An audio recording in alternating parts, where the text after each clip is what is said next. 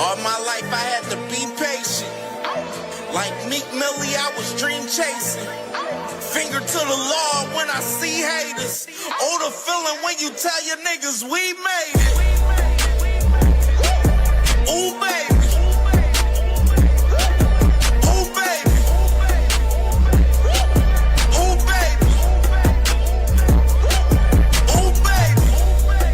It's showtime like Kareem Lakers. I make a masterpiece, seem basic.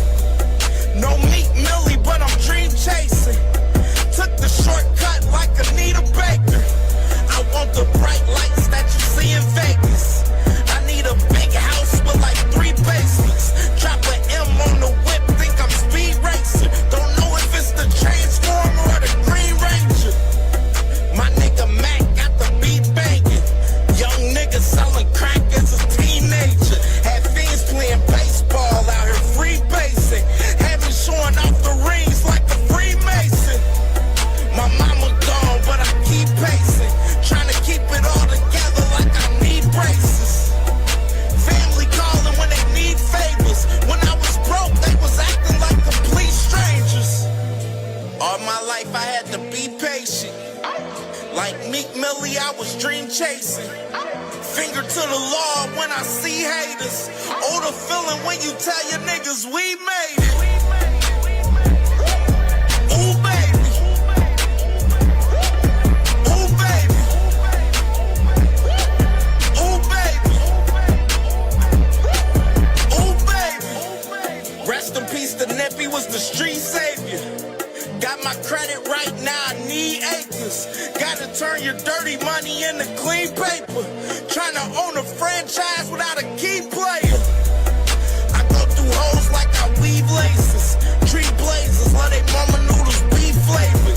Meat takers that be acting like the be sacred. You bust in, you would think they on their knees praying. Then I slide like a screensaver. When I'm done, make some scrambled eggs, cheese bacon. Then it's on to the next, I ain't a speed dater. Little bitch ain't gon' hear from me till weeks later. I don't see no things changing. Kids still dodging bullets like they seen Matrix. These young niggas really need saving, but OGs won't teach them that the street's dangerous. All my life I had to be patient.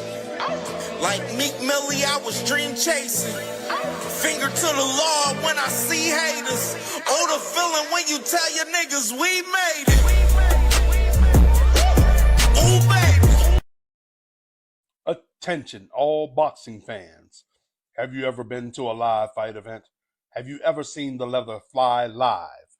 Have you ever heard those punches in person? Well, we're trying to give you a chance to do just that. Here at the Angry White Man Boxing Podcast, we're raffling off a ringside seat to see Abdullah Mason, Scooter Davis, Shoo Carrington, and Tiger Johnson, all fighting on the same card in Cleveland on the 4th of July. There will most certainly be fireworks in Cleveland, and we're inviting you to the cookout. For a $10 raffle ticket and your chance to win a ringside seat to get to see all the action live, the event will be taking place at the Wolstein Center on the campus of Cleveland State University in Cleveland, Ohio. All entries will be taken in Cash App or PayPal at D1AWM. That's Cash App or PayPal at D1AWM. Leave your name on the notes. One entry for $10, 3 for $25, and you will be officially entered. We gave away a tank ticket.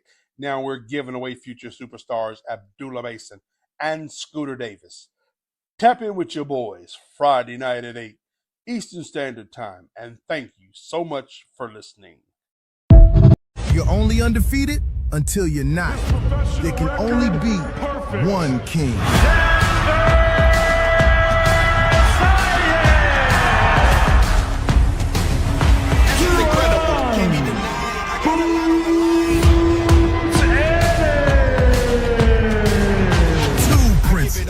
Perfect records, one unified title, which Prince will be crowned king. June 27th, watch only on DAZN. Listen to me. Listen. Greatness is a word people throw around like it means nothing. But to us, it means everything. It's the standard, and it only belongs to those who rise above expectation. You can't buy that shit.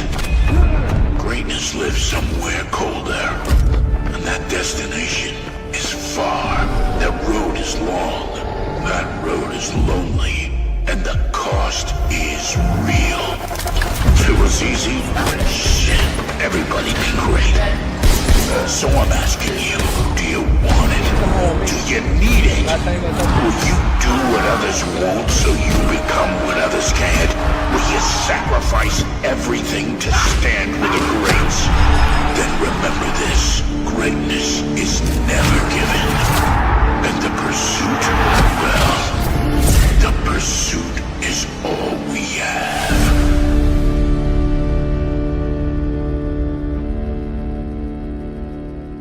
You are the youngest active male champion in boxing right now. What do you think of people saying that you're the future of boxing? That's what I've been seeing since before I turned pro. Alongside my brothers and my father and my team pushing me towards being that. We're going to keep pushing towards it, and we're going to keep doing what we're doing and staying focused and keep proving that. What the hell is you so scared of? I got 15 fights. Like, let's talk about these, talking real shit. I got 15 fights, you got 30. I'm a young cat, right? Well, come school this young cat. Come school me. The fuck? Come on. But they want to talk about, they just keep saying irrelevant shit. Oh, me and Shakur the bigger fight. Him and Shakur the bigger fight. He's not at your weight class. That doesn't matter. You got a mandatory right here. And you talk about a nigga that's not even at your weight class. And y'all keep talking about this is not scary. Like how? Y'all niggas is crazy. Y'all. Let me calm back down. Come on, bro. Y'all gotta, bro. I am only 15 years old. It's not that much damage I can do to you, bro. I'm only 15 years old, bro. It is not that much damage I can do to you. Yeah, with the young King Dev, I just feel like I have a responsibility to defend him as my brother. You know what I mean? Because I just know the propaganda is heavy. Devin is all of us, man. He is all of us. Anything they can do, they doing to him, they can do to us. They do to and all this, I don't mind niggas telling me what to do, nigga. Top nigga has to. I ain't gonna lie. Shut your bitch ass up then. You say you don't mind niggas telling you what to do? Shut your bitch ass up then. That's what you need to do.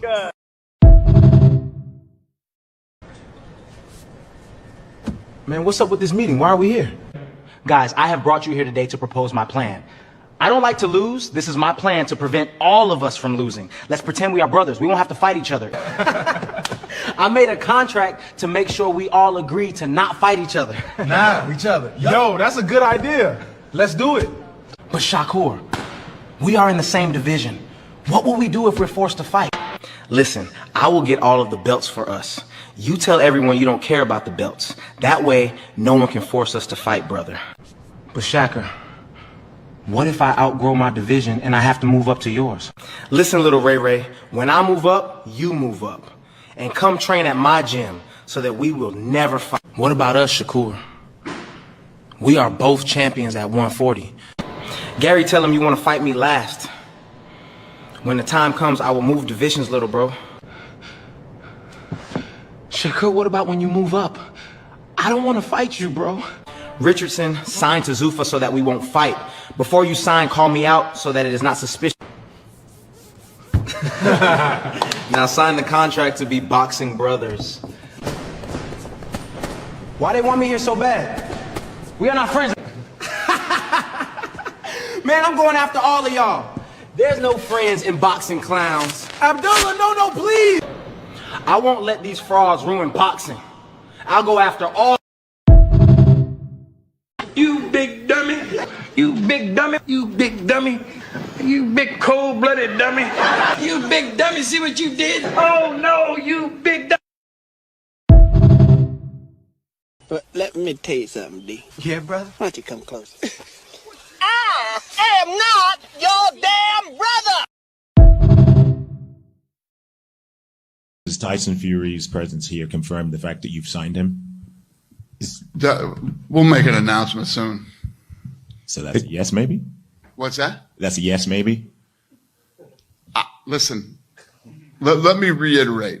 Judge me January 1st of 2027 on what we've done this year with boxing. I keep talking about, all these other guys are talking a lot of smack. I haven't said anything about any of these guys. I haven't talked shit about anybody or any of their stuff. I'm in my lane. I'm doing my thing.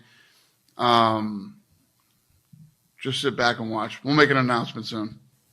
For the last couple of weeks, I've been hearing from the media and other people that I'm not involved in the fight.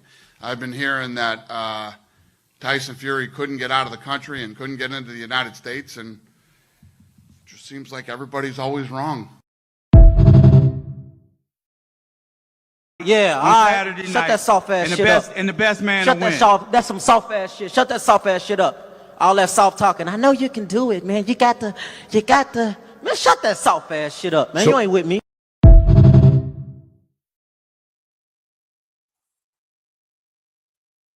What's good with the family? What's popping? What's popping? What's popping? Good morning. Good morning. We here with it this Tuesday morning, man. Blessed to be here another day on this earth, and blessed to be here talking with the family this morning, talking this good boxing talk today, man, for sure, man. Hope everyone is feeling good this morning, man, for sure. Definitely, we here with it, early with it, man, for sure. And I had this show in my mind from yesterday. You feel me? Oh, okay. Look at the text message.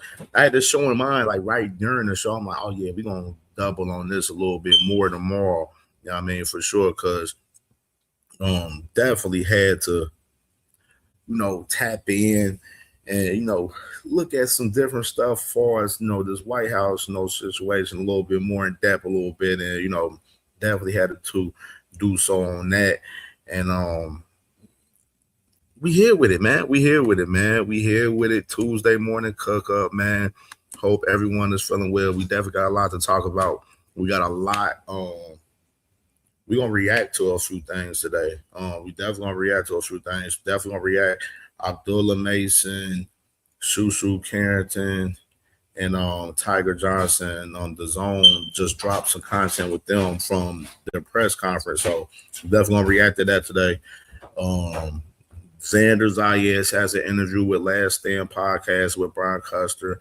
We definitely want to react to that. It's about 15 minutes long. And of course, I've been meaning to get to it, but I didn't get the chance to get to it in these last 3 shows.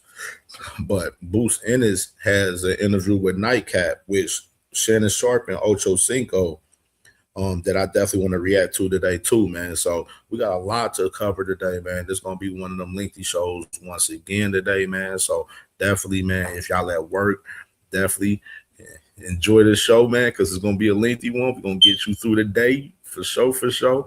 And we definitely going to get it popping today, man. We definitely got a lot to talk about today. A lot to talk about, man, for sure. And I'm excited to be here with the family talking this good boxing talk again today, man. So let's salute to the family that's in the building so far so we can get started.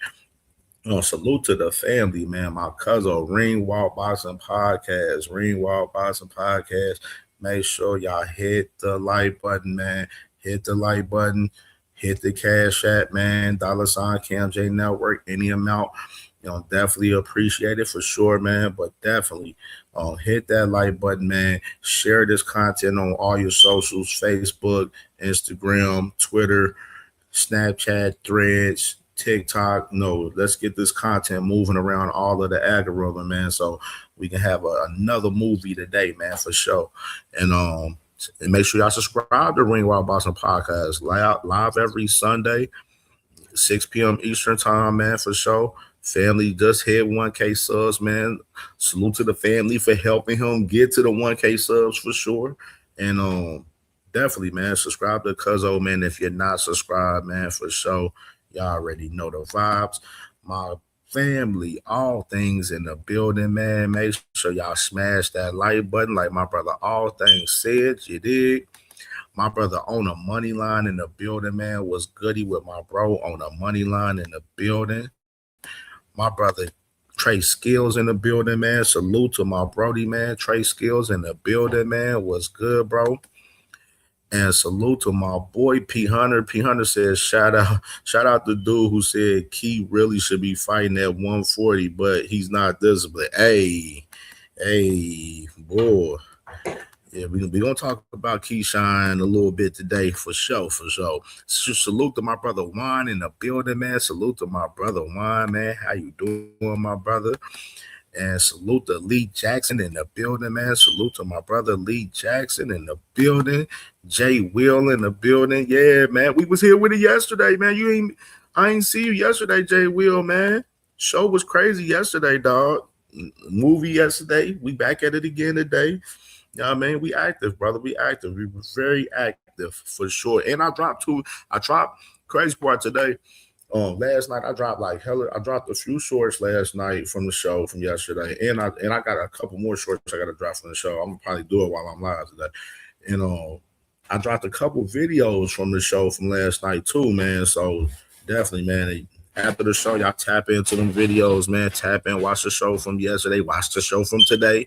You know what I'm saying? We definitely active, man. We definitely, you know what I'm saying, doing some shit on the channel heavy this week, man, for sure. And salute to my sister, Sunshine Quee in the building, man. My beautiful sister, Sunshine Quee. Make sure y'all definitely subscribe to my sister if y'all not subscribed. Live every Thursday. 10 p.m. Eastern time, man. So definitely tap in with my sister, Sunshine Quee. Joseph Bermia in the building. Salute to my brother Joseph Bermia in the building. My brother Blaze P4P in the building. Salute to my brother Blaze in the building. My brother SBG Mello in the building. Damn, SBG Mello, that boy got Martin Luther King with the Miami joint on. Okay. SBG Mello, you a Miami fan, bro? Okay. That's something new right there. Devontae Cromwell in the building. Salute to Devontae Cromwell in the building, man. Salute, family. Salute, brother, for sure, man.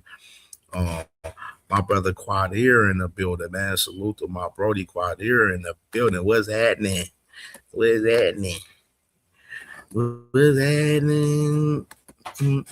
All right, man. So that's the family that's in the building so far, man, for sure. Okay. SBG Mello, respect. Yeah. Okay, man. So definitely, man, we salute to the rest of the family to come in the building, man. Like I said, this gonna be a lengthy show today, man. We got a lot to break down and cover on the sport of boxing today, man. But before we get started, Cam J want to start off on, I'm bringing throwback fight of the day. Bringing back throwback fight of the day, man. So we got to bring back some of the other segments that we have on the show that we ain't been implementing, but we got to implement throwback fight of the day back again, man. So let's start with this throwback fight of the day. And I'm actually play this video twice for some of y'all people that fuck with this shit because this shit was nasty. This fight was about 2 years ago from yesterday. And let's go ahead and run the clip, man. Throwback fight of the day right here.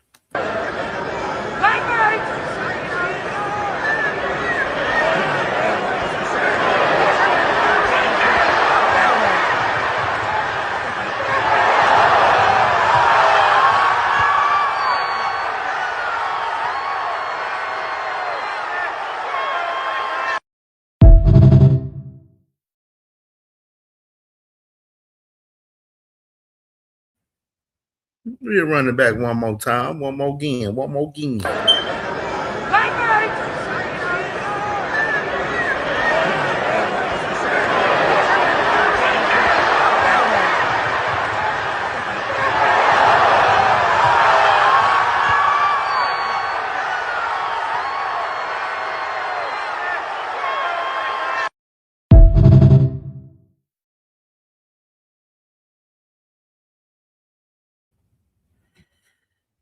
Yeah, man. Throwback fight of the day right there, man. The man Tank Davis right there, sparking up that man Frank Martin a couple years ago, man, around Juneteenth, man. It was nasty work, man. It was nasty work. That boy Tank Davis was on demon time. Y'all remember the whole build up? Came right at the man Frank Martin. You know what I'm saying? Basically was on bully mode, man. And I think honestly, we with this fight with Kid Austin, which we definitely gonna talk about it, you know, on the back half of the show.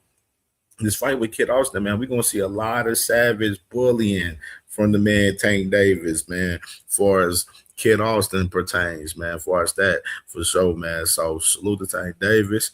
And we will be talking about him on the back half of the show for sure. And I'm gonna run it back one more time.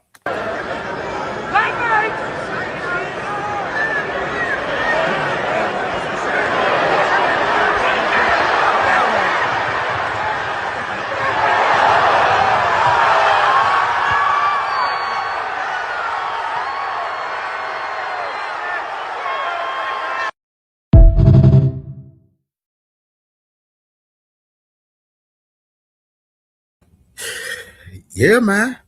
I already know the vibes, man. Tank Davis right there. Salute to my brother Josh Sanders in the building, Louisville Slugger in the building, man. My Brody. You know what I mean? Yeah, man. Tank Davis, man. Frank Martin a couple years ago. That was the throwback fight of the day today. And I said it was crazy. I seen Ring Magazine. They posted that yesterday, and then I seen like a couple other people was posting. I seen some people posting that basically yesterday from Tank and Frank yesterday. Shit was crazy, but definitely situation. Let's get into some of this quick hitters that we have for the day, man. And salute to my brother Big Supreme in the building, man. Salute to my brother Big Supreme, man. Salute, Brody. All right, let's get into these quick hitters that we got, man, which we're going to start off with this one right here with, and celebrate these guys out the gate, man. Salute to Nigel Benn, Triple G, and Antonio Tarver getting inducted into the International Boxing Hall of Fame, man. So salute to these guys, man. News came out yesterday. Well, not yesterday in particular. This news actually came out 2 days ago, as far as these guys getting inducted towards the Hall of Fame and everything, man. And salute these guys, man. All-time greats right here, man. Definitely, guys that put in a lot of pain, put in a lot of work, and definitely deserve their flowers. Deserve their flowers, man. Most definitely, man. So salute to these guys getting inducted to the International Boxing Hall of Fame. And another quick hitter that we have.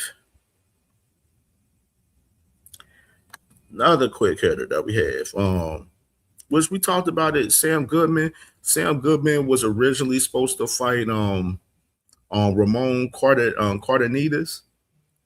He was supposed to fight Ramon Cardenas originally July 25th on the Earl Spence and Tim Tszyu card, but Ramon ended up having another opponent. So now Ramon is about to be fighting on a Pro Box TV card, and now you got Sam Goodman fighting this guy Ryosuke Nishida instead, man, for that interim IBS strap up there at 115, man. That's now vacant now with Bam Bam, vacating all of the straps up there at 115 that he had, the 3 straps that he had. So definitely, man, you got this going on, and shit is gonna be lit with Sam Goodman, man. Another good fight on that card. Of course, we got Jamal Charlo on the card, fighting along with Earl Spence on the card. Still no word on the actual opponent for Jamal Charlo yet, but definitely, man, we'll definitely stay tuned on more news on the July 25th Earl Spence Tim Tszyu card for us, the rest of the fights on that card. And interesting too, this was a little birdie right here that I seen out there. Little birdie right here. Which, of course, Carissa Shields the other day, she was at Salida Promotions event out there in Michigan the other day with the Jonathan Gonzalez and Perez. Sunday. And one thing about it, she said like she was going to be announcing her fight. She's been teasing this next fight for a long time and everything for the past, couple of months. And I mean, all roads been leading to, Lauren Price, because she's, of course, we all know she went out to, to the UK. She was out there to, check out, Lauren Price and everything. Now, this guy right here, D-Style Boxing, he's a guy that's, tapped in with, women's boxing with, a couple of, contacts and stuff that I know of in particular. And he threw out this name talking about Clarissa Shields fighting K. Scott. Now, this ain't 100% sold or nothing, so I don't want to sit there and be telling y'all like, oh, this is locked in, this is what's happening and everything next.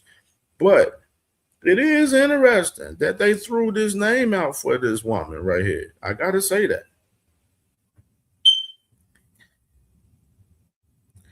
Dodrick, you enlighten me who he fighting then. You enlighten me who Maul is fighting. But checking out this girl Kay Scott's resume though, she's 5-1-1, no knockouts, 5'10".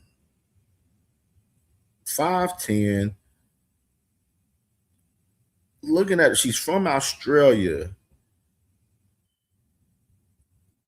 Been campaigning at the 160 weight class. And just to add context, y'all want to know how old she is? The woman, Kay Scott, is 42 years old. 42 years old. 42 years old. This girl, Kay Scott, I'm looking at her age right now. She's 42 years old. And she's from Australia. She's 5'10". Been mainly campaigning in the middleweight weight class. Her last fight was December 2025, where she fought at 160 for that fight. She's a Salida Promotions fighter as well. Hey, no cap. And she coming off of fighting this girl, Olivia Curry, twice in 2025. Where she had a draw in the first fight with Olivia Curry and then won by majority decision in the second fight. So I ain't gonna lie, bro. This look a little bit accurate. This look a little bit more accurate because we gotta think of the context of the Lauren Price fight. Lauren Price, she's campaigning at 147. And she was gonna have to move up to 160 to fight Clarissa. Clarissa, we already know she's campaigning at heavyweight where she's champion up there at 175. And she was talking about moving down to 160 to fight Lauren Price, which I told y'all, I just don't see Clarissa moving down to 160 to fight any of those women down there. I just don't see it. And you got this woman right here where this name is being thrown out with Kay Scott right here, where, of course, this woman fights at 160. Who's to say that we know she's going to get pulled up to 175 to fight Clarissa Shields? Hello?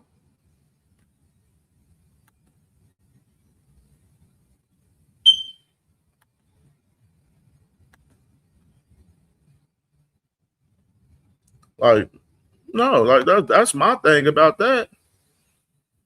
Like right now, like I feel like honestly, this name with Kay Scott is pretty legit. She's a fighter that's fighting under Salida Promotions. She's been fighting on Salida Promotions events recently. She fights around the 160 weight class where look like they're gonna jump her ass up to 175 to fight Clarissa for those straps. That's what it's looking like to me.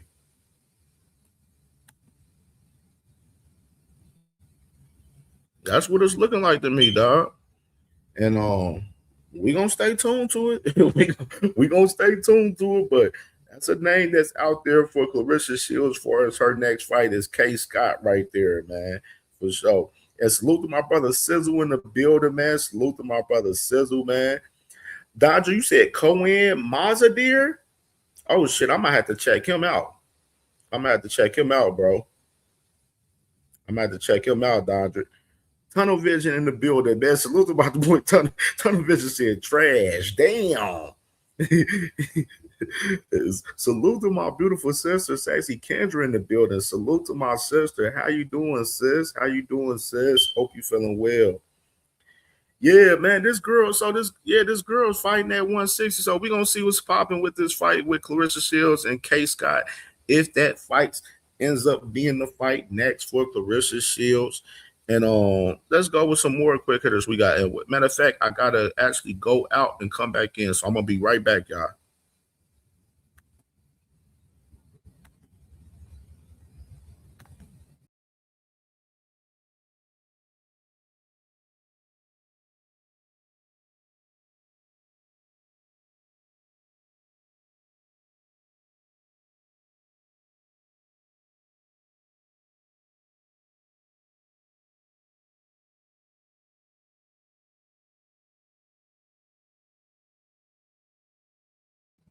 All right, we back.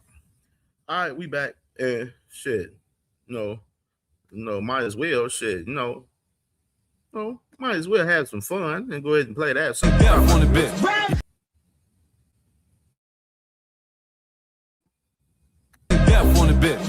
This New York City, French, Max, B, Remy, always the one, never the two. Told him find something stupid to play with, he picked you.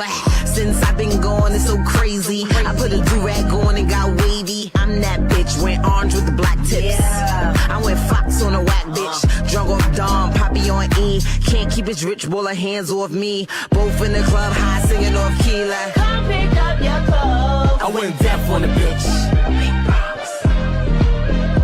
All I need is one night.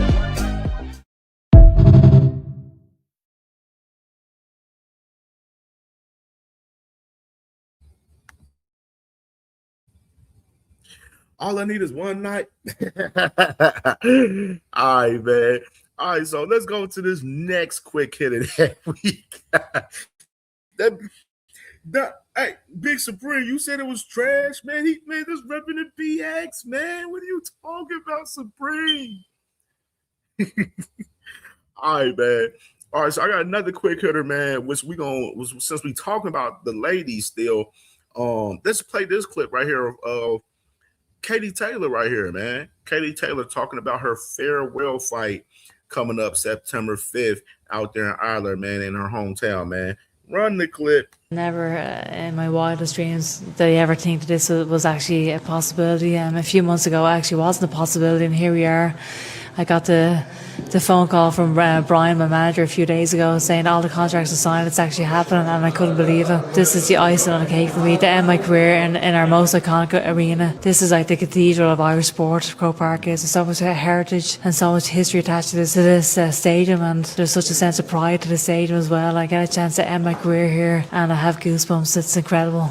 It's amazing to be now headlining myself, and after the last fight I was saying to Eddie, I don't know what else there is to chase after really, and only Croke Park, and that's when he was absolutely tenacious in getting this over the line. And they were the conditions I wanted for this fight. I wanted to fight in Croke Park, and I wanted a real fight, and she is a real fight, and I have a chance to become a 3-time undisputed champion here. She's an undefeated fighter. I'm faced with a tough challenge here, and it's real risk, and I need real hunger and real drive to actually win this fight. I need to prepare well for this fight, but that's exactly what I wanted. I can't think of a better way to actually end my career by becoming a 3-time undisputed champion in our most iconic arena. This is really the stuff of dreams. I carry the Irish is very, very proud of it. I've always been so proud of where I'm from, so proud to be Irish, and so proud to be an ambassador for this country. Every single time I step into this ring, I'm representing my country as well as I'm representing myself, and I always felt so much pride attached to that. But myself, I'm going to have to control my own emotions making that final ring walk. it's been an amazing career, but I hope the whole country and every single person in the stadium will be celebrating a great victory and celebrating just a great night. And I hope in years to come people will still be talking about this event. Maybe 11 or 12-year-old girls who are multiple Irish champions, and that's incredible. I mean, I've never had the opportunity to fight when I was at their age. Women's boxing wasn't even a sanctioned sport in Ireland when I started boxing as a 10 or 11-year-old. I had to pretend to be a boy to actually get fights early on in my career. It's a crazy start. But to see these girls having these amazing opportunities, that's the best part about this whole journey. They don't have to go through the same route that I had to go through. And they have so many opportunities, and I want these young girls to grow up and to achieve more than I've ever achieved. And that's what Real Legacy is all about.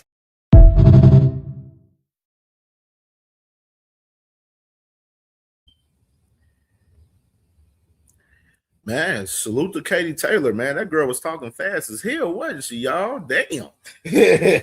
I'm like, girl, calm down. Shit, take a sip of water or something. God, dog. But salute to Katie Taylor, man. She's fighting Flory Pilley coming up September 5th, her farewell fight out there in Ireland. And I see my brother Jay Will, he asked if this fight has sold 80,000 plus.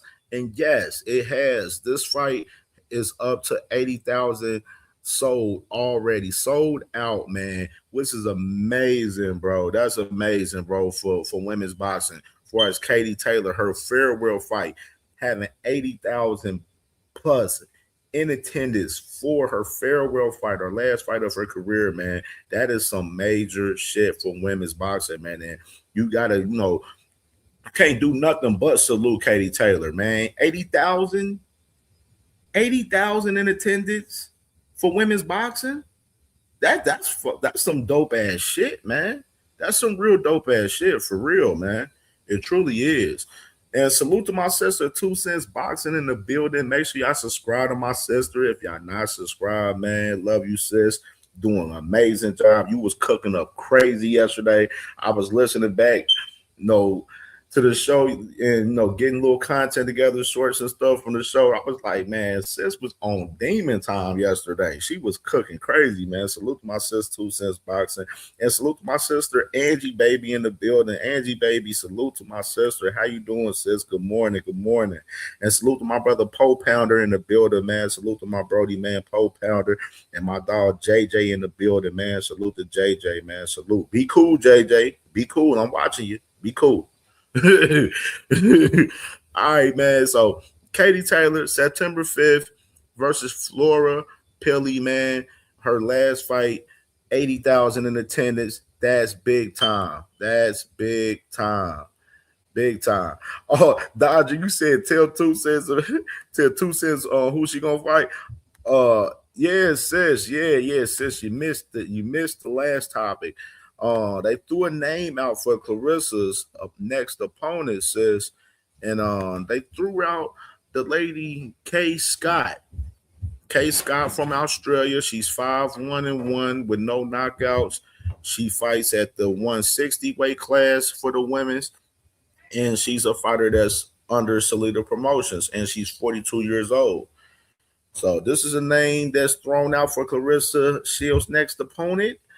Looks a little bit more likely to me. I ain't gonna lie. Looks a little bit likely to me. I ain't gonna lie, because I don't see the Lauren Price fight happening.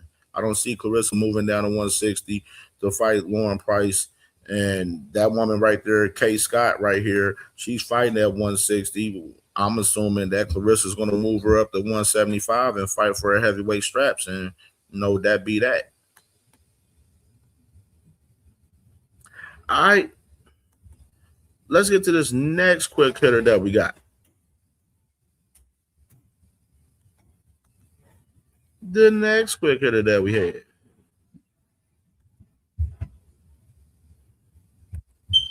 Talk about it briefly. I talked about it a little bit yesterday.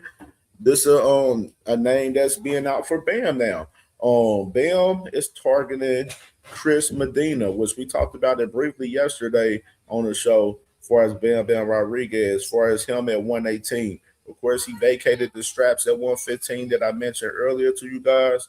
And now, he's at 118. He just beat Antonio Vargas for that WBA strap at 118. So now he's targeting Chris Medina that has that WBO strap at 118 now.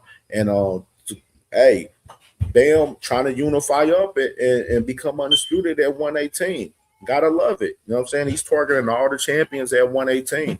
And it's gonna be interesting to see how this shit, plays out for us Bam in this fight right here. For us, if Chris Medina is gonna come to the table and come take this fight with Bam Rodriguez, I would assume he would, because it'd be a great financial fight for him for sure. But if that boy ducked that smoke from Bam, then I'm expect Bam gonna be going after Takuma most definitely for sure. You know what I mean?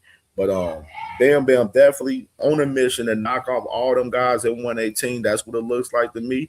And salute to Bam Rodriguez, man. Amazing performance I seen from him this past Saturday against Antonio Vargas, man. Becoming 3-division champion, man, for sure. So salute to Bam, man, for sure. And we got another quick hitter too. We had a few quick hitters today.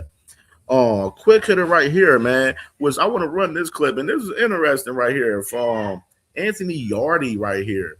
And let's run this clip right here. If you've got no promoter attached to you, who's running these games for you to get you into a situation where this is the roadmap for you? What do you mean? Well, if you've not got a promoter and you're talking about you've got an X amount of fights in front of you that could lead you to a world title, who's strategizing that for you? Who's going to make those fights for you? Well, we're in talks. So, you go through the promoters, you talk to the. So you're auditioning the promoters, are you? No. Don't trample Wes, man. That's why he's on his side, man. Don't trample Wes, man. No. Again, I've got a very good relationship with Queensberry. Frank Warren and George. You brought up Zuffa and things like that. But again, we've seen it with Conor Ben. It's about when you retire, what have you done with your career? What are you going to retire with? I haven't had you said earlier that about when I had a bit of an argument with Queensberry. There was never an argument. It was just a contractual dispute, which was dealt with very professionally. Okay. It was dealt with very professionally. That's why you see us at shows, I wasn't in contract, but we're hugging each other. I told you, Frank Warren's like my uncle, he done so much for me. And we spoke, again, off the record, and, it's always been love. Okay. When you look at things like the 7v7s, is that something you'd like to be involved in? Absolutely. And I think, this is my opinion, if there's a vacant world title, me against Smith, his brother, or me against Boatsy. What about you against Ben Whittaker? That's another big fight as well. And again, I'm not going to talk too much, but again, I was told that more time is needed, not on my behalf. Is that right? So, again, because my name got mentioned. So I was like, okay, my antennas went up and said, okay.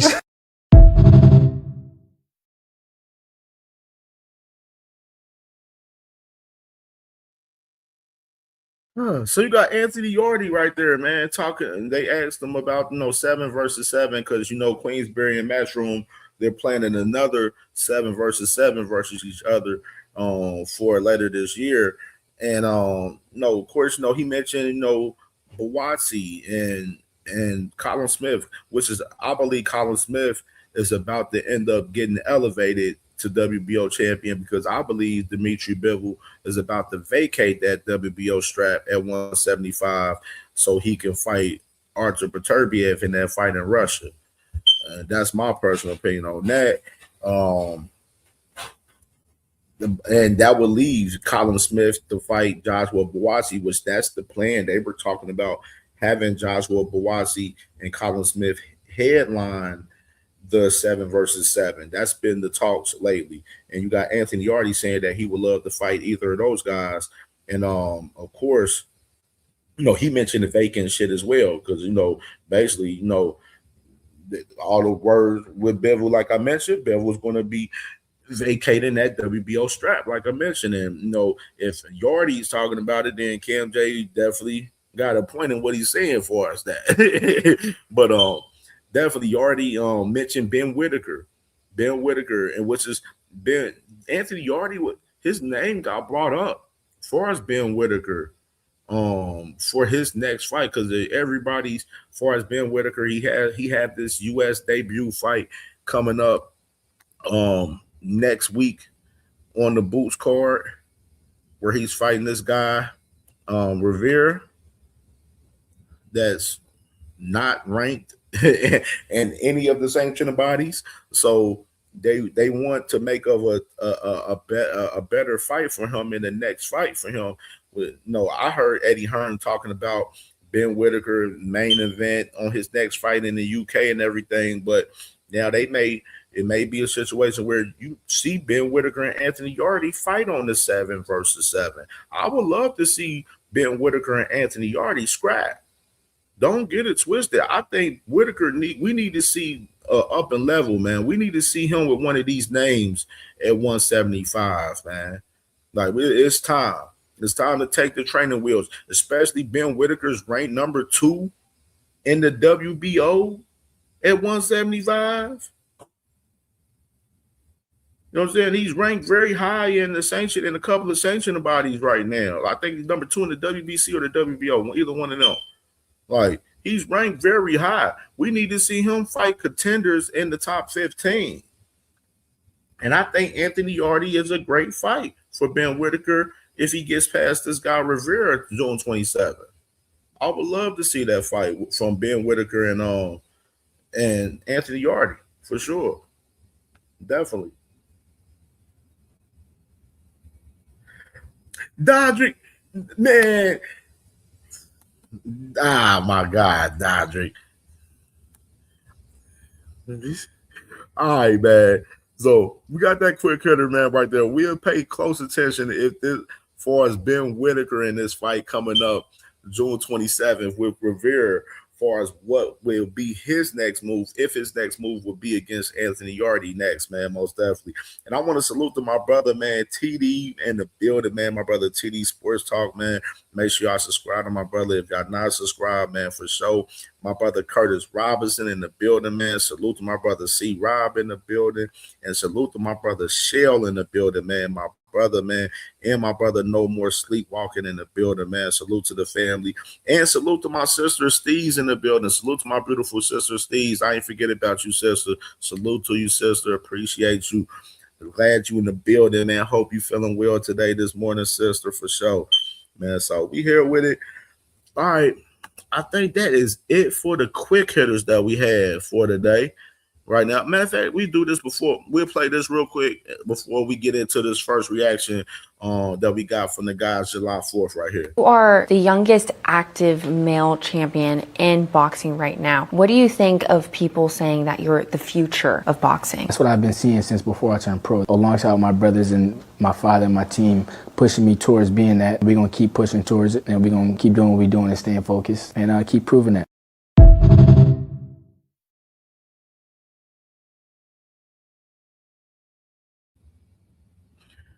Man, that Abdullah Mason, man, getting ready, gearing up, man, for July 4th, man. Let me go ahead and pull this thing up right here with the 3 guys, man. Abdullah Mason, Shushu, and Tiger Johnson, man, which is this just dropped today, this morning, right before I came on the show. I was like, oh yeah, let me go ahead and react to this on the show real quick. So, all right, let me go and tap in.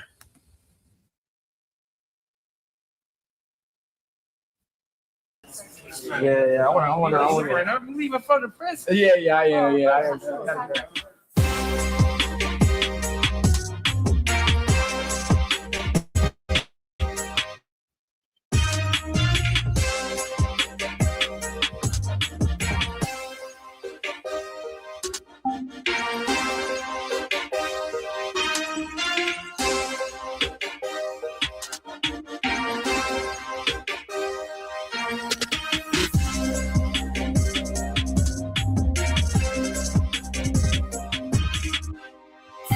I'm Chris Mannix, part of the DAZN broadcast team. This fight is being promoted by Top Rank, part of its new deal with DAZN. It will also be the first fight of the new partnership with TNT. The fight, Mason versus Cordina, will be broadcast on TNT and DAZN co-exclusively in the U.S. and on DAZN worldwide. As you can see, several of the fighters are up here with me today. Abdullah Mason, 20-0, 17 knockouts, making his first world title defense. Next to him, Bruce Shushu Carrington, 17-0, also making the first defense of the world title he won back in January. And on stage as well, another Cleveland native, Tiger Johnson, 17-0, welterweight prospect who is building towards his first world title opportunity. In fact, there is a lot of Cleveland on this show. The Masons are from a fighting family, 5 professional boxers in the family. 2 of them will be fighting on the undercard this July. Abdurrahman, 2-0 in the lightweight division, and Ibrahim, also 2-0, competing at super featherweight. So I think your father's going to be very busy on fight night. There's no doubt. Sure. No doubt about that. And let's start with Tiger Johnson. You're fighting Christopher Guerrero, another tough Mexican. He said recently that this is the moment that he has been waiting for. We send him back across Lake Erie, man. We ain't worried about him, man. But like I said, man, July 4th, man, it's gonna be fireworks, man. Y'all gonna see me put on another show, man. You know, it's such a huge stage, not just fighting in Cleveland, fighting on DAZN, but having TNT backstopping it as well. You've been calling for those big fights against the big names. Yeah, Jay Will. I got some shit I'm gonna be doing. Yeah, I gonna see with a lot of shit. I got a lot of shit. Me and TD, I gotta after the show. I gotta talk to you today, TD. I'm gonna hit you up today, bro. We gotta talk about some shit for July 4th. Dondre, yes, this is from the presser and stuff, but then they got some behind the scenes from the presser and stuff that they did and stuff. That's why it's called On the Ground. In the welterweight division, what kind of message do you think you're going to send on July 4th? Y'all got to see me eventually. You know what I mean? Y'all, you know what I'm saying? At the end of the day, y'all gonna have to see me. You know, I'm coming, and soon 147 to be mine. Shushu Carrington, you didn't leave any doubt in your win back in January, knocking out Carlos Castro, one of the most spectacular performances on that card. When you reflect now on that fight, how would you rate your performance? I mean, I don't know. I'm a little critical myself, but just seeing how the fans just took it in, I give it a solid 8. I did get a little buzzed in the 4th round, but and sometimes the fighter in me wants to have just the complete dominance, but I think that just added to the story. That made it more dramatic and it made it that much more memorable. You got the job done in your backyard in New York City when Top Rank told you, hey, we've got a slot for you here on this Cleveland card, 4th of July. What was your response? I mean, it's we're no stranger to, collabing with Cleveland, Brooklyn and Cleveland, notorious thugs, and I feel like at this point right now, it's just the perfect time. All right. The zone part, right? YouTube Premium is ad-free YouTube. There we go. Thrill Hill, salute to my brother Thrill Hill in the building. And yes, most definitely. Damn, she fine as hell. TD. TD, we definitely gonna jump BVO. I'm kicking BVO ass in person. July 4th that weekend. I'm kicking his ass in person. I can't fucking wait. We gonna talk about it. Watch. I'm gonna hit you up. Watch you up. Your nickname came from a tiger stripe birthmark? Yeah. So and he better not duck. And that's one I'm gonna say this now. The motherfucking BVO, and I hope you listening, BVO. Because we going live when we are gonna go live up there when we in Cleveland that weekend for sure. We're going live. We are going to cook in person for sure that weekend in you know what I'm saying, in Cleveland. So you better have your whole Lord. You doing as you doing, y'all see you doing your thing over there, you know what I'm saying? You guys know your radio job overtime thing going on over there, but just know we will be going live and debating in person that fucking weekend with BVO. Just know that in your home, in your city, we will be going live talking that weekend. at what point did you start feeling like Tiger and actually living that name? It's been like Jay will. We definitely will. It's gonna be in person. He better not duck the smoke. He better not have me come 4 hours and he duck the smoke in person. Cause it will be televised. like that since I was born. Like that's always been my name. Like just who I am. Like I'm just everybody knows. Hey TD, if BVO duck smoke in person in his hometown in Cleveland, it will be televised. Know me as Tiger, you know what I mean? People don't say my government name. Yeah. Unless my mom, I'm in trouble or something. But but no, I've been Tiger since birth. And given that birthmark, so you were a fighter since birth. You were born for this. For sure. I grew up fighting. You know, I started boxing at age 7. You know, I've been fighting my whole life, so I always been a fighter. That's what I do. Especially like where I'm from, like when it's time to fight, it's a whole different ballpark, man. So when I'm in the ring, man, I'm in my zone. I'm trying to hurt something. Another hometown fight. What does it mean to you coming back to fight here in your backyard? I mean, it means everything for real. You know, this was like a dream come true. You know, everything that I worked for and dreamt about is happening. You know, I always wanted to go to the Olympics for my city. I did that. I got signed to Top Rank. I made that happen. You know, and I'll be fighting in the city. So it's like everything is coming into play. You know, and I'm really excited for real. Like I'm ready to put on and represent. Amazing. Thank you so much. Yeah. Man, this ain't about nothing, man. Go 4th of July, man. You bring a fireworks to the city, man. It's gonna be a barbecue, man. Bring your plates. We cooking, man. We getting ready to eat. The Zone social and questions. Take 1. Hey, Supreme. Hey, Supreme, you a wild nigga, B. Hey, Supreme, wild talk about she ready. What is wrong with first, Supreme, we're going to start off by having you watch this bro. video. Okay. And I want your play-by-play reaction. Oh, okay, cool. What is wrong with Supreme? Supreme. This nigga Supreme wilding in the chat today. Oh man, that boy freaky, boy. That boy freaky as hell.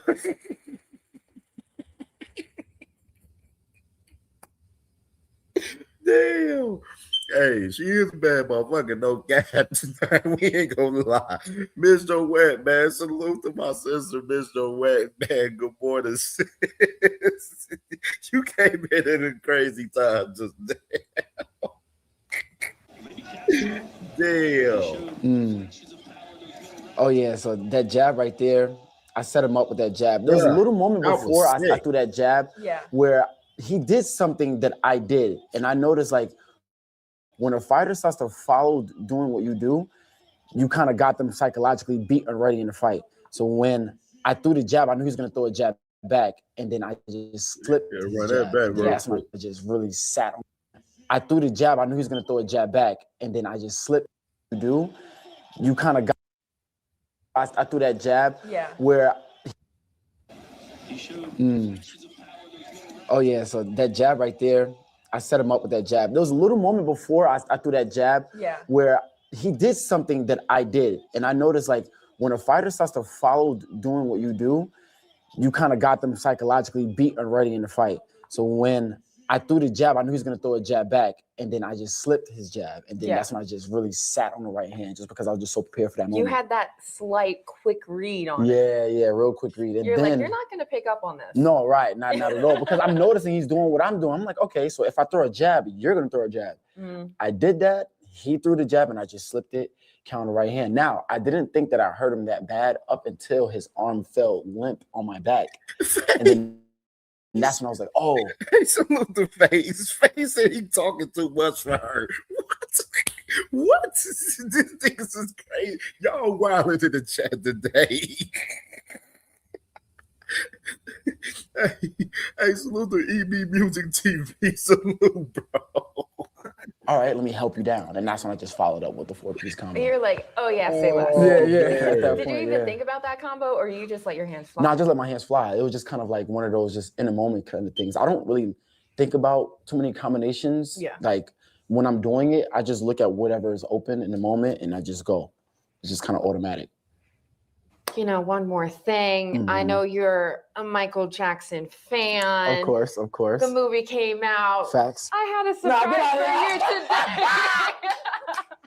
today. Since you're such a good dancer, you're going to teach me how to do a little fun. That is funny. I'm going to get the white one. Let me grab the white one here. Yeah. That is funny.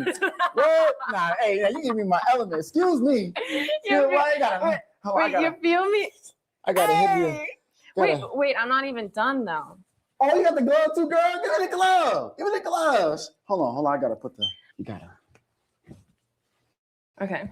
You know what I mean? There we go. Oh, there we go. There we go. There we go. And then you got to hit the.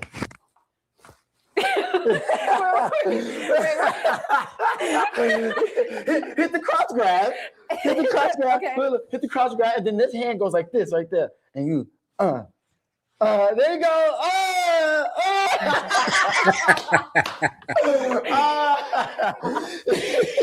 And we're on the Shoe World Tour, everybody. Thank you so much. This nigga Supreme said this man Juju gonna be sleeping on the cat.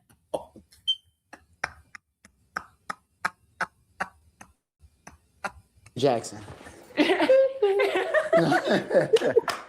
First up, obviously have to get your reaction. Man. Hey, this man Supreme, bro. Hey, man. I'm crying, man. To this iconic fight of yours. Right. Strikers on I'm crying. That shit funny as hell, bro.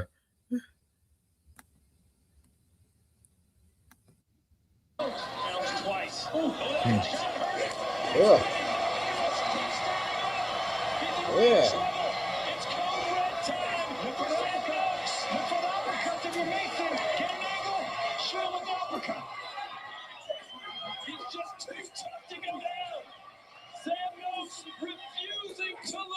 Like, what are your thoughts about this whole entire thing? He was not giving up. For sure. He came there to win. But, you know, it was fight of the year for a reason. Yeah. It was fight of the year for a reason, you know. One thing I can say, no one else in my division would have fought him the way that I fought him and came out and had the results that I did. I knew that it was going to be that way, and I knew that he was going to keep coming all night. Yeah. Man, Sure. rewind that back, bro. On my mind, I knew that I could fight him the way I want to fight. Rewind that back. Right.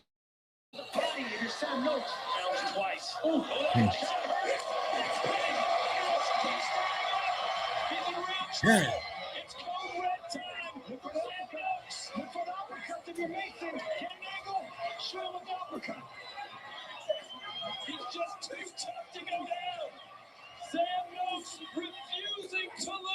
Like, what are your thoughts about this whole entire thing? He was not giving up. For sure. He came there to win. But, you know, it was fight of the year for a reason. Yeah. It was fight of the year for a reason, you know. One thing I can say, no one else in my division would have fought him the way that I fought him and came out and had the results that I did. I agree. I knew that it was going to be that way, and I knew that he was going to keep coming all night, for sure. And on my mind, I knew that I could fight him the way I want to fight him and win. Mm-hmm. Whether that's fighting him his way, which I did, or or boxing him, or however I did. But I felt comfortable fighting him that way and implementing what my corner was telling me, and ended up coming on top the way I did. You are the youngest active male champion in boxing right now. What do you think of people saying that you're the future of boxing? That's what I see, and that's what I've been seeing since before I turned pro, that I am the future of boxing. And alongside my brothers and my father and my team pushing me towards being that, we all see that same thing. And we're going to keep pushing towards it, and we're going to, keep doing what we're doing and staying focused and keep proving that. Now, I don't know if all you brothers want to come in. Ohio shit, man. Facts, man. You know what I'm saying? No brotherly love shit. You know what I'm saying? We ain't fighting our blood brothers, but everybody else can get the fucking smoke because we got an appetite for it all, man. It's a difference. Here. So, obviously, we have the Mason 5. Yeah. But who has the strongest grip strength? Oh, wow. 93? You trying to get that? No, I couldn't read it. Yeah. Oh, yeah.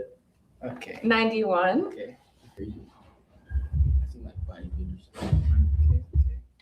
93.8? Oh, wow. 114? 114. Okay. Dang. Damn. Did we save the best for last? That's the point, though. Yeah. Okay. 123. Dang. And that is the Mason 5. Okay. Wait, did you get that? Crazy, man. You know what I'm saying? Salute to the boys, man. The Masons, man. Y'all already know the vibes, man. We in the building. Heavy, man. July 4th, man. And I can't fucking wait, man. We definitely, you know what I'm saying, a couple of weeks out. So it's going to be lit, man, for sure. 3 weeks exact, but it's going to be lit, man, for sure. Let's get to this shit with Xander Zayas right here with Brian Custer and the Last Stand podcast. There are all kinds.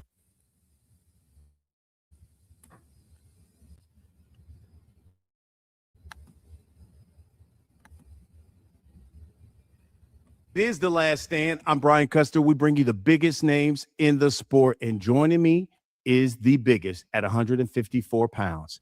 This young man is the youngest unified champion in the sport of boxing. He's the WBA, the WBO super welterweight champion of the world. None other than Xander Zayas is back with us on The Last Stand. Champ, it's been 4 years. Can you believe it? But you back. It's been incredible ride, but yeah, like you said, 4 years, a long time, but we're back here, and I'm excited. Thank you for having me, man. I'm happy to be here. Look, you're one of my favorites. June 27th, you're putting the belts on the line against Boots Ennis. Tell me why you wanted this fight.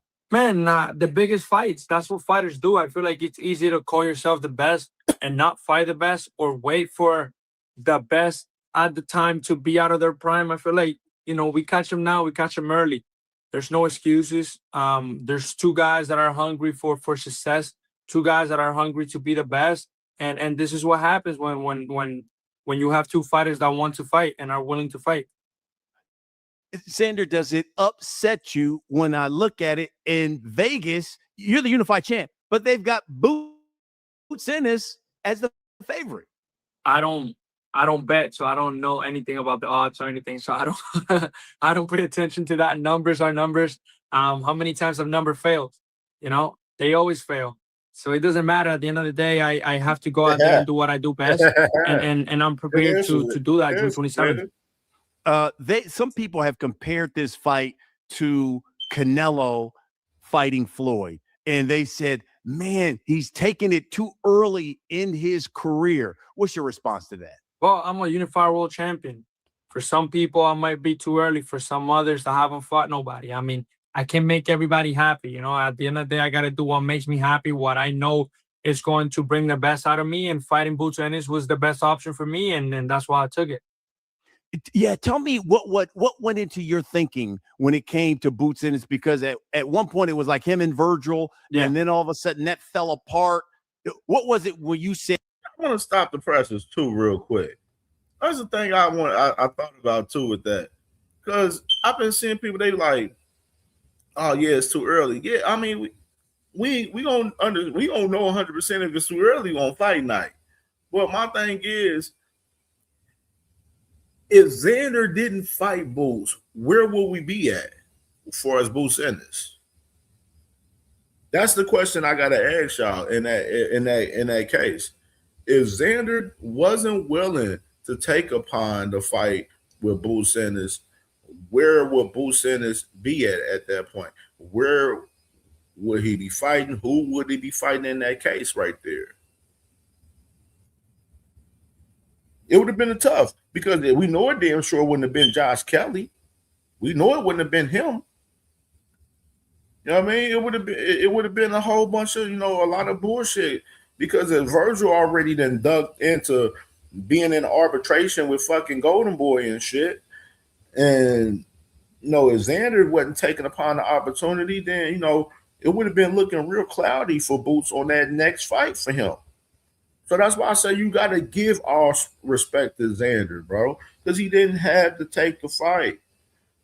He didn't have to. He could have done other shit. He could have been, defended the strap against another motherfucker and then moved up to 160 and not even touched Boots at all. Like, that's one thing he could have did. Because we already know a lot of those guys at 154 for that first fight for Boots Ennis, a lot of those guys, several guys, turned down that first fight for Boots Ennis. Several guys, including Josh Kelly. Josh Kelly was one of them. He was one of them. You know what I mean? Give me Boots. Well, we were obviously very locked in on the loop and wanting information to see how that negotiation was going. We found out that negotiation was gonna fail because of Virgil Ortiz legal issues. We jumped right on it. I told my manager that's the fight I want, and he conveyed that message to Top Rank and the Zone, and we made the fight happen.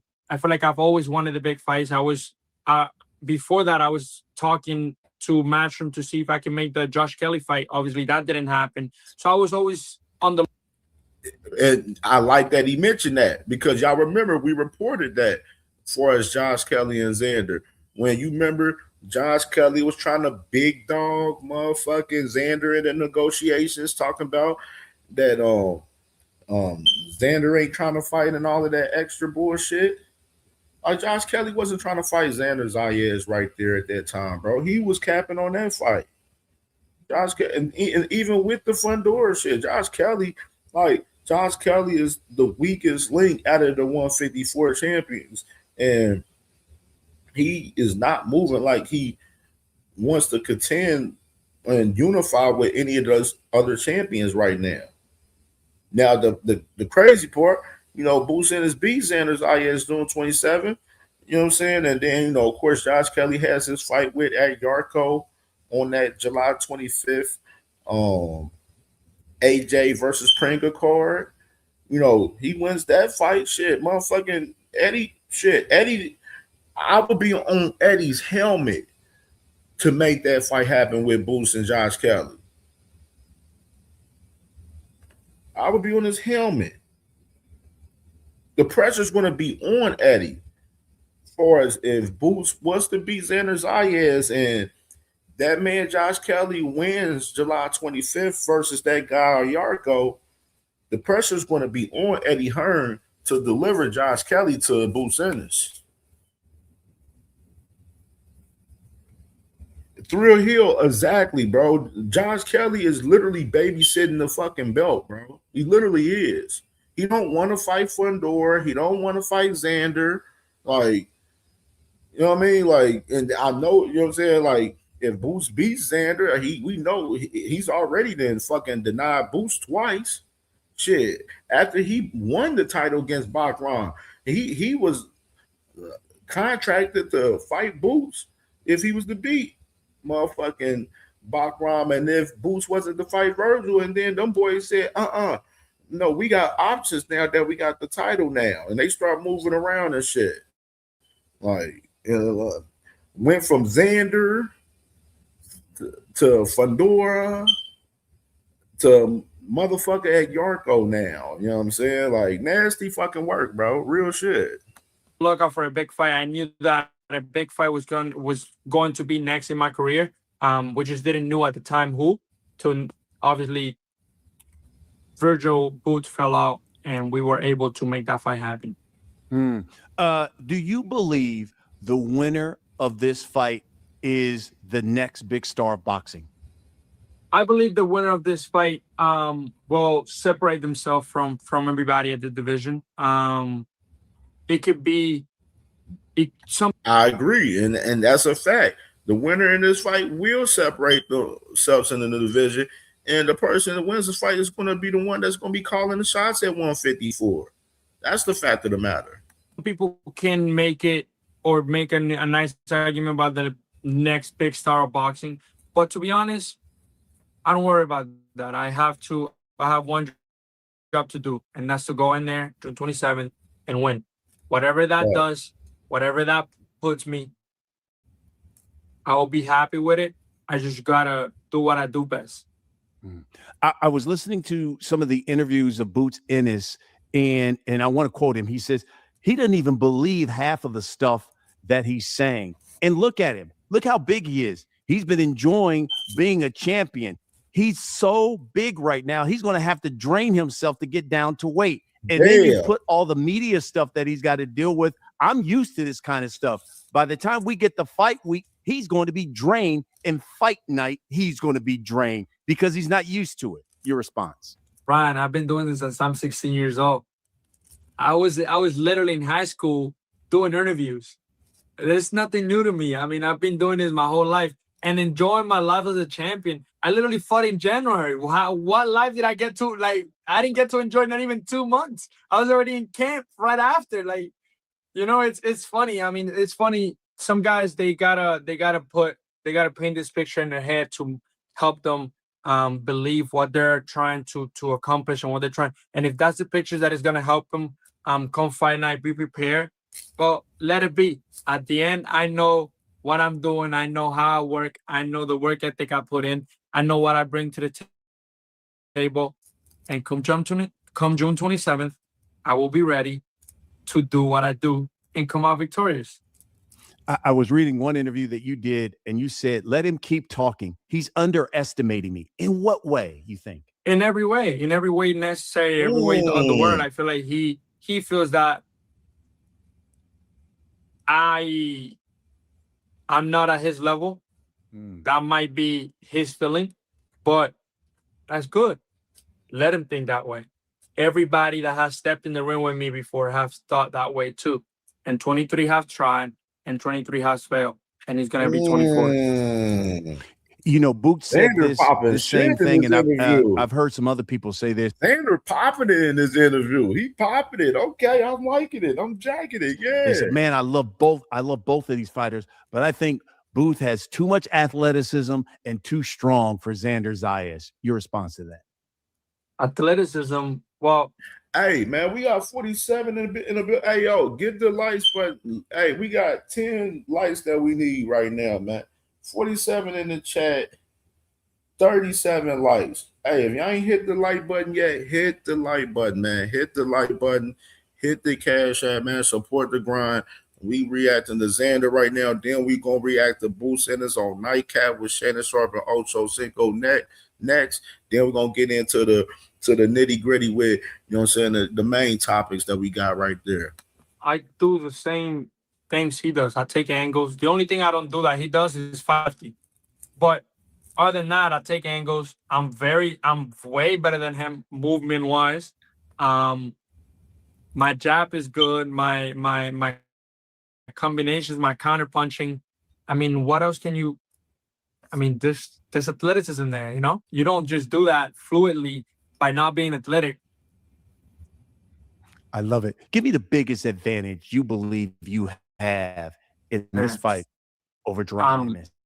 Man, I feel like my patience, my jab, understanding my distance. I feel like I'm very good at that, and knowing when to pick a fight, knowing when to box, knowing when to fight. I feel like stop the presses. That's key right there. What he just said, as far as that, knowing when to pick the fight, and this is something I seen too with Xander in this fight with him when he had with the Baz Baru.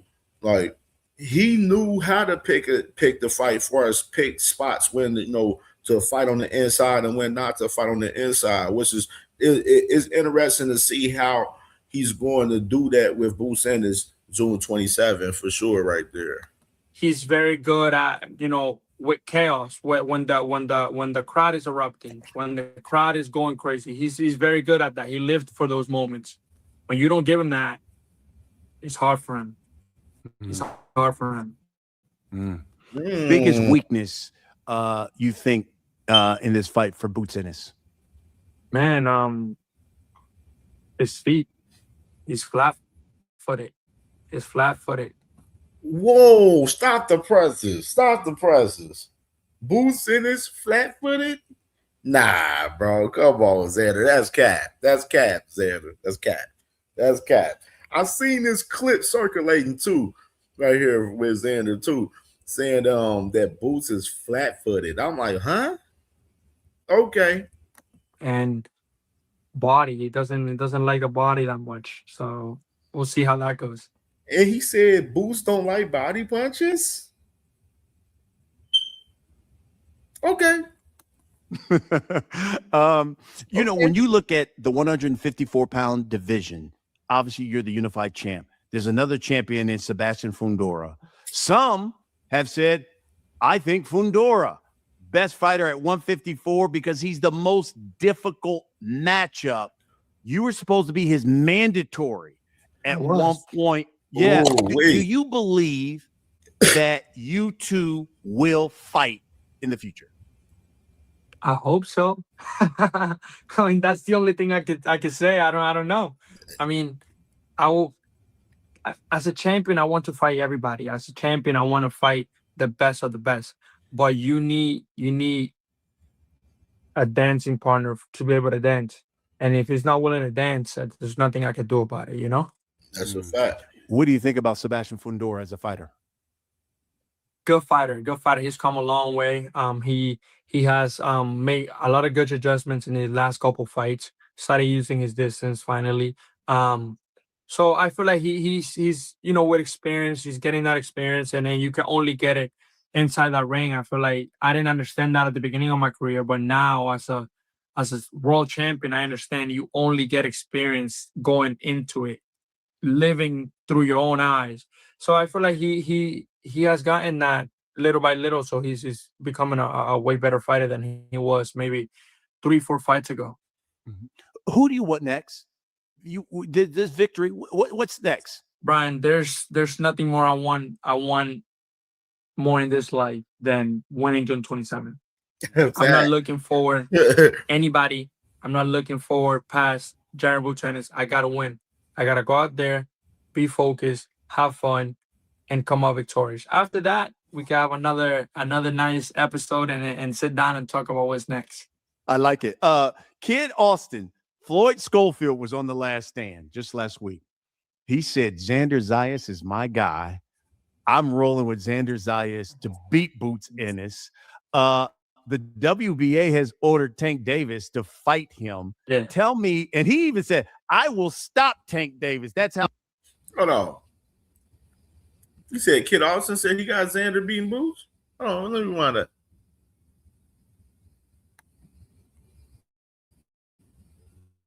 Tank Davis to fight him. Yeah. Tell me, and I'm rolling with Xander Zayas to beat Boots Ennis. Oh, okay. The WBA has. So Kid Austin got Xander Zayas beating Boots Ennis. Interesting, y'all. Interesting, family.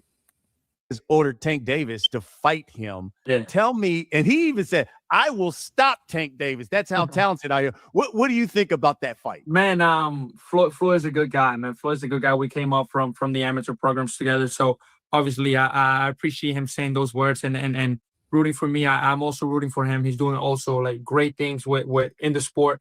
And it's not the first time that he has been calling out big names. And that's what we do as young fighters. We want to fight the best. We're hungry to be the best. So I'm excited to see that fight. Obviously. Hey, Brian Custer got me.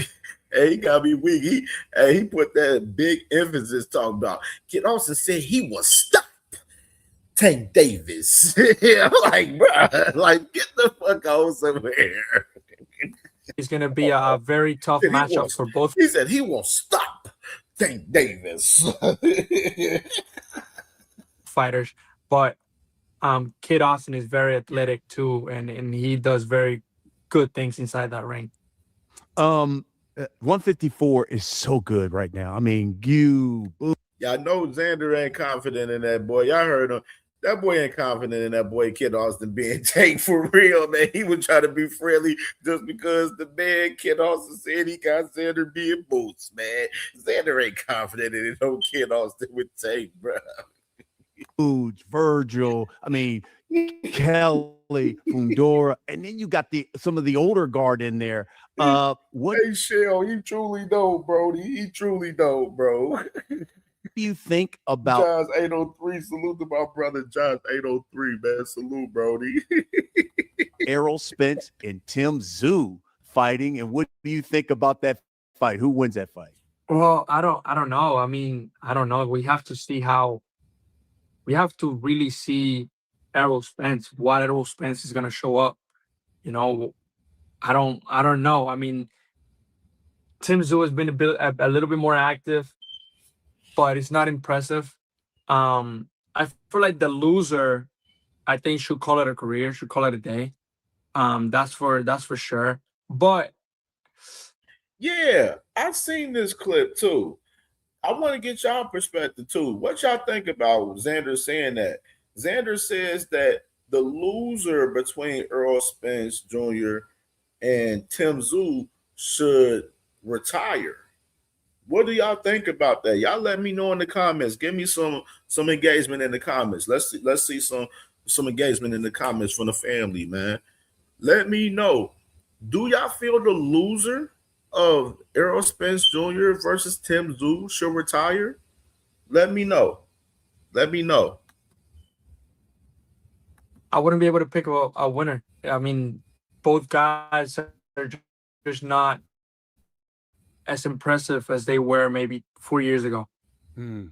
Interesting. Hey, I finally got the opportunity to talk to you about this. How did you get that opportunity to be in Bad Bunny's performance during the Super Bowl? How'd that come about? Man, I have a good relationship with Benito and his team and his people. I work very closely with Rima Sports. So they presented the opportunity. They said that he wanted me to have, to be there in the Super Bowl. He had like a scene where he had two fighters, and he wanted me to be one of them. So I'm like, let's do it. Let's make it happen. Are you the face of Puerto Rican boxing? I don't know, Brian. I feel like that doesn't belong to me to say. I belong to the people. Wherever they want to place me, I'll be happy. I like what he just said, and I want y'all to understand the context of what he just said. Custer asked him, "No, are you the face of Puerto Rican boxing?" Xander responds and says, "That's up to the people." And that's what it's always been, bro, for us, the face of boxing concerned as far as that. It's up to the people. You know what I'm saying? But some of the people got some of the standards for us FOB fucked up, though, out here, though. I just want to keep representing my people and keep making them proud. That's all I care about. Red Rex, salute. D Lynch, salute to my brother, man. Salute, Brody. The one thing people always talk about your age, especially when it comes to like fights like this. But give me the one thing they're forgetting about when it comes to Xander Zayas and fights of this magnitude.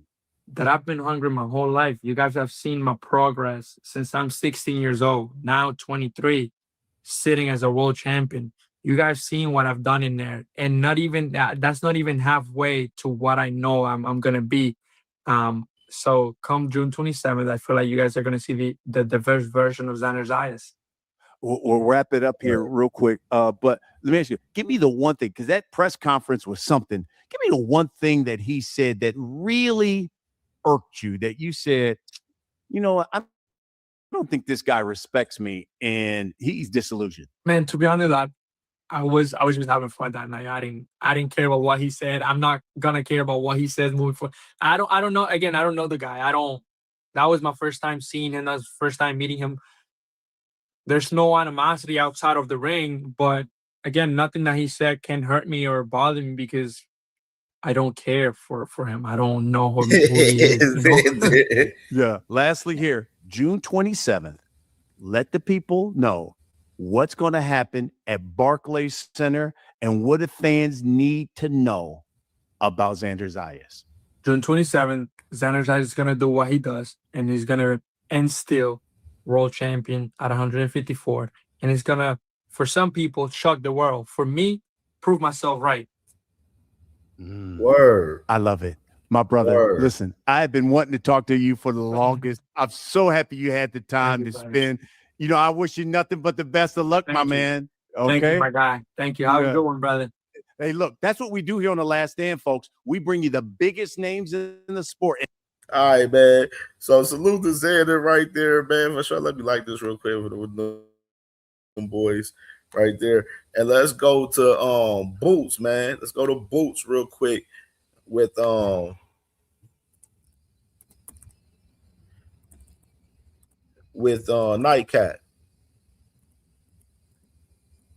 I'll show you Boots in this.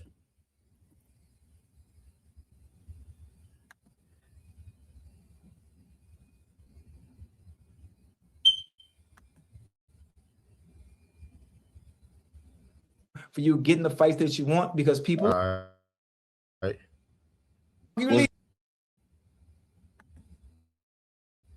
In life, many of us are searching for a thing. All right, make sure I smash that like button, man. Smash that like button, man, for sure. I'm excited for this fight, man. June 27th, man. That man Xander Zayas, he popping that shit, man. I like it, man. I'm gonna take off after you, baby. This is my time. Boots. You got Xander Zayas, the WBO, the WBA, junior middleweight titles on the line. You're looking to become a two-weight unified champion. Yes, sir.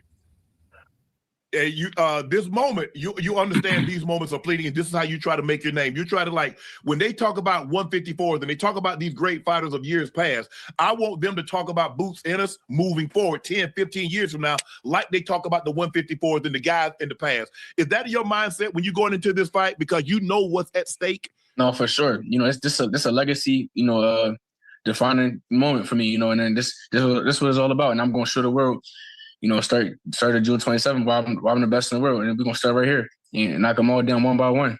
Yes, sir. Like when you and y'all heard what he said? He going to knock them down one by one.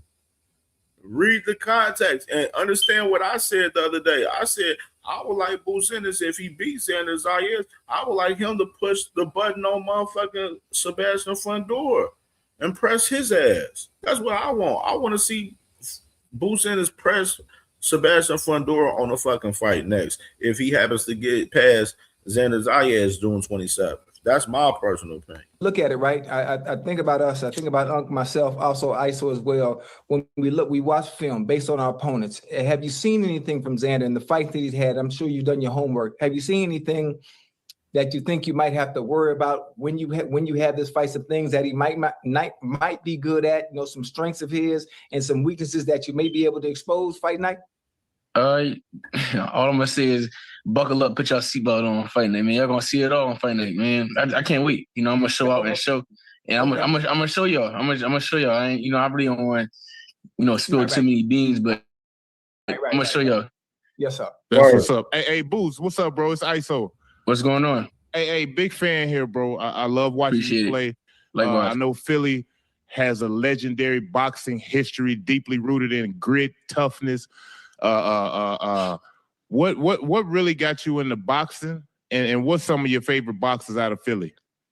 What got me into boxing is my dad was a former professional boxer, and both my brothers, Derek Pooh and Friday Quiet Storm, and they was former professional boxers. One was at 168 and one was at 154, and it was like a family thing, And I was able to watch my brothers, come up on ESPN, Showtime. Yeah. So I've been around this boxing game forever. So this like nothing new to me. So I've been here before. So like your first love, I'm saying you started boxing when? How old? By how old were you? I couldn't even walk, and I was in the gym. They got a video of me in the jumper just hitting the bag. Like I couldn't even walk and none of that stuff. Salute to my brother Patrick Bill in the building, man. Salute to my brother P. Bill, man. Salute, Brody. But when you hear Xander say, you've never faced a fighter like him, he said, yeah, you're a great fighter. He don't want to take anything away from you, but you've never faced anybody like him with the skill that he possessed, the power that he possessed. And he said, like, you're going to be in for it when you. I see what you said, shit. If potato to Fundora, that we all know. Fundora got it. That's my thing. I want Boots to press the issue. Make that man Fundora duck the fight. Force the issue on the fight. Even Xander. If Xander beats Boots Ennis, I would like to see Xander press the issue on Fundora.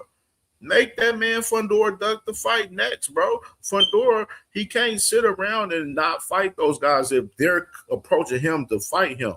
You know what I mean? You can't sit there and fight those other guys on PVC that ain't got no fucking straps when the champions is directly trying to fight you. You know what I'm saying? That's just where we at for us that with Fundora. And that's why I said the winner of this fight, press the fight on Fundora and make him fucking duck the fight. Guys, face. He a solid fighter. He a solid fighter, but it's a lot of guys that fight like him. Yeah. It's not a lot of guys it's nobody that fight like me. I got my own style. Damn, he said it's a lot of guys that fight like him. He said it's nobody that fight like me. Damn, Boost popping that crazy right there. Y'all said y'all want to Boost Ennis to pop his shit. Now he popping it. Y'all wanted him to pop his shit. He doing so. Like, you know what I mean? Darius Warren, salute to my brody. Darius Warren, make sure y'all subscribe to Darius Warren, man. If y'all not subscribed as well, man, that's family, man, for sure. Yeah, for a real weekend. Nobody that he got in sparring, nobody that he got can't do what I do. They don't know how I'm coming. They don't know what I'm gonna do on camp. I mean, on fight night. So they got a lot more to worry about than me. Boost, when you go in, let me ask you this. When you going into a fight, obviously you know you're fighting a guy that has the titles. When you go into sparring sessions, are you trying to get guys that resemble him as much? So what are you trying to get guys that are slick with it? You trying to get guys that got power with it? So what are you kind of looking for? Are you kind of getting a combination? Because I hear a lot of guys talk about, well, I go 7-8 rounds continuous. Shell, man. Come on, Michelle, man. Come on, man. Come on, Michelle. You know the vibe. Come on, man. Well, I get a guy, I go 3 rounds with him, and then I take my minute break, and then I go 2-3 rounds with another guy, and then I go 2 or 3 rounds with another guy. So what are you looking for in a sparring session that's gonna best prepare you to fight the guy that you're fighting on a Saturday night? In a sparring session, you gotta have multiple guys. Okay. These guys, some of these guys, what I learned coming up in this boxing game, you can watch tape on guys or people might fight this person this way or somebody might fight this person that way, but they're not gonna fight you that same way. So you got to be prepared all around the board, and that's what we do. We got 60 pounders, 68 pounders, big guys, fast guys, little guys. We got it all in the camp. So you got to be prepared all around, and that way you could work on all different things in camp and not just one certain thing. Because you never know, in a fight night, you might switch their whole game plan up. You got to be ready all around the board. Right. Hey, go ahead, Ocho. Shit, you got to be prepared for everything coming your way, and which is, Boost Ennis, and Bozy Ennis.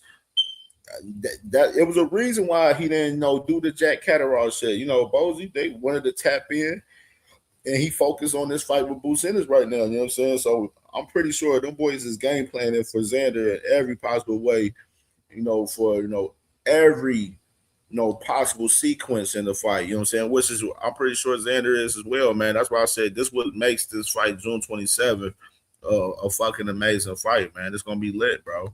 Now I'm gonna say I don't want to put the eggs before the how you say, Unc? I don't want to put the eggs before the chicken. Yeah. You don't want to catch the chicken before the chicken hatch. But obviously, listen, I like Xander. I've watched him fight many times. I've been to a few of his camps. But again, he's never seen anyone like you before. Based on his style of fighting, you've seen fighters that fight like him before. Your style is completely different. Obviously, being able to switch hit, fight from distance, fight in the pocket, fight at range, anything you want to do. Athletically, you're probably going to be just being honest. Athletically, and when it comes to ring IQ, you're probably going to be 2 or 3 steps ahead of him. Obviously, I think speed is going to be a problem for him as well. Which there's no one he can actually get in his camp to kind of mirror what it's going to look like fight night, on the 27th. Right. But after this fight, in which is probably going to be a great one based off what you told us when the show just started. Is there someone that you have your eyes set on fighting next? Because for you, it's been a problem for you getting the fights that you want. Because tap in with my brother TD, man. My brother TD Sports Talk. He interviewing this guy Friday that sparred Boost a couple weeks ago. That's a 160-pound fighter, man. So tap in, man. Make sure y'all subscribe to TD Sports Talk. And make sure y'all tap in. I'll be tapping in on that one for sure, man. Salute to my brother TD, man, for sure. People are actually scared to fight you. They call you the boogeyman for a reason. People are actually fight you. Is there anyone that you would want to fight next? Or that right now, like I said, we ain't looking past nobody. We going Xander Zayas right now. I'm like, and Xander and Boots on the same time, and they ain't looking past nobody else right now. They focus on each other, man, and that's how you love it, man. Both fighters locked in on each other, man. Locked in on him, and that's it. And like I said, we're going to take it one fight at a time. We're gonna knock them all down one by one, and we're going. Like I said, I'm gonna show the world I'm the best in the world. I'm taking it over slowly but surely. Just one fight at a time. Yeah. Hey, Boots, I see you're a few weeks away from fight night. What is camp? I heard that boy Boots, man. He said he taking over, man, one fight at a time. Y'all heard Boots in this. Y'all heard him. Remember that Boots said that. I want y'all to remember that. Like right now. What you mean? Like the everyday? Like your everyday regimen leading up to fight. Like what your training's like, how you eat. Like I want to know all that. Right now, I mean, I'm on my own schedule. I kind of like, I get up and train whenever I want. You know, I do 3 days and from boxing, sparring, strength conditioning, running, pool workouts. So I break all that up in three different times, you know, each day. So I got a lot going on, you know, and then I rest on my Sunday and then start back all over and do it again for the week, you know, and camp been going great though, you know, eating right, doing everything I'm supposed to be doing, having fun. You know, this what it's all about. Having fun while you're in camp, so fighting that can be super, super easy. Yes, sir. Is there ever such a thing as overtraining at any point where you think you train too much, where you're not able to perform the way you want to because you've done so much throughout a 8-week camp or whatever it may be? I mean, it depends how many weeks you do for camp. Some guys do 10 weeks, some guys do 8 weeks, some guys need 16 weeks. You know, it depends what these guys be doing. Right. And I don't do too long of a camp, you know, and I try to, because I'm always in the gym anyway. I stay in the gym anyway. So my camp not really, all I need is 8 weeks. I don't even really need that. But I just do 8 weeks, and 8 weeks of just me locking in and doing everything I should be doing, working on everything I need to be working on, and that's about it. So, I mean, some fighters do it. Like I said, some fighters can overtrain because they doing 16, 10 weeks, 12 weeks. You don't need all that to get ready for a fight. Well, but see, that leads into my question I was about to ask you, because you're going down to 154. What is your walk around weight? I think one of the things that aided Floyd is that Floyd fought the majority of his career, especially the latter part, at 147. Well, Floyd walks around at 152. So he don't need but 2 weeks of camp to go cut weight. If guys come and try to come down for the 154 and they 185 and 190, hell yeah, you need 12, 16 weeks to get all that. No, thanks. You're right. You know, you're right. But it's about your lifestyle, how you living outside of camp too. Like absolutely, you gotta eat right and still, you're gonna have your days where you're gonna want to play around, cheat, and eat a little bit of, you know, junk food, maybe McDonald's here and there. Yes. Like, you know how I get there, Ocho. You know how I get there. Hey, that motherfucker Ocho Cinco, that motherfucker live off of McDonald's, dog. No cap, bro. You know what I'm saying? McDonald's, me. No. But the main thing with Boots Ennis, though, he said for as the lifestyle outside of boxing, you know what I'm saying? Like, no, he don't smoke, he don't drink, you know what I'm saying? It's just all boxing and, you know, family for him, you know what I mean? Which is, you know, he lives a great lifestyle for as being a boxer, man, for as being a fighter. But no, it's just like you might have your little days where you want to have your little cheat days, but you got to stay locked in. You got the job not done at the end of the day. You got to keep doing what you're doing, keep pushing forward. When it's all said and done, you can look back and be like, all right, now I can chill, I can relax. I did everything I wanted to do. I retired on top, undefeated legend, and I can enjoy my fruits of my labor. That's my whole mindset right now.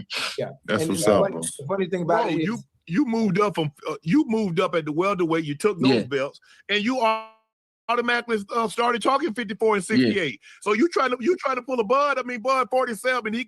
Bud was 40, 47, and then pole vault to 68 and take down a guy that they thought was beatable. Nobody other than had unified the scene. He unified 3 divisions. Yeah, I'm here to you know, stamp my own legacy and take over each division. Like whatever division I'm at, that's what I'm taking. I'm taking it over. I'm taking every belt home with me. That's my goal. They was down there. I was at 147. They was playing around at 47. So I moved up to 54. Now I'm about to take over and, you know, be undisputed at 54 and then do the same thing at 60 and 68. And then I'm going to go ahead and retire as undefeated legend and enjoy my fruits of my labor. Hold on. Yeah, that man. Shit, that's the plan. Shit, 68 is the last stop for his divisions for his Boo Sanders. That's him and Bosie's plan.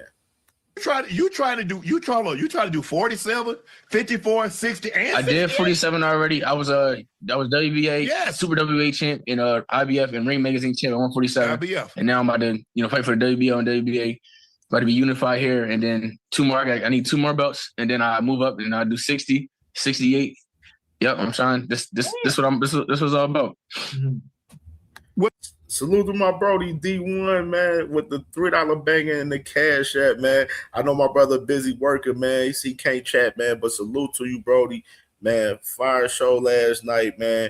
You already know. Subscribe to Angry White Man Boxing Podcast. If y'all not subscribed, man, that's family, man. Love you, bro. Get to that bag, man. You already know the vibes, man. We cooking, bro. You already know the vibes. So let me ask you a question, Boots. What's up? What do you walk around at in order for you to go down to B47 and go to 60? D free, salute to my Brody. D free, salute, brother. Mm-hmm. 8. So damn, what you 175 walk around naturally at 75? I don't know. Boots ain't gonna discuss. I can't tell you. I don't know. I was about to say that Boots ain't about to tell you where he walk around at, man. He ain't for you to move. Boots ain't disclosing that, Brody. He not doing that. For you to move up like that, man. Yeah, I can move up for sure. And when I'm in camp, I had bigger guys, in camp. I be having 68 pounders, 75 pounders, sometimes cruiserweight. So yeah, I can do it. I know I can do it. Hey, I was on Andre Berto podcast not long ago, and we were trying to think of some things, and we talk about your fighting style and the way you fight, and I would try. Damn, some of y'all seeing 190 in there? Y'all think Boots walking around at 190? Damn. What y'all think? Everybody else, y'all let me know in the chat, man. Where y'all think Boots in is? What's his walk around weight? Y'all let me know in the chat. What is Boots in his walk around weight?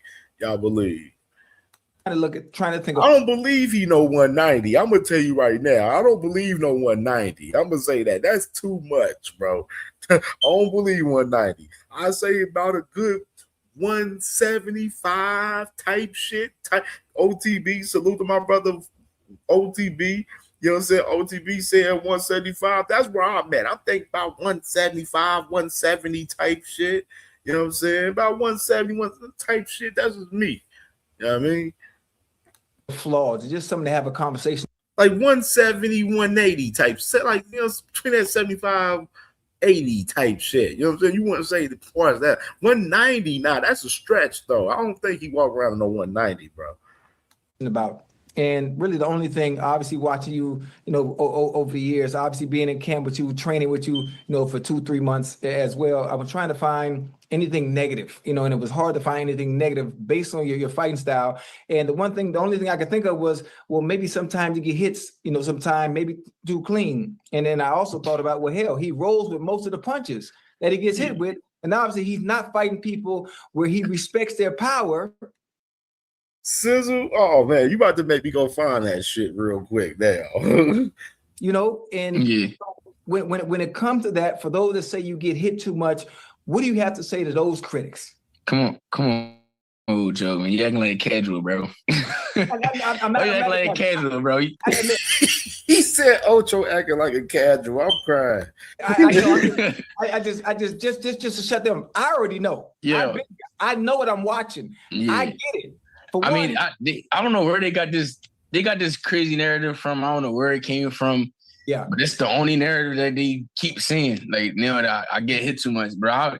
Every time I come out the ring, I don't have no cuts, no bumps, no lumps, no.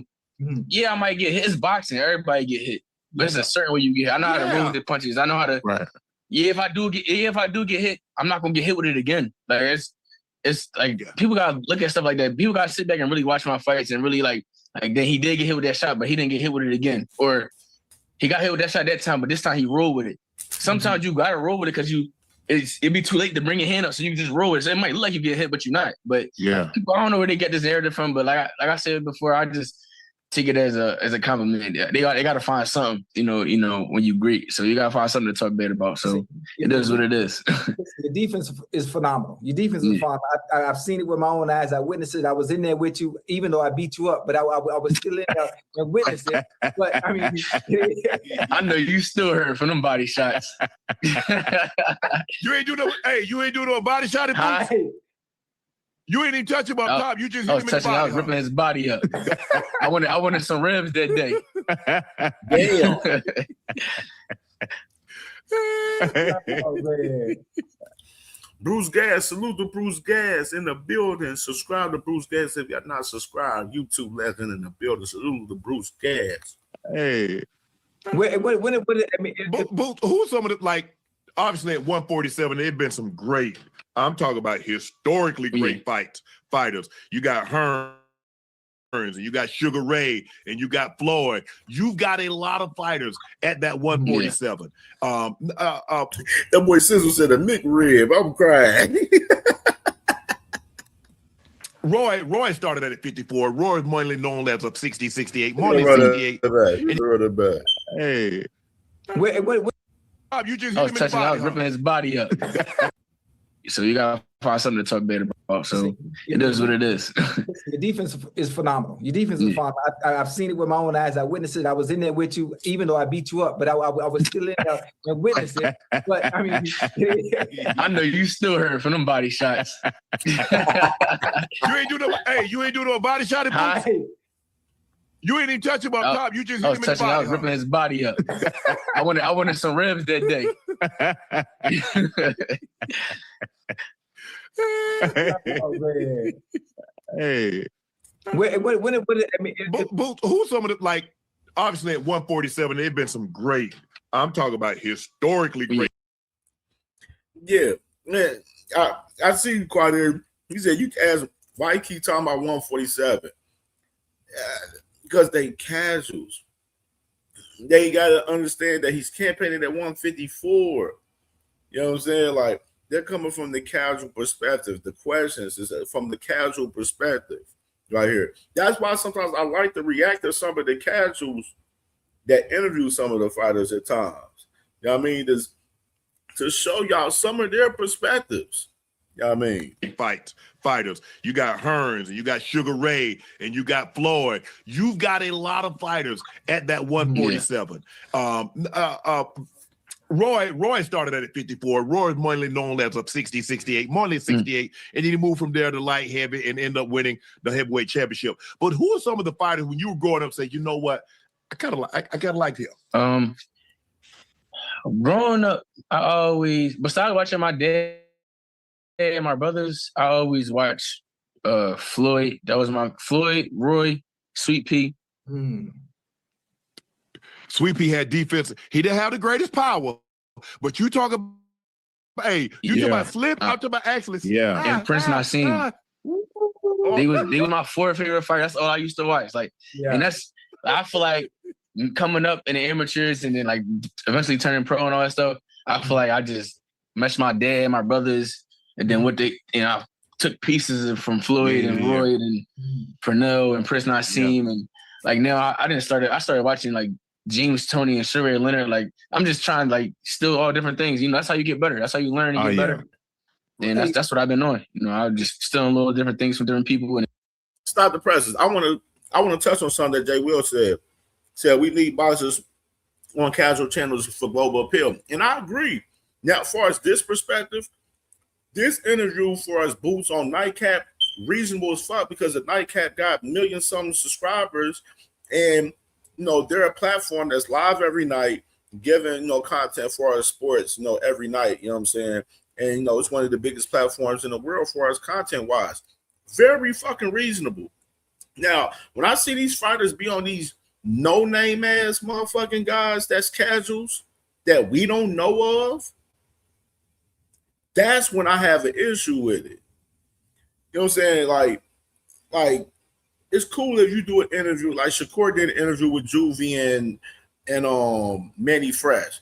Not to my liking doing an interview with them in particular, because I think that was probably the first time I've seen them interview a fighter. You know what I mean? In particular. But it's cool because they have a big platform itself. It's not big as Nightcap, but it's cool. But then when you see Shakur do an interview with Fred VanVleet, then we looking at it different. Like, why the fuck is he doing an interview with Fred VanVleet? Like, you know what I'm saying? I mean, of course, we know he's out there in Houston and shit like that. For as that, you know what I'm saying? He plays ball, NBA, and all of that. But he's not big as no fucking Juvian Manny Fresh or no fucking Shannon Sharp and Ocho Cinco. Like, you know what I'm saying? It's a difference for us that. Like, you know what I'm saying? Like, you go and interview with a casual that nobody gives a fuck about in reality to really hear from, to be honest. You know what I'm saying? And that's the difference right there. Go to where it matters. You know what I'm saying? If you're going to go to where you're going to go to a casual platform, you know what I'm saying, where you interview, and go to a big platform where it fucking matters. Don't go to one of these fucking low fucking profile as casual as platforms to go get an interview and try to push your brand. You know what I'm saying? Unless y'all got a close relationship, y'all building whatever whatsoever. But I don't agree with some of these guys going to some of these unknown casual conversations for some of the interviews that some of the fighters be having. I don't agree with that. And just trying to better myself. That's all. If you had to pick one fighter today, that like if you're gonna come do an interview, come do an interview with CamJ. Come do an interview with TD Sports Talk. You know what I'm saying? Do an interview with Jack Queen Boxing. You know what I'm saying? Do an interview with BBO. Like, do an interview with motherfuckers that's tapped in the sport. You know what I'm saying? That's really talking the sport and covering the sport on a daily basis. If you're going to do it on that scale, if you're going to do that. But some of these fighters that is going to fucking casual ass platforms that's low profile, it makes no sense to me. That you enjoy watching, and when you watch them fight, everything about their style of fighting is the definition of what the sweet science is. TD, yes, she does. Yes, she does. Yes, she does. Yes, she does. Who would talk about outside yourself? You said you would pay you like old time or just come watch them fight. Old school or right now? Today? No, right now, yeah. I'm trying to think. I ain't gonna lie, I like Ben. Conor Ben? No, Ben Rodriguez. Oh, Bam. Okay. Yeah. I think he like. Yeah, he ain't say no damn Conor Ben now. He ain't say no Conor Ben. He talking about Bam. He ain't say no damn Ben. He talking about Bam. Bam. Nigga, there's not no motherfucking Conor Ben, goddamn. I think he a complete package. He do it. And by the way, salute to my sister. And by the way, speaking of Jag Queen, she got an interview with Sharetta Metcalf from MVP today at 4:30, man. So we probably gonna string along the show all the way till 4:30, till sis come on till 4:30, man. So definitely gonna be tapped in, man. Salute to my sis. Big interview today with Sharetta Metcalf today at 4:30, man. So we definitely gonna be tapped in on that today, man. So we gonna lead the show all the way up till 4:30, so we can tap in with sis with that interview. I think he do it all, like for today. Right. Okay. He's slick. He got inside game. He got outside. Yeah, let's get these likes up, man. Let's get these likes up. Where we at? 47? Oh, that's crazy. That's nasty work. We got 68 in the building. We should have 68 likes. It's 21 people missing. 21 people that didn't hit the like button. If you ain't hit the like button, hit the like button, man. Game. He got pressure for. He could box. Salute to my Brody T Hill, man, the commissioner, man. Salute to the commissioner, man, T Hill, and salute to my dog IFF in the building, man. Salute to IFF in the building, man, for sure. I think besides myself, I feel like it'll be him. Okay, I like it. Hey, who you top 5 Philly fighters? Top 5 Philly fighters ever? Yep. Good question. Man, I don't know.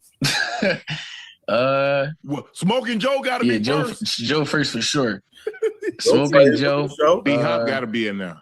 Who? B-Hop number 2. I mean, you could throw B-Hop in there. I never really watched B-Hop too much coming up, so I can't really say. But you can throw B-Hop in there. Damn, Boo said he didn't watch B-Hop growing up. Y'all believe that? Y'all believe Boo ain't watched Bernard Hopkins growing up out there in Philly? That's interesting. That's real interesting. Joe Frazier, B-Hop. I don't know, I'm missing some. And Shell, you are absolutely right. They do go to some of those casual fans channels to spin their narratives and not answer tough questions, man. They have an advantage in the interview. You know what I mean? Like, some motherfuckers be trying to have advantages in interviews and shit too. You know what I'm saying? And let alone the fights. They do it along with the interviews too. Mildred Teller. I'm gonna be missing some people, but he got robbed against Chavez. He got robbed against Chavez. Yes, he did. He did, and so did Purnell too. That's my favorite fight. Well, one of my favorite fights to watch. Yeah. Man, Steele. Richard Steele was on the. And salute to my boy Dragon in the building, man. Salute to my boy Dragon, man. The assassin, man. My Brody, man. Salute, bro. The fight was the rep in the fight against Chavez, Mildred. Oh, yeah. And everybody was talking about, he's Ghetto Fab. Salute the Ghetto Fab in the building. Salute. Oh, Chavez fighting a great fight. What's called was rubbing his ass up. And then he stopped the fight with like 6-7 seconds to go in the game. Because Taylor would have won the fight if he didn't drop it. Yep. Hey, Boots, you got a birthday coming up, bro, on the 26th. You know, that's the same. Gecko Kid Marco, salute, Brody. Salute. I see my sister back in the building. Aircraft in the building. Salute to my Brody Aircraft, man. Salute, brother. 6. Oh man, my birthday, brother. Oh man. Yeah. We got 3 counselors on here. Yeah. That's what's up. Yeah, I'm about to say that's the day I weigh in too. That's I fight the 27th. And I weigh in on 26th. So it's an early birthday gift to my, late birthday gift to myself. After I win. That's what's up. So I was asking that because that man Boo's birthday on the 26th. Sheesh. Because I'm sure you probably don't really have much of a celebration you're gonna do for real, knowing that you got to fight the next day. Like what? No, my celebration is gonna be me getting in the ring. There we go. 27. Okay. There we go. And put in the hand two division unified weight division champion. That's all I'm worried about right now. Fact, that's my birthday gift to myself. That's what's up. You known to be a gym rat, right? After the fight, how long you gonna take off? I get right back. About a week. All right. My last fight was only a round, but I was back in the gym on Monday. But it depends. It depends how the I might wait maybe a week. A week probably the longest though. But 9 times out of 10, I'm back in the gym Monday or Tuesday. Right back in the gym. Yeah. Hey, what's the thought process though? When you train for 6 to 8, 10 weeks, and then you go in there and whoop a dude in a round. Like, I mean, is that kind of ideal for you, or are you like, damn, I ain't even really getting no work tonight? I love it. We don't get paid for overtime. We don't get paid for OT. We don't get paid for OT, man.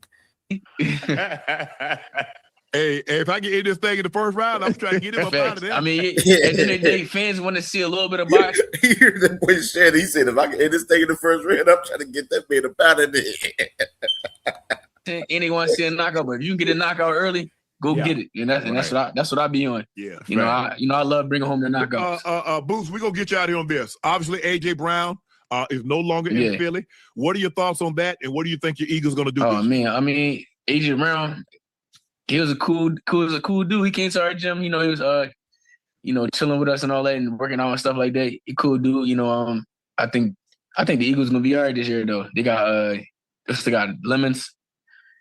I like him. He nice. You got Smitty. Smitty gonna go crazy this year. I think we're gonna be good. I think we're gonna be all right. I think Philly gonna be all right. We'll go to the Super Bowl again. I got one. Yes. I got one more question. Talk to me. Wow. Like, I've been doing this about not 8 years, right? Yeah. Getting real sharp, spend some time with you, spend some time with all the top fighters, stealing stuff from each other. Like if we got in there right now, right? Ocho, I will put you out in 20 minutes. I mean, 20 seconds. No. Hey, I'm not the same. Hey, I'm not the same. I'm not the same, person I was when we sparred 2-3 years ago. Ocho, he said he ain't either. No, I'm bigger now. Huh? And I'm bigger now. I'm bigger now, and I'm sharper. Ocho, What? Just give me 30 seconds, 20 seconds. Hey, damn. Hey, hold on. I guarantee you we go 7 rounds. You go, hey, Boost, you gonna walk him? Ocho is delusional as fuck. Sparky. I don't want ribs no more. I want 10 now. Hey, hold on. Hey, Boost, before you get a hold to him, I got to tear his ass up first. Yeah, then I'll send him on to you. Let me touch him up first. Then I'll let you get him. Yeah, y'all gotta come record that at the gym. Come do it at the gym. That'd be crazy content. We could do an episode of Nightcap at the gym. Yep. And I'm gonna lump him up. I'm gonna give him 7 rounds. Hey, no clock. Running clock. Clock. Damn. That man say he want a running clock on you. Man, Ocho capping, bro. Oh no. We gotta make sure we got the ambulance there. We gotta make sure we got doctors on site. Hey, listen, you taught me too much. That's why I talk so much trash now. Ocho. Damn, Boots. Hey, you know it's real, right? I know it's real. I've been in there. I done been through the storm. No. I got an umbrella now.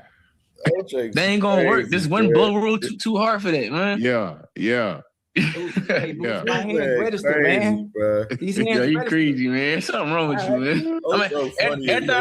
After I get your 10, I'm gonna have some McDonald's waiting for you. He ain't gonna be able to eat it. His jaw gonna be closed. He gonna have to drink it.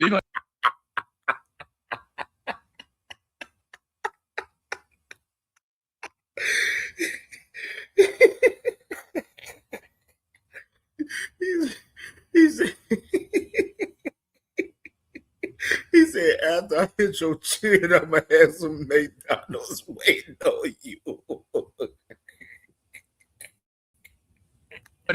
Had to parade and drink it. Oh, Christ. Just hope the McDonald's ice cream machine working, because that's the only thing gonna be able to eat something soft.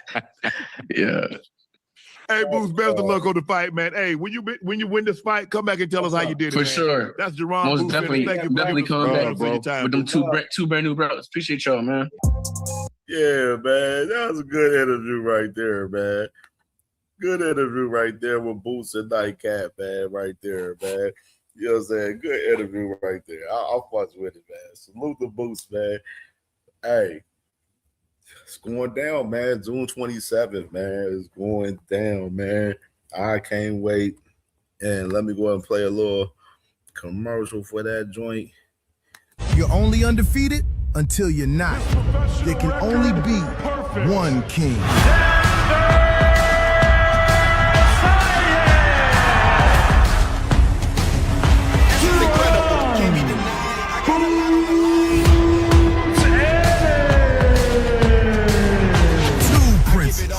Perfect records, one unified title, which Prince will be crowned king. June 27th, watch only on DAZN.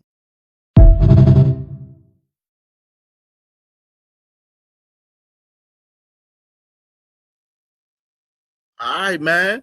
And speaking of Boots Ennis, last night, man, CamJ, I was sitting around, on the net, I'm chilling, browsing around, looking at some little content, looking for content for the show and shit, you know what I'm saying, for the day. And then I happen to be on Instagram Live, and I happen to catch the man Nose Candy motherfucking Bill on IG Live with Gilly the King last night. Which this is something I didn't get to clip the part of him what he said for Boots, but I had to make sure I made a tweet to paraphrase what he said, and this is what he paraphrased pertaining to Boots Ennis right here.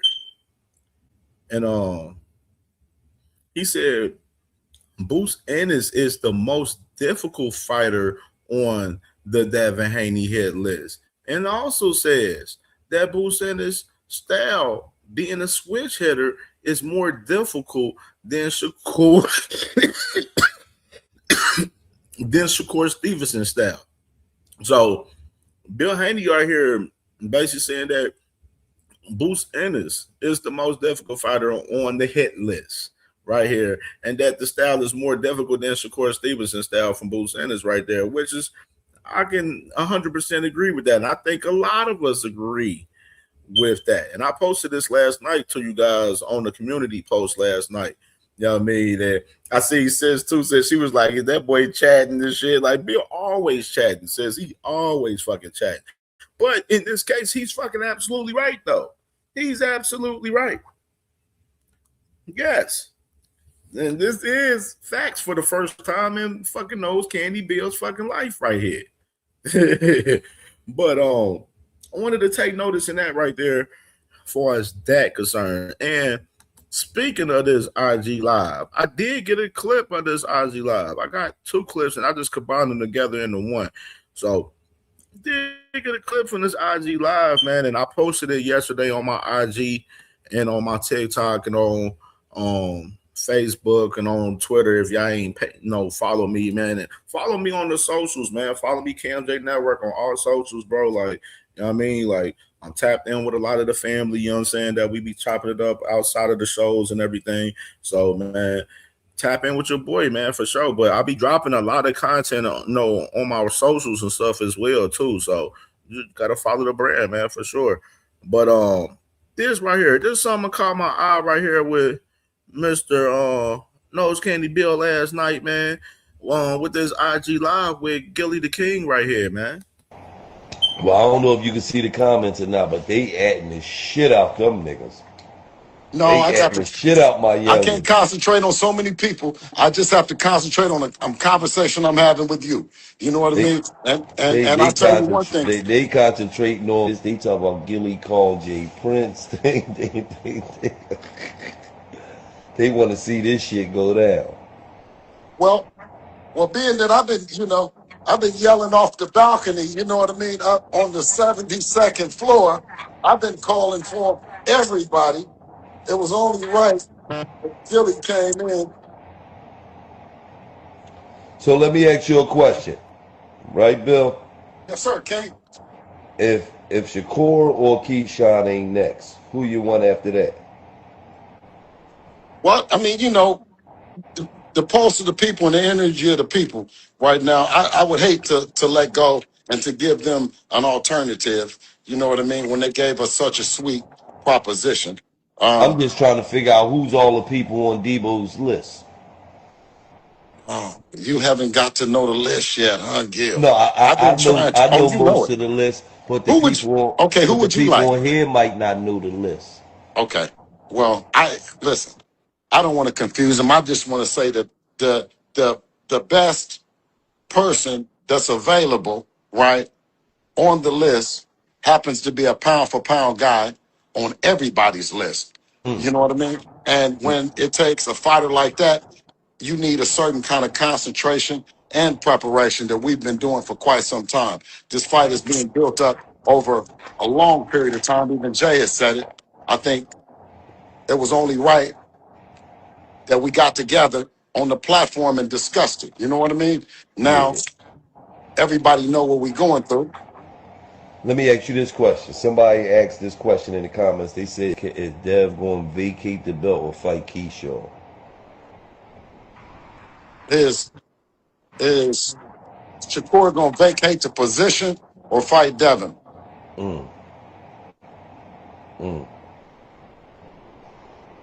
See, the Keyshawn, I mean, Keyshawn just got a belt the other day. I mean, he ain't never beat a champion for it anyway, though. You know what I'm saying? So really, he's not, But giving him an opportunity is something to talk about.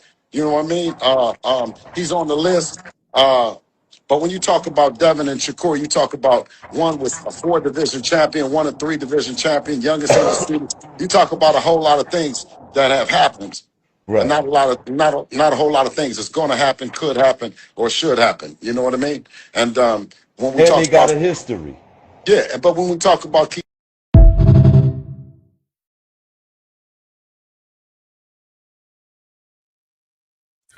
I'm gonna play this back one more time, bro. I'm gonna play this back one more damn time. And I just want to start off and just to say that we get Bill Haney, Nose Candy Bill, is going around here everywhere. I just seen him on BFT. I literally tap in and heard and listened in to this man on another fucking channel early this morning today. Like this morning before I came on live today. Like this man's all over the place. And now you see him in this clip right here where he's still pressing upon the Shakur Stevenson fight. For what? For what? Why is he pressing upon the Shakur Stevenson fight?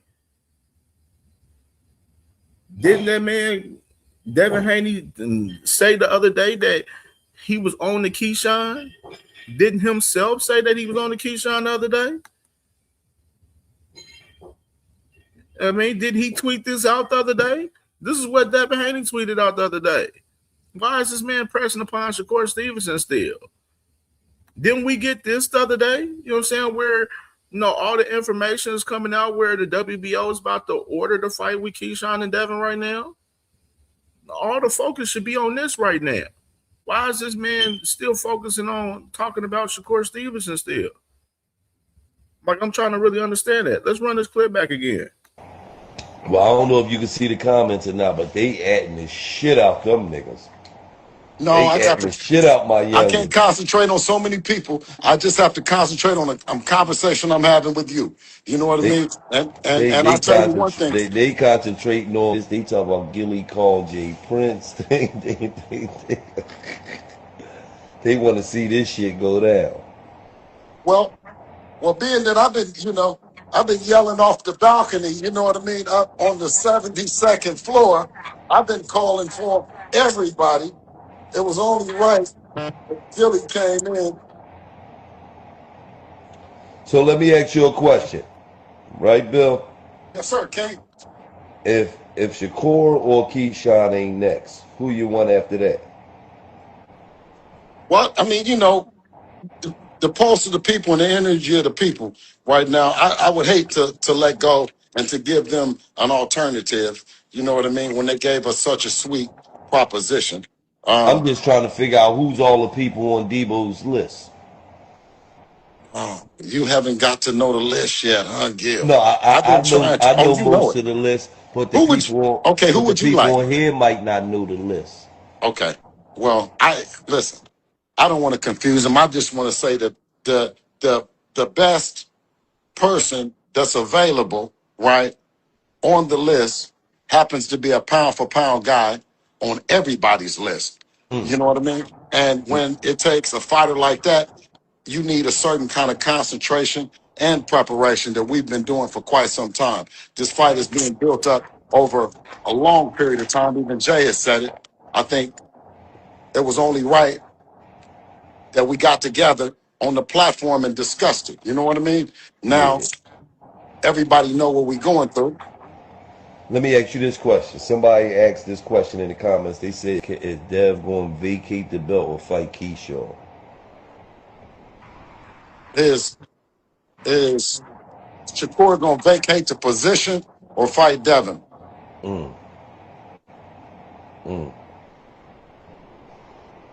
See, the Keyshawn, Keyshawn just got a belt the other day. I mean, he ain't never beat a champion for it anyway, though. You know what I'm saying? So really, he's not, But giving him an opportunity is something to talk about. You know what I mean? He's on the list. But when you talk about Devin and Shakur, you talk about one was a 4-division champion, one a 3-division champion, youngest in the students. You talk about a whole lot of things that have happened. Right. And not a whole lot of things that's going to happen, could happen, or should happen. You know what I mean? And when we talk got about a history. Yeah, but when we talk about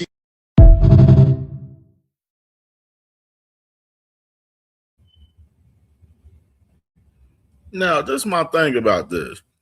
Notice they asked him the question, is he going to vacate or fight Keyshawn? And then he totally deflects from the question and goes on and says, is Shakur going to vacate from his position? Totally deflected from the question that was asked from him about him vacating or fighting Keyshawn. And I seen the little conversation that, some of the little, LDBC guys out there trying to have out there, as far as this Keyshawn fight a little bit this morning where I'm like, hey, y'all acting naive right now as far as the Zuffa shit. If y'all going to Zuffa, what do y'all think y'all gonna be doing? Y'all really think y'all gonna be taking these WBO straps over there? We just talked about this yesterday. This man Bill, Nose Candy Bill, is all over the fucking place right now. You know what I mean?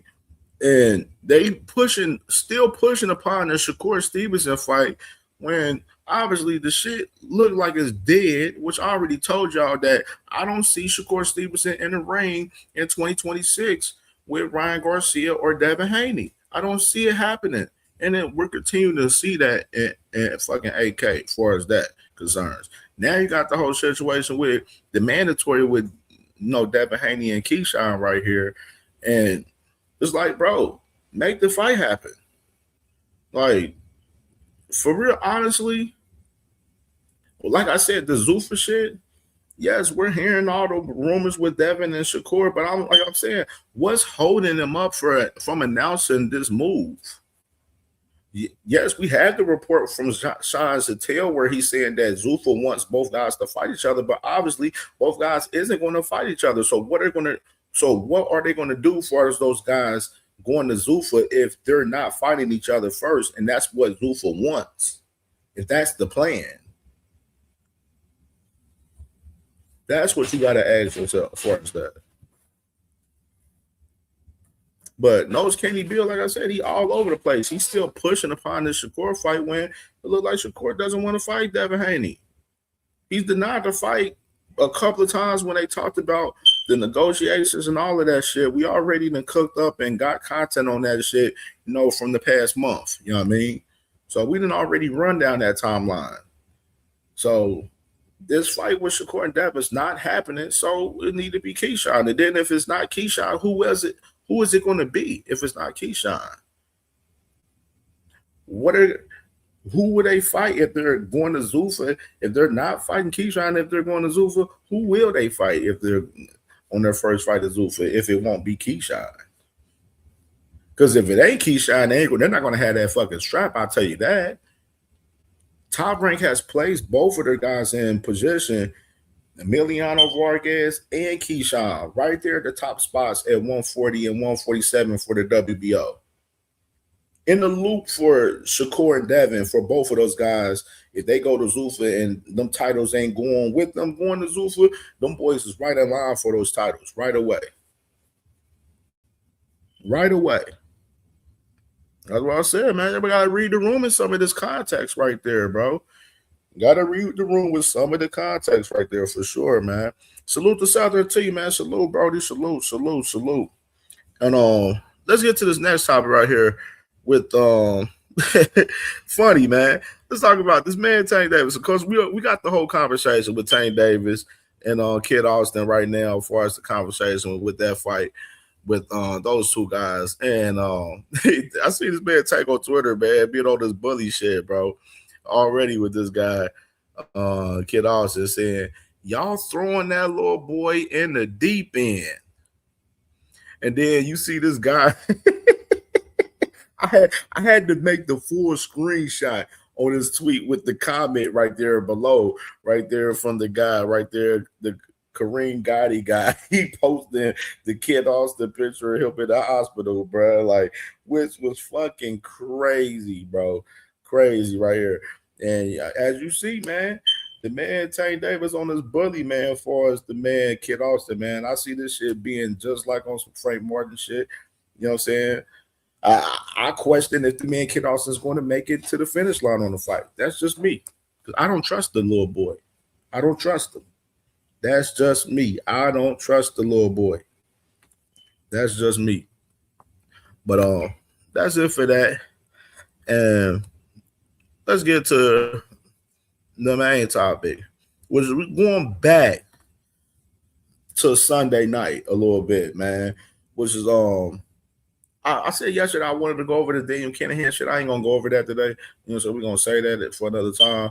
Go back on that shit, but it will be kind of a little mentioned in the conversation for us a little bit. I know when we open up the panel for sure. But as you know, Tyson Fury. Go ahead and play the drum. We're going to drop the clip right here. Tyson Fury here, the Gypsy King.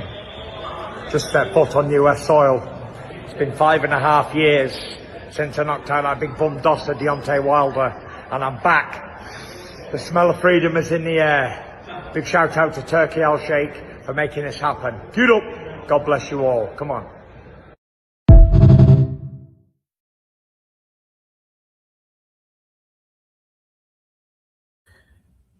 So obviously, man, you got Tyson Fury, man, coming back into the U.S., man, and you see him in that clip right there where he says that big, shout out to Turkey Al Sheikh for helping them get into the U.S. right there, which is nasty work in that perspective, man, because a lot of people believe that, man, Tyson Fury was banned from the U.S., man. Of course, everything with him, with the scandal that he had and everything, ties Daniel Canahan, which is we seen, talked about that yesterday on the show, on the panel yesterday, which was nasty work, which is wanted to bring this to the establishment. Of course, Turkey Al Sheikh, we mentioned this yesterday. He tweeted out saying, "You are welcome, my brother, Tyson Fury. Welcome back to America. Big announcement coming by us about your fight against Anthony Joshua." And he tagged Ring Magazine and Netflix name. And I told y'all yesterday, take notice that he didn't tag Dana White or Zuffa in this post. So take notice into that. And of course, we had of course, he had a clip. Which I don't know if this is on this clip. Which I'm gonna play this clip too, by the way, in a minute. But of course, he had an interview on IFL, slightly and stuff where he talked about if he wasn't to fight Anthony Joshua, he will look to fight Adja Cabiel. If Usyk doesn't fight Cabiel and that title end up becoming Adja Cabiel's, he was looked to fight Adja Cabiel. If he wasn't to fight Anthony Joshua, which I told y'all, bro, the man Fury, I told you, he moving weird. And let's play this clip from Fury right here.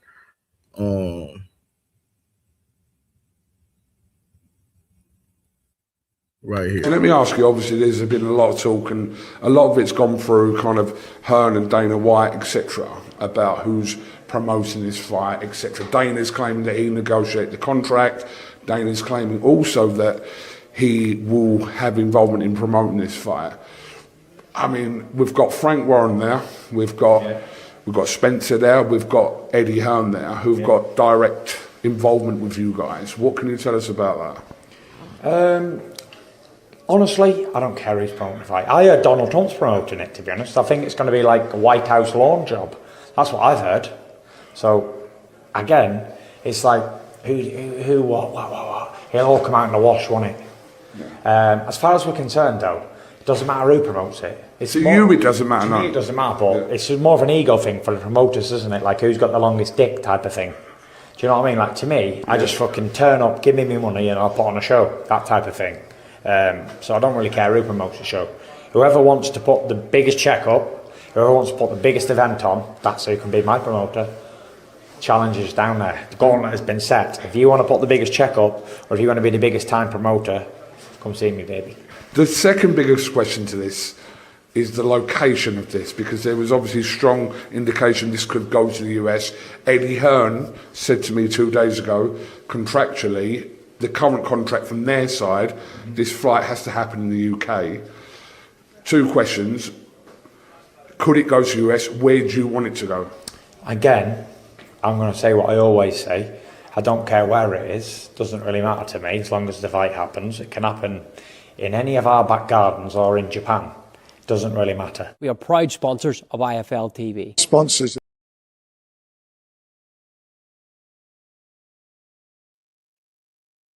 So you got the man Tyson Fury right there, letting it be known that he don't care who's promoting an event. He said right now, for us, a lot of these guys, for us, the conversation for us who's promoting an event is a dick measuring contest, which is I 100% agree with him for us that aspect of it. It definitely is a whole dick measuring contest. The whole Dana White flexing Tyson Fury at the White House the other night, he's a part of the whole dick measuring contest with the rest of these guys, with Dana, with fucking Oscar and motherfucking fucking Eddie Hearn, Frank Warren, with all of those guys. I mean, there's just a dick measuring contest for these guys, pretty much. But at the same time, Fury's acting like, he's this, big major guy and all of this shit, which is crazy work. I'm telling you now, that fight happens in the United States. That fight is going to flop. I'm going to let you know that right now. That fight will not do well in the United States. That fight is a United Kingdom fight. That fight needs to be in the UK. That is UK business. I'm going to continue to say that. That is for that country, man. That UK deserves to have that fight. Fury, he should be the one that should be advocating that the fight should be in the UK, because that's his home motherfucking town. And that's the nasty word.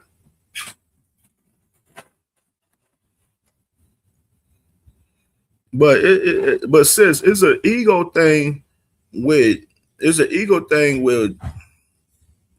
what's it called, with the promoters.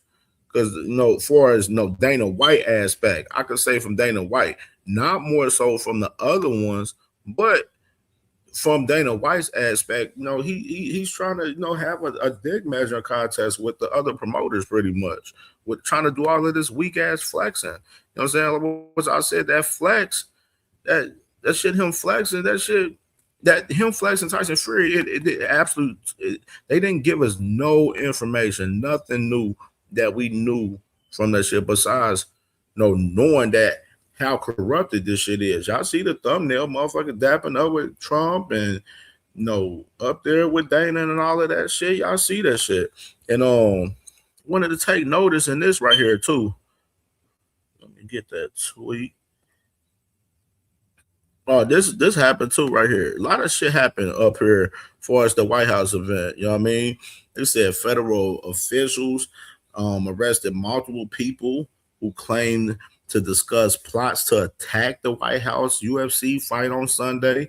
Reported from CNN, this morning from that. Had other shit like this. Like, you had Tyson Fury getting one of the medals from one of the servicemen right there. You know what I mean? Like, y'all take heed in that. Y'all take heed in that Tyson Fury got a medal, you know what I'm saying, for the States right here, bro. You know what I'm saying? Y'all take heed in that right there. Take heed in that. That's some crazy shit. And salute to Cash, man. Salute to my Brody Cash, and salute to my Uncle Cash, man, in the building, man. Uncle Cash, man. Salute to Uncle Cash. Make sure y'all subscribe to Uncle Cash, man. Yeah. Interesting right here to see Tyson Fury have a medal from the service, from the U.S. right here. Really interesting. And even further, we got Tyson Fury latest last night, which Ring Magazine, they posted this as well, where you got Tyson Fury in his Instagram story, saying that Turkey is the promoter of the Gypsy King, and saying biggest fight in boxing by a mile. Turkey is my promoter. You got Tyson Fury flying off saying that Turkey Al-Sheikh is his promoter. And that's why I asked y'all yesterday, I wonder what Frank Warren has to say all about this. Spencer Brown and Frank Warren, I wonder what those guys have to say about Tyson Fury as far as this. With him talking about Turkey Al-Sheikh is his guy. You know what I mean?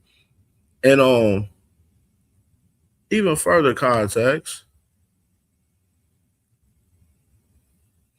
of course, like I mentioned, we seen Terrence Crawford go back and forth with Conor McGregor yesterday, and Conor McGregor mentioned that it was more fighters, more boxers than the MMA guys at the event. And you got Lance Pugmire, where he mentioned that Tyson Fury joined Bud Crawford, Conor Benn, Ja Opatai, Nick Khanna, Zuffa Boxing, and Triple H in the White House VIP section. You know what I'm saying? So, No, so you had all of these guys: Bud Crawford, Conor Benn, John Obertai, Nick Khan of Zuffa, and Triple H, of course, from WWE, all out there in the White House VIP section, TKO shit. And to add a little bit more context, real quick, into to more of this conversation.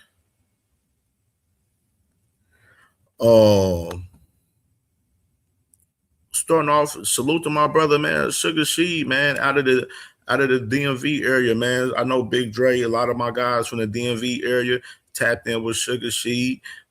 He's the new signing of Zuffa Boxing, and definitely, man, been doing this thing out there, fighting on a lot of cards on Jetta Promotions out there in the DMV, and he's 10-0, 7 knockouts, and he's taking his talents to Zuffa Boxing, and definitely want to point out, I got some footage from She right here.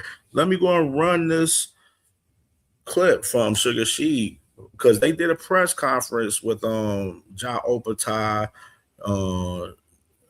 Sugar She right here, and as well Conor Benn. And I'm not going to react to the whole press conference. I just wanted to get the main clips that I wanted to catch out of the press conference that I seen from these guys. But let's go and play this clip from Sugar She right here. Nasheed, as you are the newest signing with Zuffa Boxing, what goals do you have set for yourself ahead this year? Really, just to get as many fights in as I can. I like to be very active, and so as soon as I get that call, I'll be ready.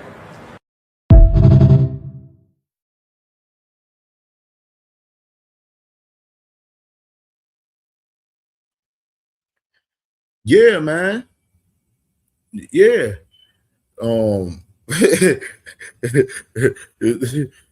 I ain't gonna do She like that, because he I ain't gonna say I can say for as me knowing She, because he's still a prospect for real on the come up. He needs Zuffa in a sense. He needs Zuffa. So he got a different situation compared to some of these other guys that's been in the game, that's veterans in the game, that's been getting championships and shit, and want to take their talents over there. You know what I'm saying? So I ain't gonna put the radio She tag on him, because he's not in the same position as these other guys that we've been talking about pertaining to Zuffa recently. You know what I mean? But no, the man definitely gonna be ready for whatever happens for our smoke and all of that shit up there, man. For sure, She is a great fighter.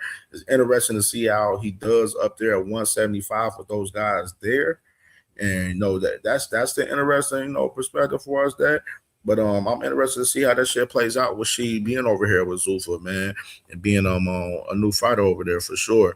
Now, speaking of radio, Ja. Let's go ahead and run Radio Ja Obertai. Let's go ahead and listen to this dumbass dude. This dude is dumb. I don't even know how my guy BVO is literally, and I love BVO. I don't even know how he's been really off of this Ja Obertai shit like this so much. He really truly believes in this guy. But Ja Obertai doesn't believe in himself because he don't know what the fuck is going on still, man. Dude is so oblivious to what is going on out here, bro. Still, he's brainwashed.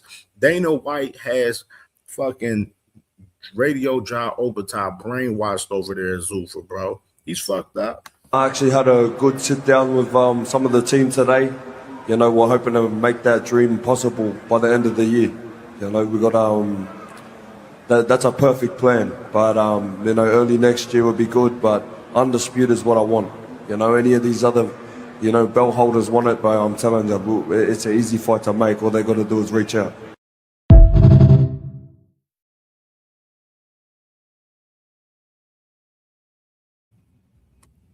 He said, it's an easy fight to make. All they got to do is reach out. Man, let me play this bullshit again. I actually had a good sit down with some of the team today. We're hoping to make that dream possible by the end of the year.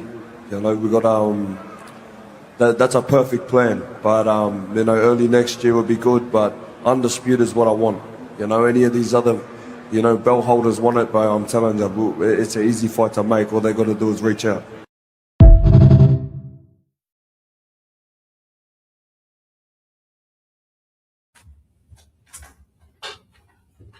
He said any of these belt holders want it. It's an easy fight to make. And he said that, he think that he can get undisputed by the end of the year or early next year.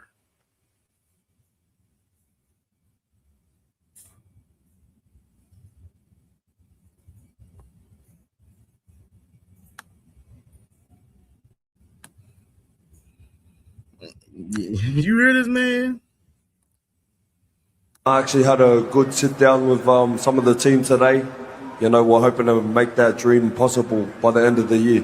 We got that's a perfect plan. But early next year would be good. But undisputed is what I want. Any of these other belt holders want it, but I'm telling you, it's an easy fight to make. All they got to do is reach out. Congratulations, you played yourself. You big dummy. You big dummy. You big dummy. You big cold-blooded dummy. You big dummy, see what you did? Oh no, you big dummy. And all this, I don't mind niggas telling me what to do, nigga. Top nigga has to. I ain't gonna lie. Shut your bitch ass up then. You say you don't mind niggas telling you what to do? Shut your bitch ass up then. That's what you need to do. God.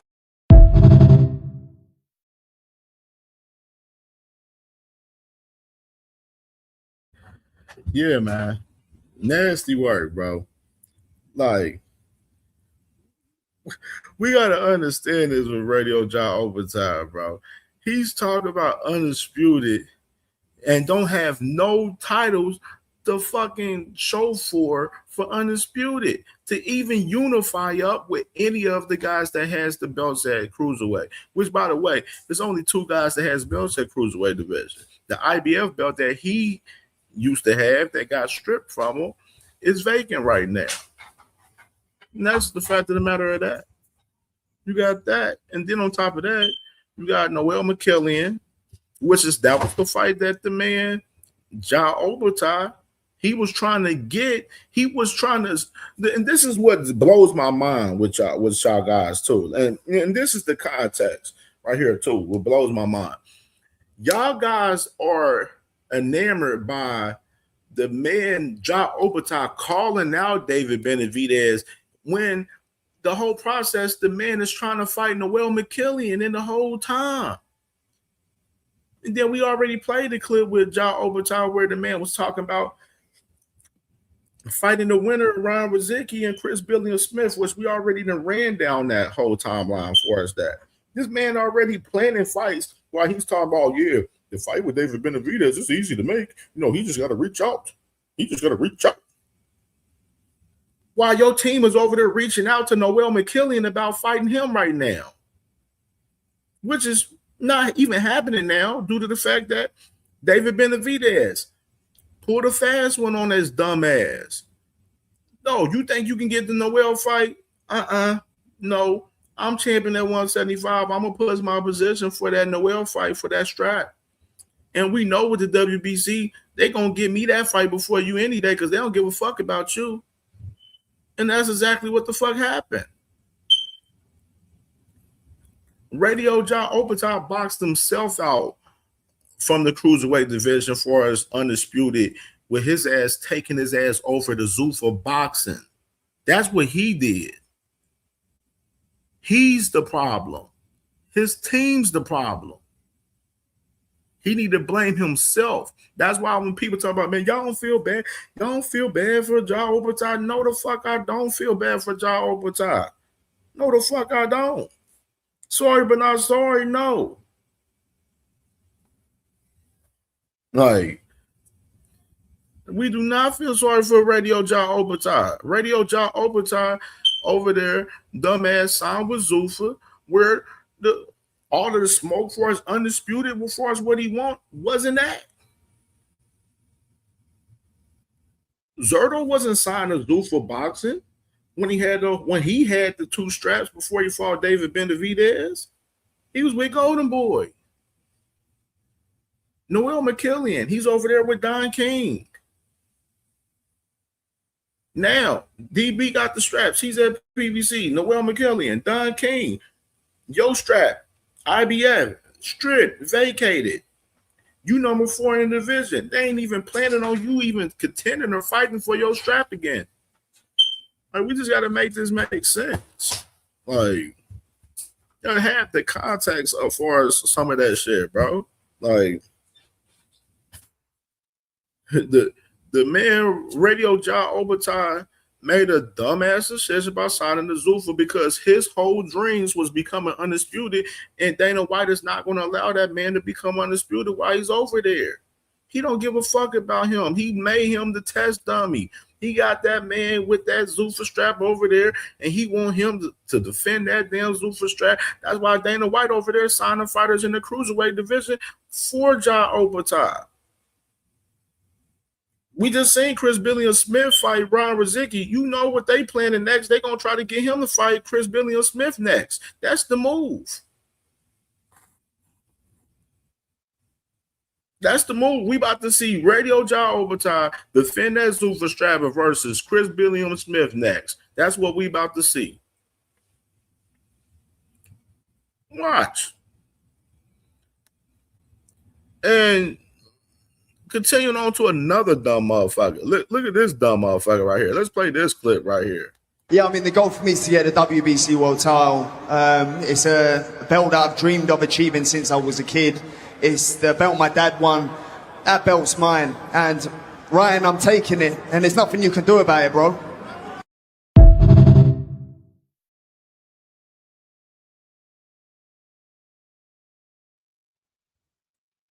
Look at this dumb motherfucker, Conor Benn right here. Play that back again one more time. Yeah, I mean, the goal for me is to get a WBC world title.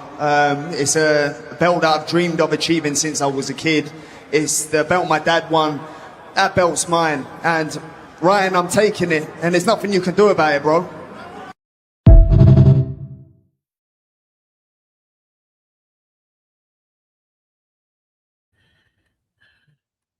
Let me play this for Conor Benn.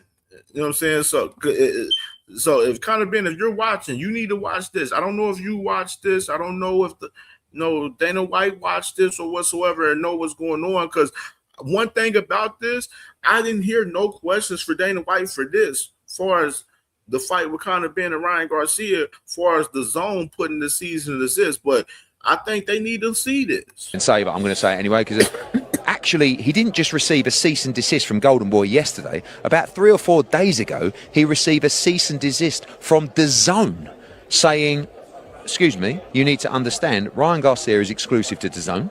Therefore, if you want to procure his services, you need to be having a conversation, not just with Oscar De La Hoya, damn right, he's his actual promoter, but also with the broadcaster that holds that exclusivity.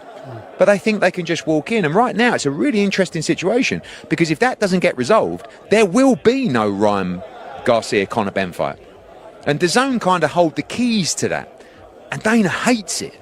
Because not just has Dana got to have a conversation with DAZN, I mean, Dana won't have the conversation because he's a puppet, but not just as, I don't know, Nick Khan or whoever it's going to be, has got to have a conversation with DAZN, they've got to have a conversation with Oscar De La Hoya.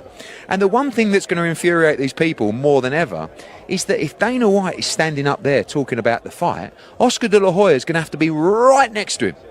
That's actually worth making a fight, but I don't think they'll do it. I think he'll say, no, I'm not having it, because this is what they do. There's no flexibility and no kind of desire to work with anybody. So that's the neutral take on the situation.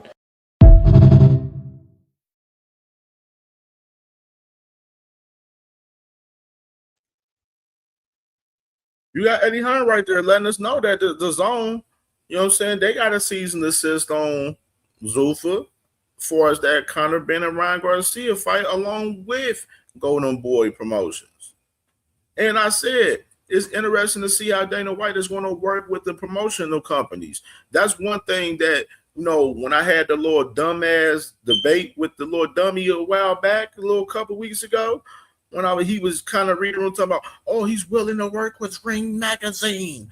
Yes, we know that. No shit, Sherlock is Turkey Al-Sheikh shit, you bitch. Of course we know that. My question was, is he willing to work with the other promoters, which we've heard Dana White not say that. We've heard Dana White say that he's doing his own thing. He's letting them do they thing and do what they want to fucking do. You know what I'm saying? Like, come on. If you know, you fucking know.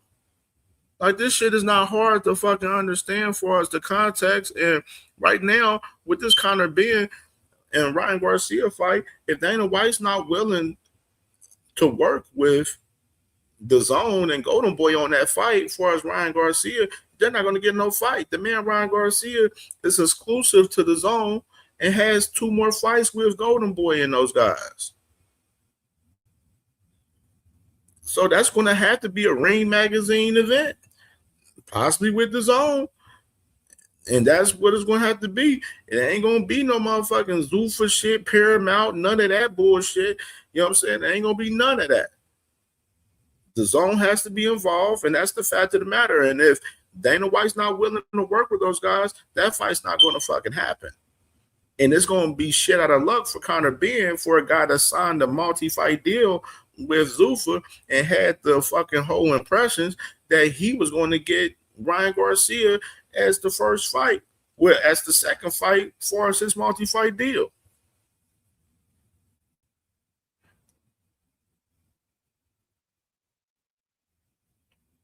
You know what I'm saying? So that fight looked like it's dead on arrival if Dana White's not willing to work with those guys. And he's doing all of this flexing the muscle and shit. That's why I said Dana White got other shit to worry about. He doing all of this shit, worrying about Tyson Fury and want to have a fight in the U.S. and all of that shit and want to flex his muscle and have a dick measuring contest talking about that he's the promoter for Tyson Fury and shit. When they saying that contracted that the fight's going to happen in the U.K. and that Zuffa's not supposed to be a part of it. Obviously, Turkey got some bullshit going on, but at the same time, like I said, with Turkey's tweet, when he talked about the man Tyson Fury coming into the U.S., he didn't tag Dana White's name. He didn't tag Zuffa Boxing name on the tweet.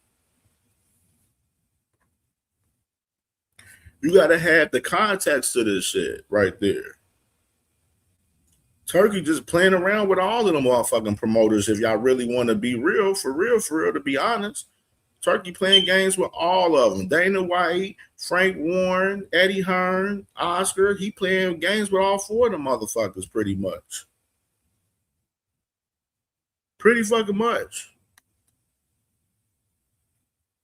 You know what I mean? So, and the shit that we seen, Sunday night, as far as the boxing perspective, I'm not talking about the UFC as far as the MMA perspective. As far as if you want to add the context to that, yes, it was more fighters than, as far as boxers, than the MMA guys.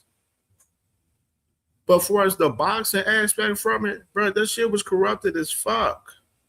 Corrupted as hell. You got these guys sitting in the VIP sections. Of course, we had the report last week that, of course, they tried to, put a lawsuit on the White House event. 2 guys from Virginia. That was servicemen. They put a lawsuit, even though I told y'all that was too late. They weren't about to cancel that fucking event. That shit wasn't going on. Donald Trump, Like, of course, Dana White has strong ties with Donald Trump, has had strong ties with him for years. Donald Trump working along with TKO and Salah. Them boys was shit. Dana White said he'd never do a White House event because they fucking lost. They said that event was due to lose $30 million plus. So much corruption the other night, though, as far as this event, man. And y'all just don't understand it, bro. Like, I'm just sitting there looking at this shit, like, in the perspective of it, bro. And I continue to tell y'all, they just adding more dirt onto the sport, bro. Like, it's adding more dirt on dirt. Like, the sport is already dirty and fucked up as it is, and they're adding more dirty and fucked up shit to the sport. You got Daniel Kinahan has ties with guys. Of course, he's locked up right now. Irish mobster right there. You know what I mean? Long line of shit, bro. But it's been wild lately, bro. For real, man. There's a lot of corruption among Dana White and Zuffa and along with their ties with Donald Trump and them guys, man, for sure. And that's just the fact of the matter, bro. And we ain't gonna sit there and ignore this shit. You know what I'm saying? We seen what we saw the other night. So, all right, let's open up the panel, man, for sure. Let's open up the panel, and we can dive in and talk about these topics, man. Bill Haney still being desperate, man. Talking about Shakur Stevenson fight when he need to be focusing on Keyshawn Davis on that mandatory. Tank Davis on bullshit with the man Kid Austin, man. We can speak about that and talk about that for sure. This White House corruption in boxing, definitely.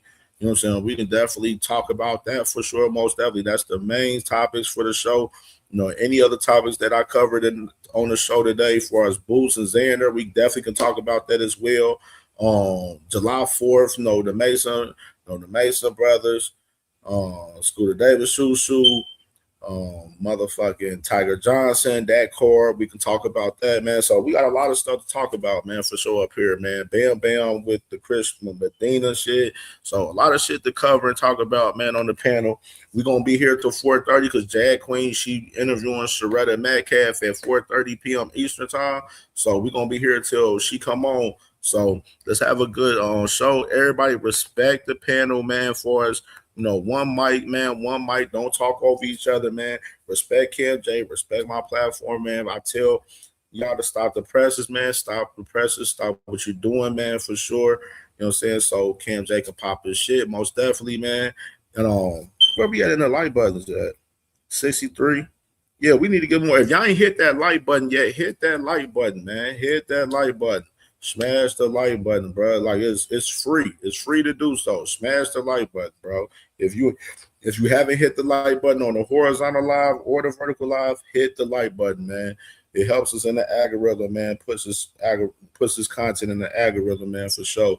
And most definitely hit the Cash App, man. Most definitely, man. Let's get a couple of people, man, to support this cook up, man, for sure, man. Y'all already know your boy be working hard, man. And definitely gonna support this conversation, man, and sponsor the show, man, for today, man, for sure. So most definitely, man, salute to y'all. Let's get this shit going. Y'all already know, no rap cap, man. You capping and chatting, man. Getting your ass clipped off this bitch, because I'm damn sure not having the tolerance for no fuckery today, because I can sense, I can hear some fuckery probably gonna happen today. I can hear it a little bit. I can hear it. I can sense it a little bit. Everybody was cool yesterday. It wasn't so much fuckery yesterday. I can sense some fuckery today a little bit. So, you know what I'm saying? Just letting you know. With further notice. Motherfuckers on some goofy shit. You capping and doing all that goofy shit up here today. Your ass will get your ass clipped today. Motherfucker might put a bounty on your ass and get you clipped for sure as well. You know what I mean? So, all right. Link is in the chat, man. Link is pinned to the chat as well. Panel is open. Pull up, y'all. Pull up. Until then,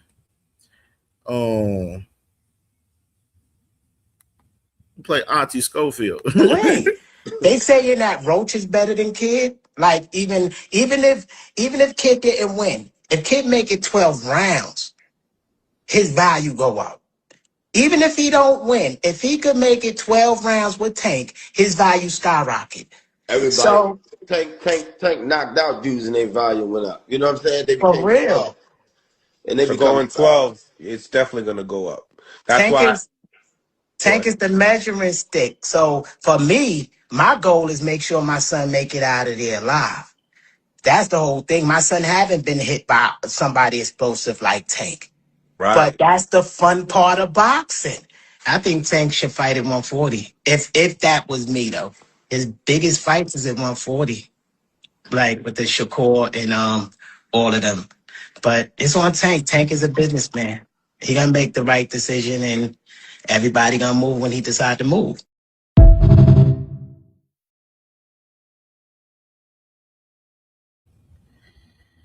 Yeah, that boy nasty, boy, man. What's popping, man? Supreme, what's goody, Brody? What's the wrong? Why Kenny was looking at that nigga like that? Cause he listening to that man knowing that boy full of shit. Just looking at him like, yeah, all right, nigga, I hear that shit, nigga. Knowing that boy full of shit, man. That boy, Nah, ever he being real nice to Tank. Being real real nice, nice. but then he running around on other platforms. He was real nice to Coach Kenny in that interview right there, but then he going around in other interviews without motherfuckers and saying he stopping motherfuckers doing this and that and all of that shit, popping shit. You know what I mean? Like I was gonna say, motherfuckers don't believe in them boys, man. You can't trust them boys, man. He said he gonna stop Tank. Yeah, shit, he been saying that multiple times on multiple interviews. J-Man, salute to my boy J-Man, man, for sure. Kenny, definitely a real one. Coach Kenny followed me on Twitter. That's my guy. Yeah, man. Man, what's good, man? So what you think, man? What you think about all these topics, man? What you thinking about what's going on, man, with the show, man, with all these topics I covered today, bro? I missed like the last 30 minutes. I went outside, bust a move real quick, but yeah. For the most part, right? Who you think is a more realistic win, right? Xander over Boots or Austin over Tank? Like, what's the most realistic like upset? I mean, it'd be Xander and Boots, but not in neither. Neither. Yo, what if Austin spark Tank, bro? I think the YouTube community will get shut down. Yeah. if Austin beat Tank, nigga, it's over. I could just imagine seeing blue blood of niggas. Not to put no content creators out there, but it'd be crazy. But yeah, I think realistically, for me, I think Austin. Yeah, I would say Xander. I think Xander has a better chance of being Boost than Austin has a chance of being Tank. But yeah, I'll pass it to Cash though. No, I agree with that. Cash for the dude, Brody. Anything can happen, but that's really unlikely. Yo, boxing's unforgiving, bro. Tank been inactive for 2 years. Got a lot of legal issues. I mean, I've seen some of the work he been putting in, but like, is he really? They both been out a year. No, 24. Remember, he fought Roach 24 in June. Austin ain't on that snack though. The fights we've been super wrong about. Niggas is on that damn snack sauce. Oh damn. He fought Roach he fought Roach in 2025. Yeah, that's Gary Russell. Yeah, it is Gary Russell. What's up, bro?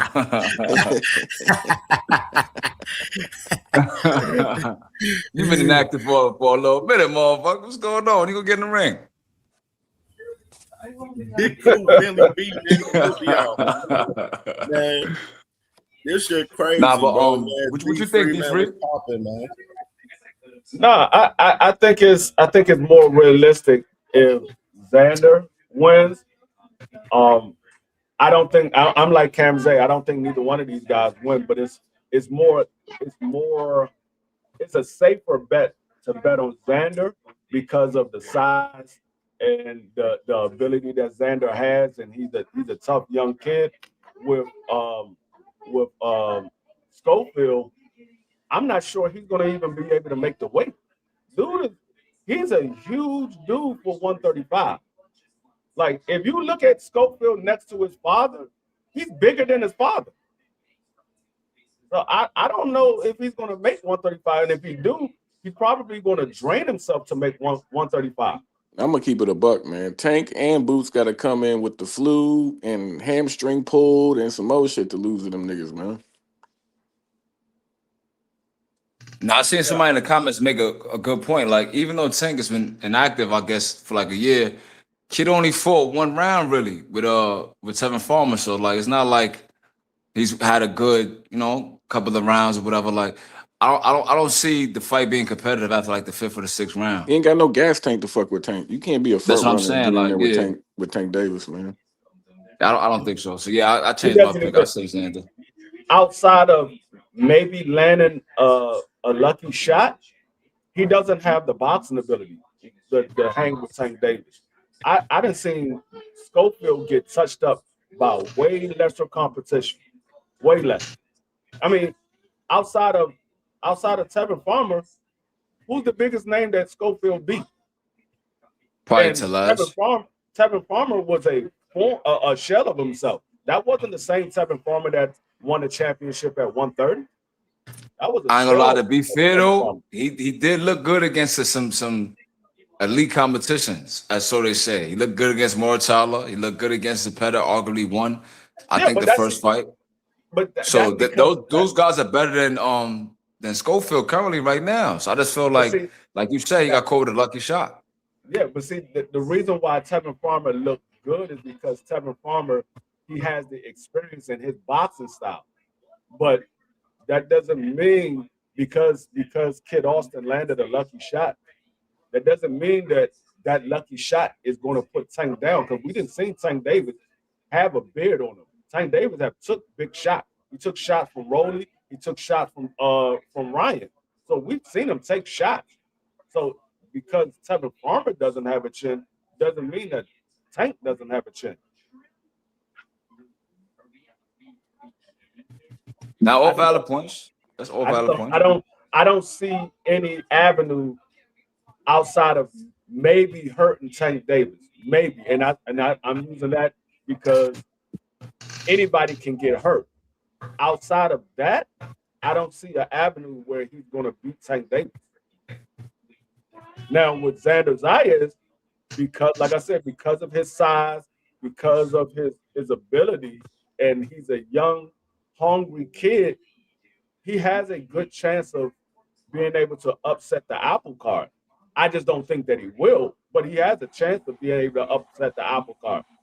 I have more confidence in Xander Zayas than I would ever have in Schofield. I hear you, D-Free. D-Free, what's up with it, man? What's good? What's good? Man, I think the clear answer is Kid Austin, man. You know, Tank got a little bit of ring rust, man.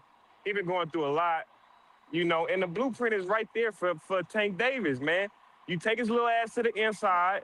You make him fight an inside fight with you.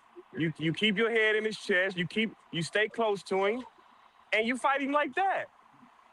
But you bigger than him. Back his ass up. Ain't no blueprint, bro. What you talking about? You saying the blueprint is there for him. The blueprint is only there if you're that type of fighter. Schofield is not the same type of fighter as Lamont Roach.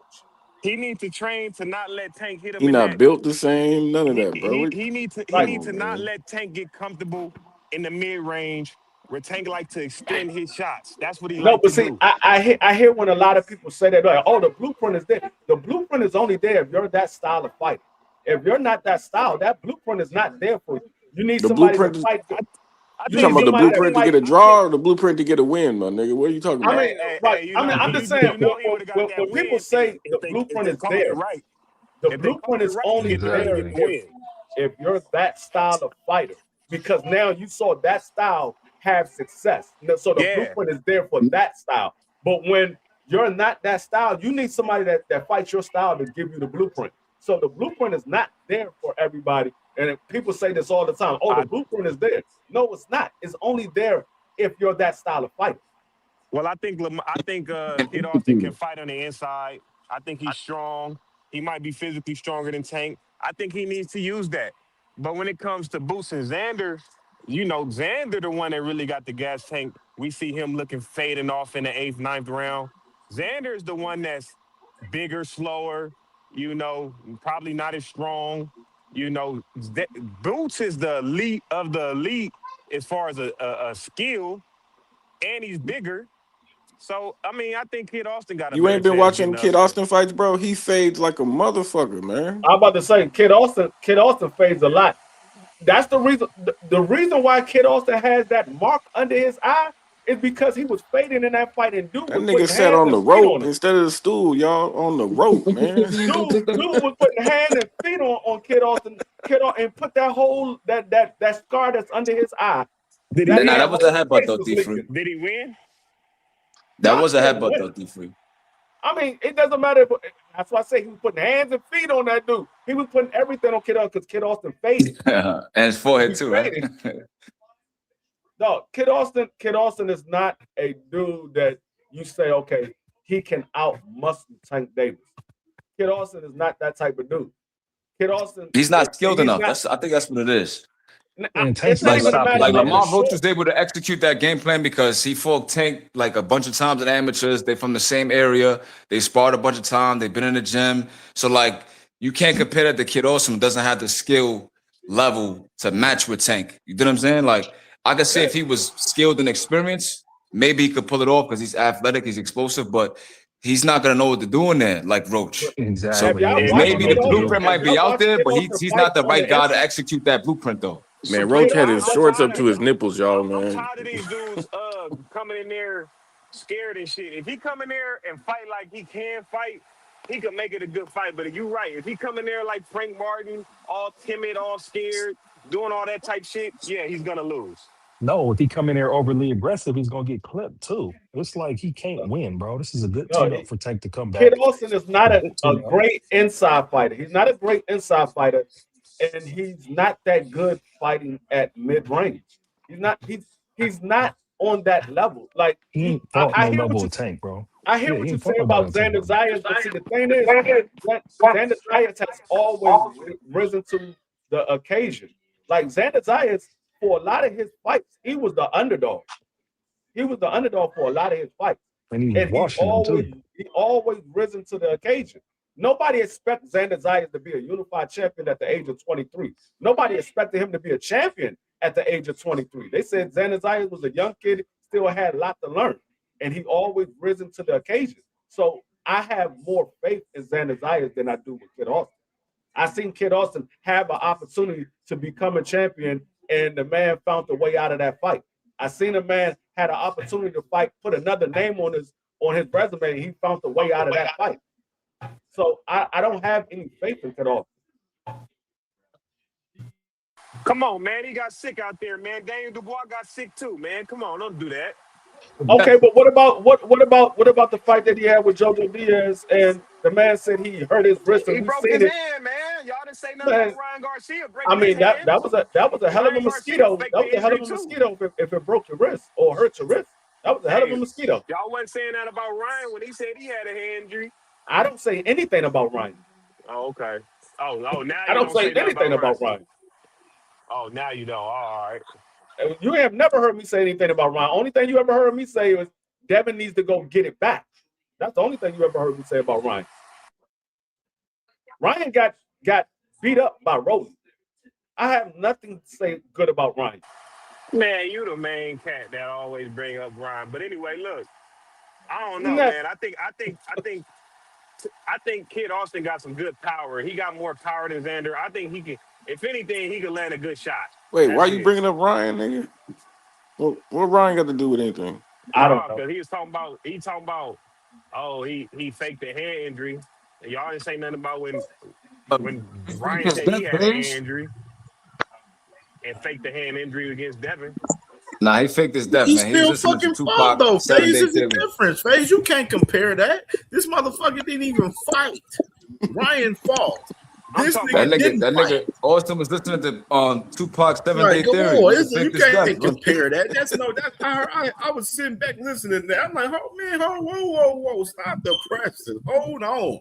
No, the motherfucker had mosquito bites and didn't fight the motherfucker Jojo Diaz.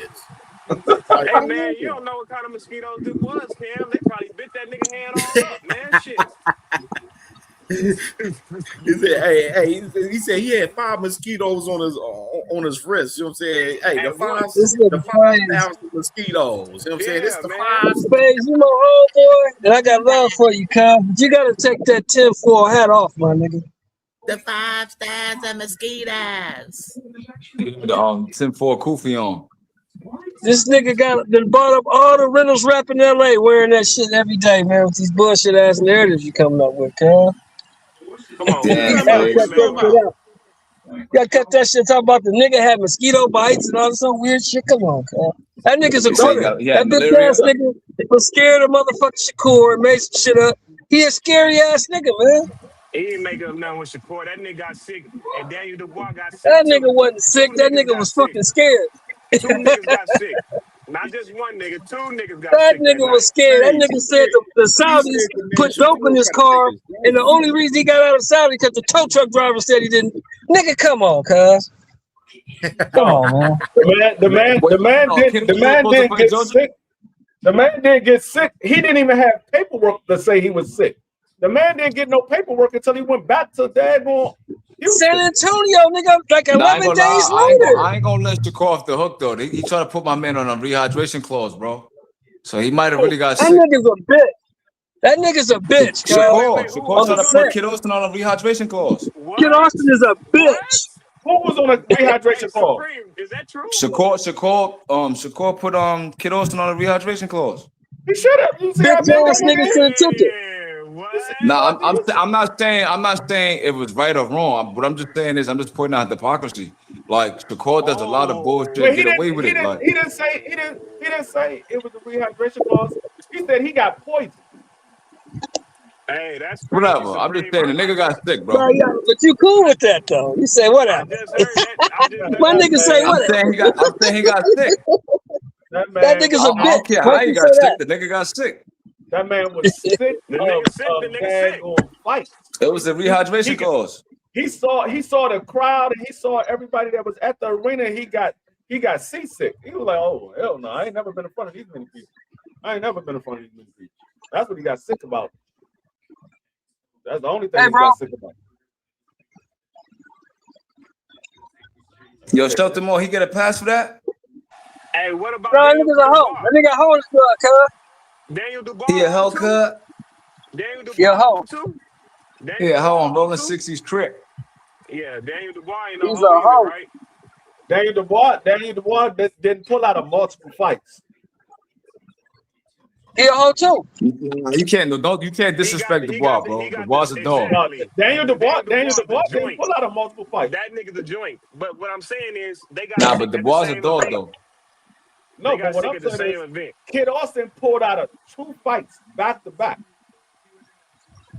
Yeah, I mean, shit, bad luck. But what I'm saying, but then what you trying to say? Like you saying Dubois like, what you trying to say about Dubois though? I don't get it. Yeah, what you trying to say about that he you saying Dubois didn't get sick? You saying he's a duck? What you saying Dubois is then? Because we know what he made of. I never said Daniel Dubois duck. So if Daniel Dubois get sick, can Kid Austin get sick? I said Daniel Dubois never pulled out. But you can't compare Kid Austin to Daniel Dubois though, Fizz. You tripping? They got sick at the same event. Listen, Dubois fought Usyk. He fought Joshua. Like I mean, like he has he gets the benefit of the doubt. Kid Austin ain't fight nobody, nigga. So you can't just give him a pass, bro. That was the excuse that they was using. They saw that Daniel Dubois got sick. They were like, "Hey, we sick too." Nah. We sick too. Hey. That's what happened. They saw Daniel Dubois not sick. I'm like, yeah, we sick too. Hey man, people be getting sick out of them other countries eating that other country food, man. I wouldn't put it past for one guy and not the other guy. No, all I know is I don't have any faith in Kid Austin whatsoever. When it comes to a top level fighter, I don't have any faith in Kid Austin. I don't have faith that he's going to get in there with them. He hasn't shown that he's going to get in there with a upper level fighter yet.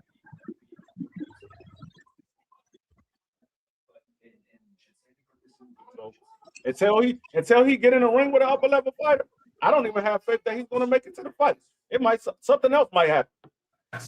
Yo, speaking of Dubois, right? Don't even believe in him. You seen the clip I played? Shit, he talking about, I hope my son make it out alive. Now that's even crazy. If he lose. Even if he lose. This Pop ain't even confident. Y'all got a question, right? Because speaking of Dubois, right?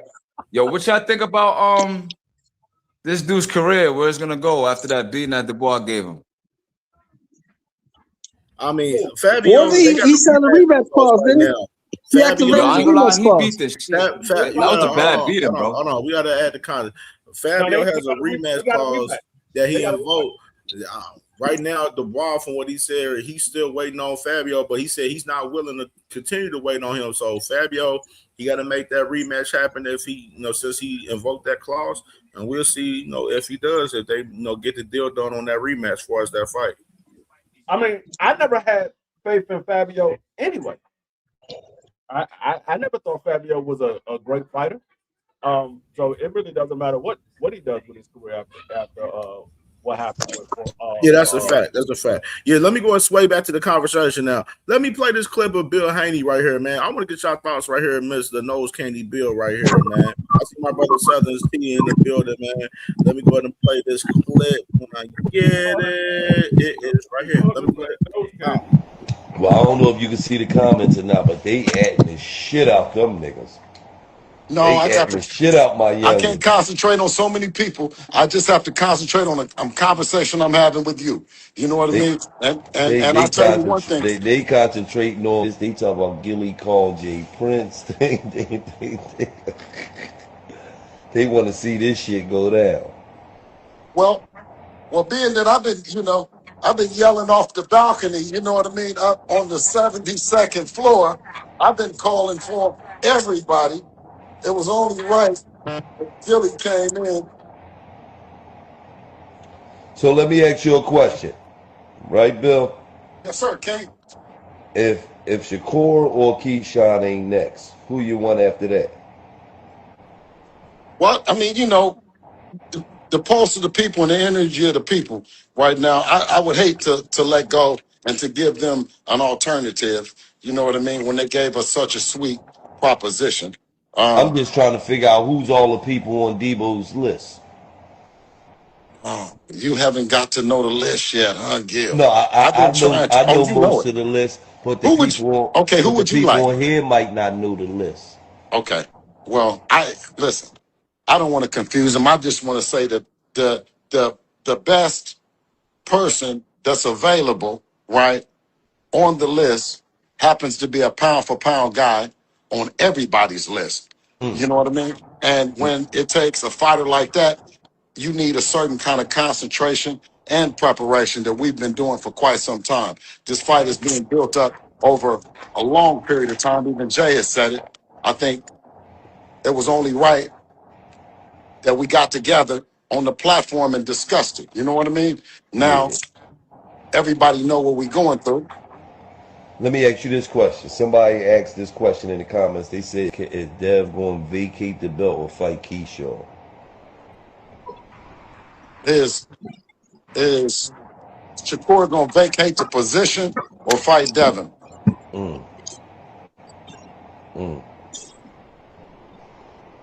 See, the Keyshawn, Keyshawn just got a belt the other day. I mean, he ain't never beat a champion for it anyway, though. You know what I'm saying? So really, he's not, But giving him an opportunity is something to talk about. You know what I mean? He's on the list. But when you talk about Devin and Shakur, you talk about one was a 4-division champion, one a 3-division champion, youngest undisputed. You talk about a whole lot of things that have happened. Right. And not a whole lot of things that's going to happen, could happen, or should happen. You know what I mean? And when we talk about a history. Yeah, but when we talk about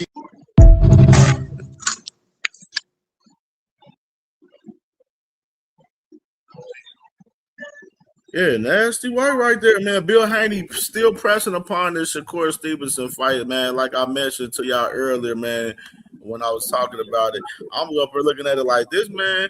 He won't let that Shakur fight fucking go, man. I don't know what it is, man.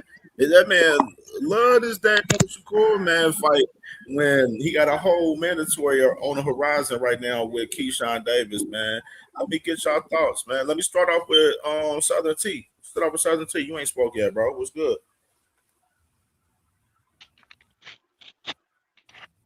What's good, bro? I like it actually. I like it. Until I like either fight, right? Keyshawn or Shakur, right? You ask me which one that I personally want, I want Shakur, right? But until he officially become the mandatory, shit, I'm pushing for Shakur. You know what I mean? Because that's the one that I want to see. I want to see both of them, right? But if I got my choice, give me him versus Shakur. You know what I mean? But Keyshawn, the Keyshawn fight is probably going to have to happen, right? But right now, Keyshawn ain't necessarily the mandatory, so they pressing upon it. He basically the mandatory. It's lined up. So him moving up, him moving up in the WBO makes him. That man basically, if know. he don't fight Keyshawn, he gonna have to vacate. That's pretty much where WBO is standing on right now. Yeah, so, but now he's not officially the man though. He number one. He number one right now, right? But he not. But with the WBO, when the champ move up, type deal, then they normally do get the shot. Well, no, the WBO said he is the man though. They just haven't made it official because their Mando doesn't come up until August. So they said that he will be the mandatory. So he will be the next fight for Devin Haney. That's why they came out and said Devin Haney will fight Keyshawn Davis or he would drop the belt. So can I ask y'all a question? What would y'all rather see? Like, what if you had a choice? What would you rather see? I'd rather see him fight Keyshawn. I mean, because right now you're taking too much time trying to make the Shakur fight. Shakur ain't for whatever reason the fight is not being negotiated. I don't know if it's because they're not coming to the terms that Shakur wants, or Shakur is not willing to go to Zupa. I don't know what it is, but they're not negotiating right now. So you've been out of the ring. You haven't had a fight this year yet.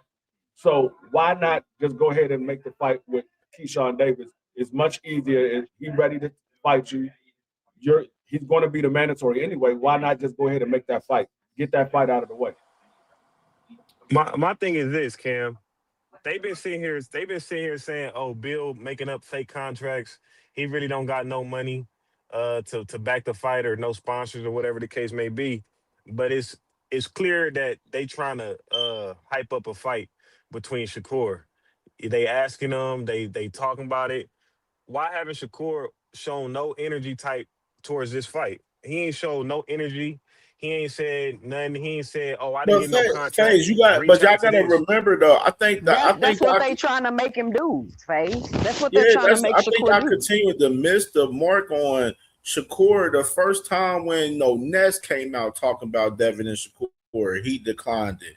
And then when Chris Mannix reported, he came out and declined it. I gotta have the context where he hasn't really been in the ball game for this fight for real. Far as him, even now with Shakur, Devin tried to call his bluff by saying, if we fight if I come to 44, would you fight?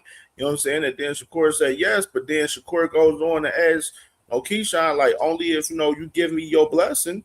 You know what I'm saying? It just look crazy. The man Shakur, right now, I told you, he's not about to be fighting Devin or Ryan Garcia in 2026, man. It's just not to happen. And for this man, Bill Haney, to continue to be on, all of these platforms, pushing upon the Shakur Stevenson fight, it's for nothing. You know what I'm saying? Devin Haney, he made a tweet saying that he want Keyshawn now. That the shit, with Shakur look like the ship is sailed. So that man need to be pushing upon Keyshawn. He had more energy for Ryan at 144, but when it's Devin, I don't hear nothing too much. That's all I'm saying. He ain't saying shit.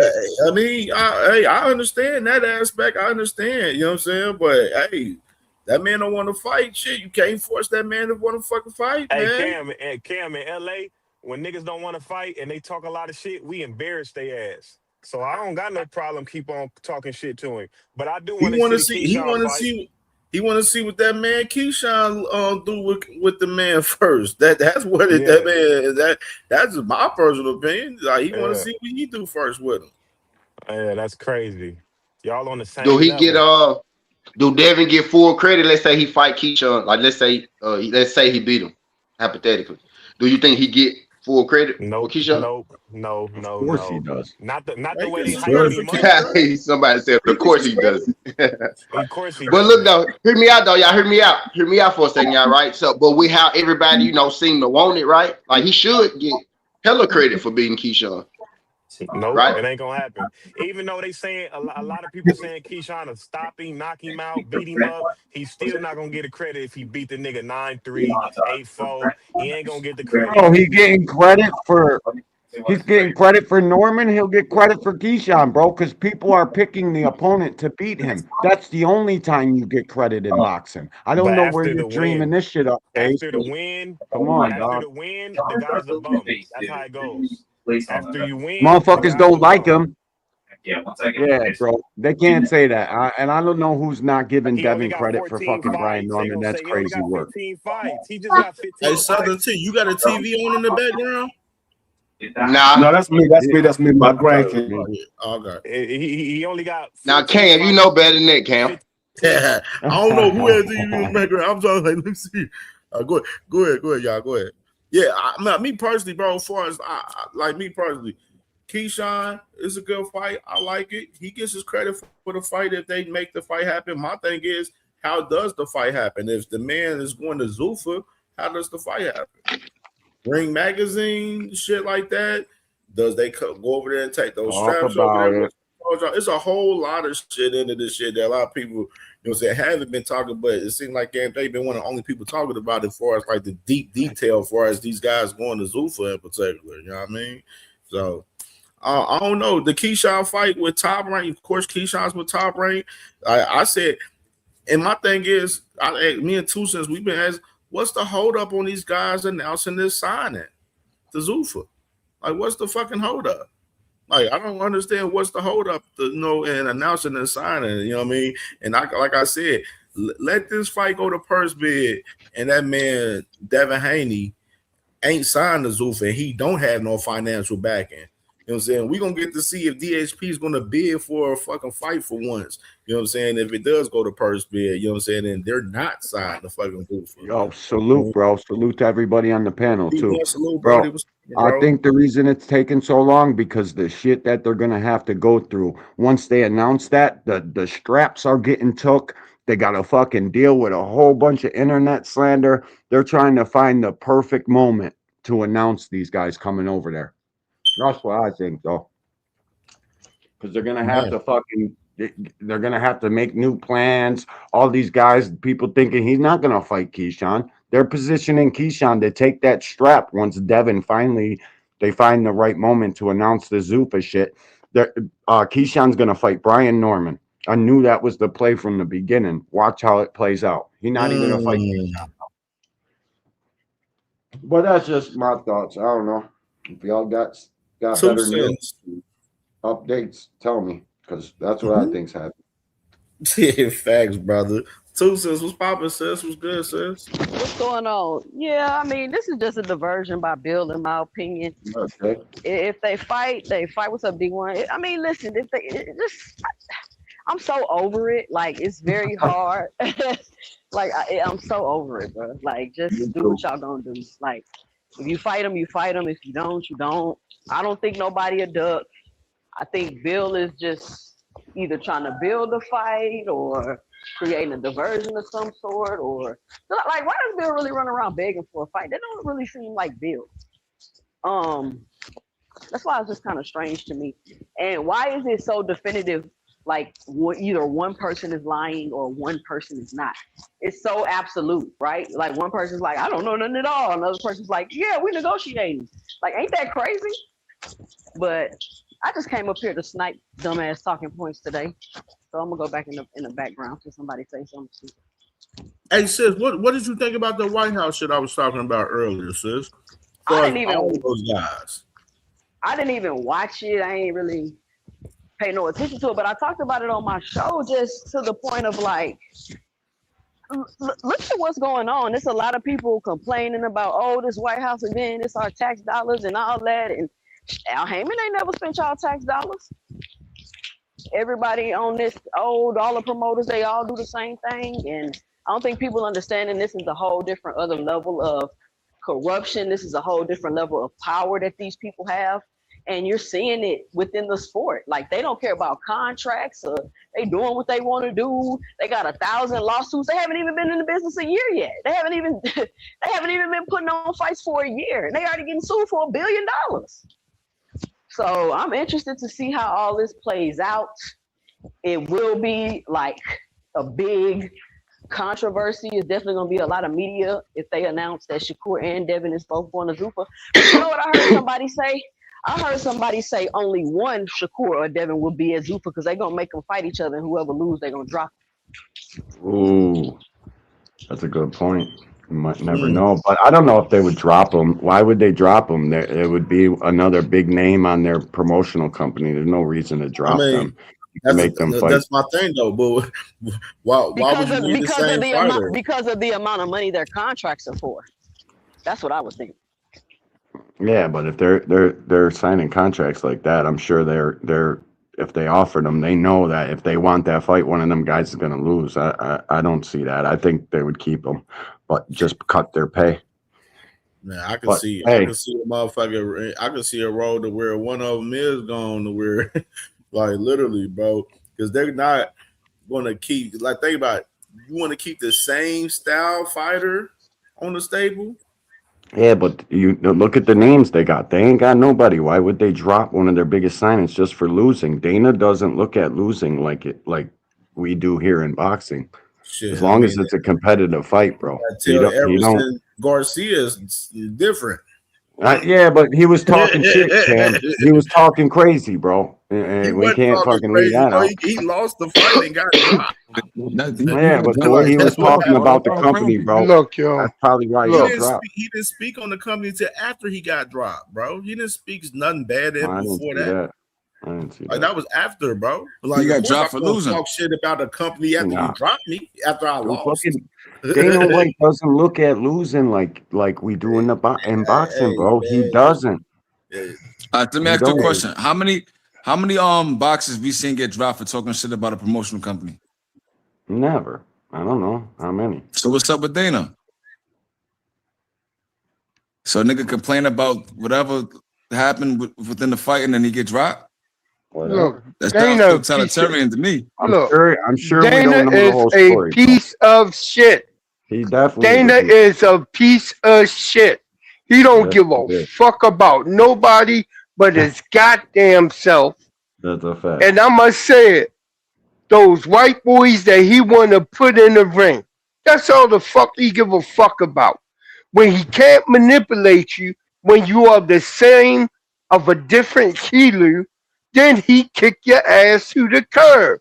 He kicked to the curb in the UFC, one of the greatest, smallest MMA fighters of all time, Mighty Mouse.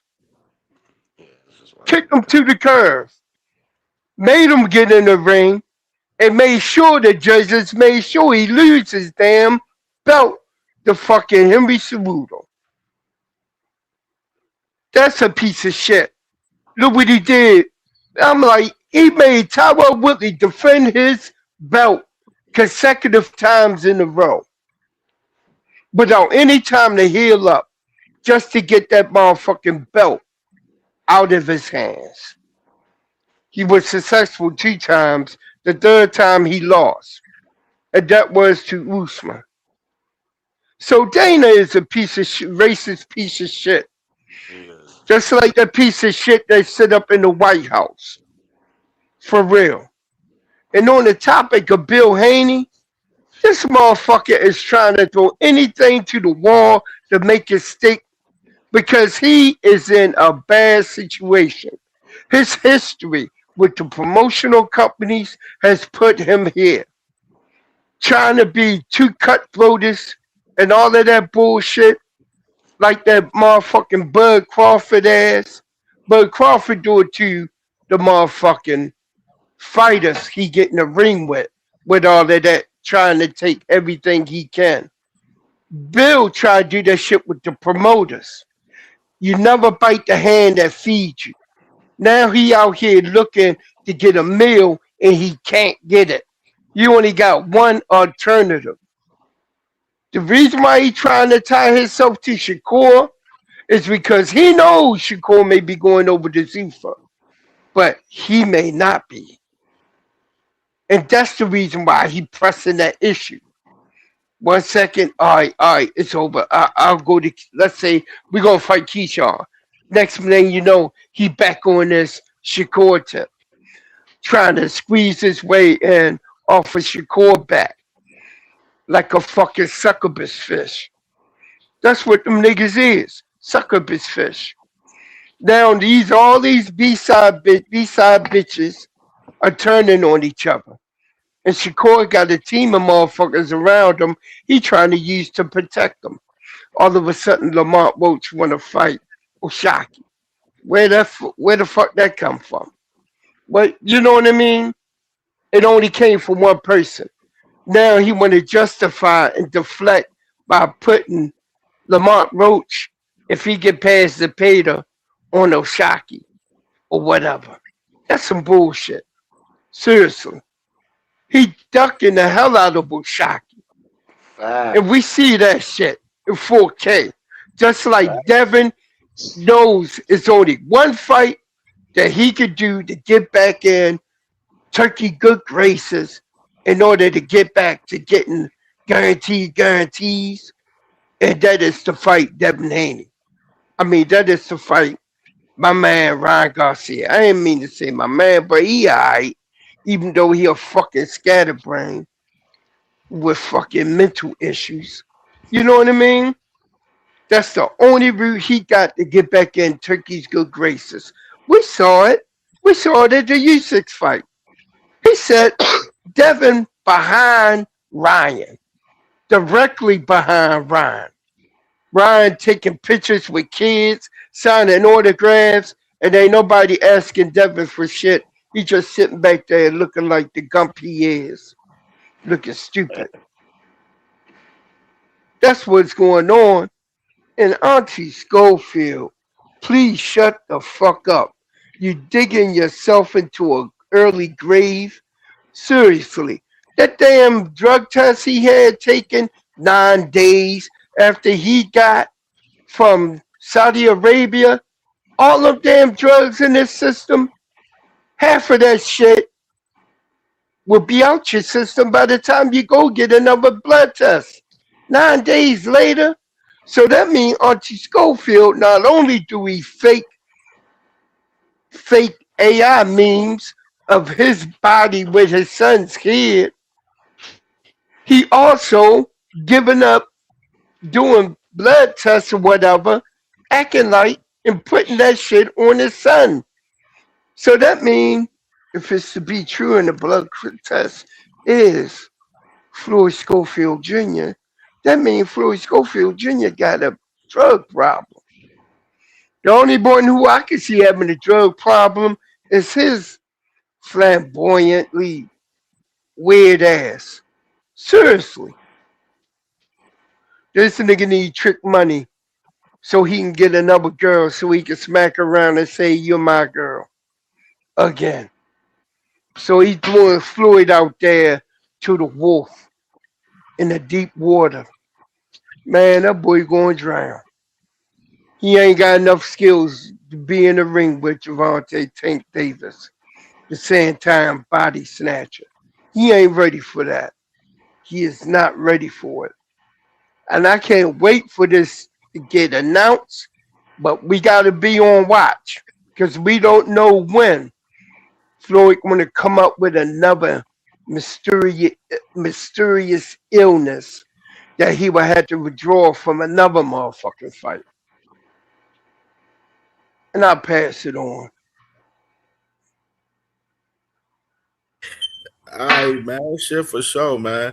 Shit crazy, man. Crazy. Yeah, Bill Haney, bro. Nose Candy Bill, bro. Nasty one from that man pushing upon the Shakur fight. Shakur, that man ain't trying to fight right now. And I said, the Keyshawn fight, that's the fight that I would like to see. Obviously, that's the mandatory fight. That's no rule right there. But like I said, it's interesting to see how they move with the Zuffa shit, man, because obviously we see these guys as far as, John Opatai, Richard and Hitchens, those guys, that have straps over there, do not have straps, over there at Zuffa currently right now, man. So yeah, it's interesting to see how this shit play out. And as well with Dana White, it's interesting to see how he gonna work with the promotional companies as far as like the Conor Ben and Ryan Garcia fight in particular. Like the zone has a season assist right now on Zuffa Boxing right now for that Conor and Ryan Garcia fight right now. Because Ryan Garcia is exclusive with the Zone, and he has 2 more fights on his deal with the Zone and Golden Boy right now. So Dana White, he's going to have to work with Golden Boy in the zone on making that fight happen with Conor Benn and Ryan Garcia. And it's interesting to see if he's going to make that happen as far as working with the actual another promoter instead of, him just doing his own thing, which is, what we heard from him in, recent time. He said that, he wants to do his own thing. He's like, I'm doing my thing. The other promoters, they doing their thing. You know what I'm saying? And that's what it is. So, that's an interesting perspective right there as far as that shit, because nobody, as far as this past weekend, asked that question as far as, how are you going to deal with the cease and desist from the zone? Nobody asked him that question. Nobody that interviewed Dana White asked him that shit. And that shit's wild. Because they scared of his bitch ass, man. And he up here looking like he knows something we don't know. So we don't know what the fuck they gonna put into that alley act in the Senate, and then sneak it through Congress, and then pass it in the Senate in the middle of the night, like they did the merger with HBO and Paramount Plus, so nobody can say anything about it. That's some serious shit that's going on. We need to find out what the hell what else they putting in the Muhammad Ali so-called revival act. They should need, like Nico said, take his grandfather name off of that bullshit. Because his grandfather, Ali, was for the fighters. And it's apparent these motherfuckers don't give a fuck. They got that, but that fight ain't all the way till August 8th, bro. You think the IBF, with all of that shit that happened with y'all, gonna let this shit run down, especially if they start pushing around and saying, "Oh, we gonna make this a Zulfa situation too," just like they did with y'all Obertime? No. He getting stripped too. Soon as whoever that is, they announcing on Zulfa, it's a title fight for another promotional companies for the another sanctioned body belt. They're going to strip his ass. Just like they do any boxing. Talking about this is Aaron McKenna and Aloha right here, August 8th for that Zulfa Ireland card right there. What he's talking about with that fight, it ain't a guarantee. There's so much time. They got almost like less than 2 months for that. Ain't a guarantee they gonna sanction that and make that fight for that. Depending leading up. You see that shit. You see, they waited all the way to John Obertine on the week of the fight to be on bullshit just because John Obertine, them boys was prancing around the Zulfa belt until it came to the final presser that Thursday. Like, They going. Oh, he getting stripped. They not going to allow that. That's another reason why the WBO and IBF had that meeting. So it's like, read the room on that. But I don't know. We got to find out what's in that next version of that bullshit they passing through Congress that they sent to the Senate. We got to see what else is in that, what they going to put in there. Seriously. Because they famous for changing bills in the last second. I got a prime example right here. Look at this dumb motherfucker right here. And I played the video earlier. Look at this dumb motherfucker. I actually had a good sit down with some of the team today. We're hoping to make that dream possible by the end of the year. We got that's a perfect plan. But early next year would be good. But undisputed is what I want. Any of these other belt holders want it, but I'm telling them it's an easy fight to make. All they got to do is reach out. How could he be undisputed by the end of the year, Cam? He addicted. Exactly.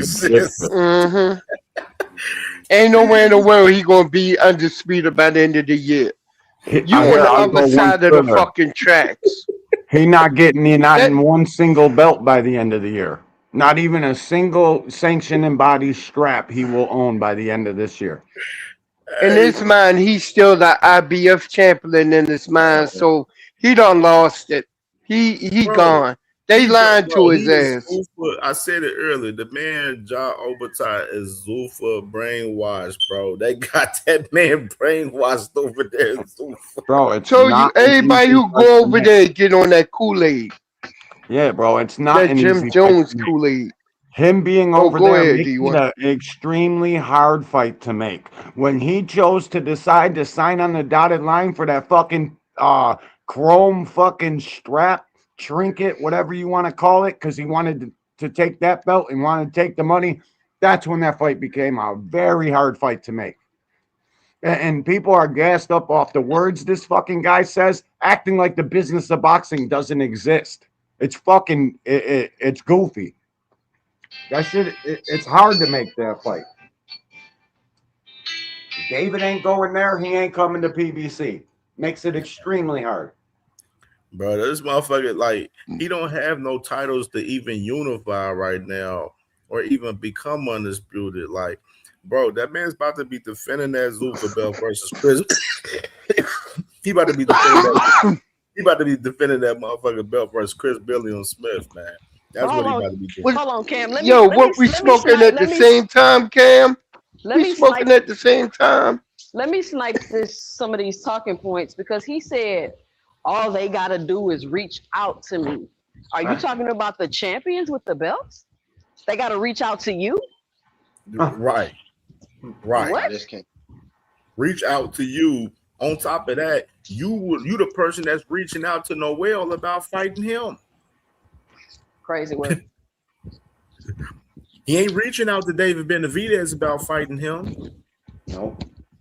You know what I'm saying? That's what I'm saying. All these dudes go off for call outs, bro. Like, you know what I'm saying? That's why I said I got a question. But I got a question for y'all, Cam. You gotta be a thin line between the action behind the call outs. We need the action behind the call outs. And that's not what we're getting from Ja Obertai. Can we start with the logic behind the call out first? Can we start with the logic behind the call out first? Facts. Go ahead. All right, so let's say David fight McKellen, right?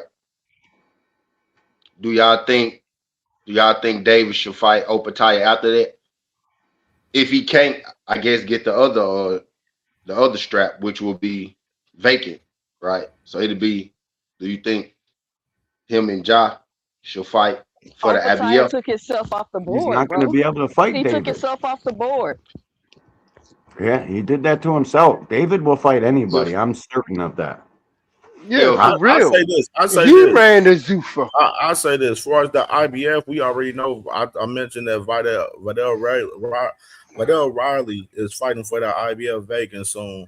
As far as that concerned, I mean, that man David is pretty much boxing in the whole entire cruiserweight division right now, and basically making the fight where Ja Obertai like, yo, if you really truly want undisputed, I got all these titles over here at cruiserweight division. You come over here for the fight if you really do. Leave that little bullshit that you got going over there, Zuffa, and come over here and make the fucking fight happen. Have Dana White take the Zuffa leash off of you. Because Dana White is positioning him right now where he's signing fighters in the cruiserweight division right now, specifically just to fight Ja Obertai. A lot of good ones too, actually. A lot of high-ranked ones, I should say. Right? Yeah, that's fucked, dude. But like he did it all to himself, Obertai man. wants to be a part of traditional boxing, but he's at a place where they don't value traditional boxing. He shouldn't have signed the contract to join Zuffa. If you really wanted to be undisputed, and all you see is money, but you ain't looking at the reading or the writing of the words on the contract, you're not understanding what's going on, don't fucking sign. Plain and simple. Go get somebody else other than the people around you to read that contract to you. Go get a second lawyer to look at that contract that's not affiliated with the people you with or the people Dana and them are with. They would tell you exactly what's in there, what you can do, what you can't do. That's all he had to do.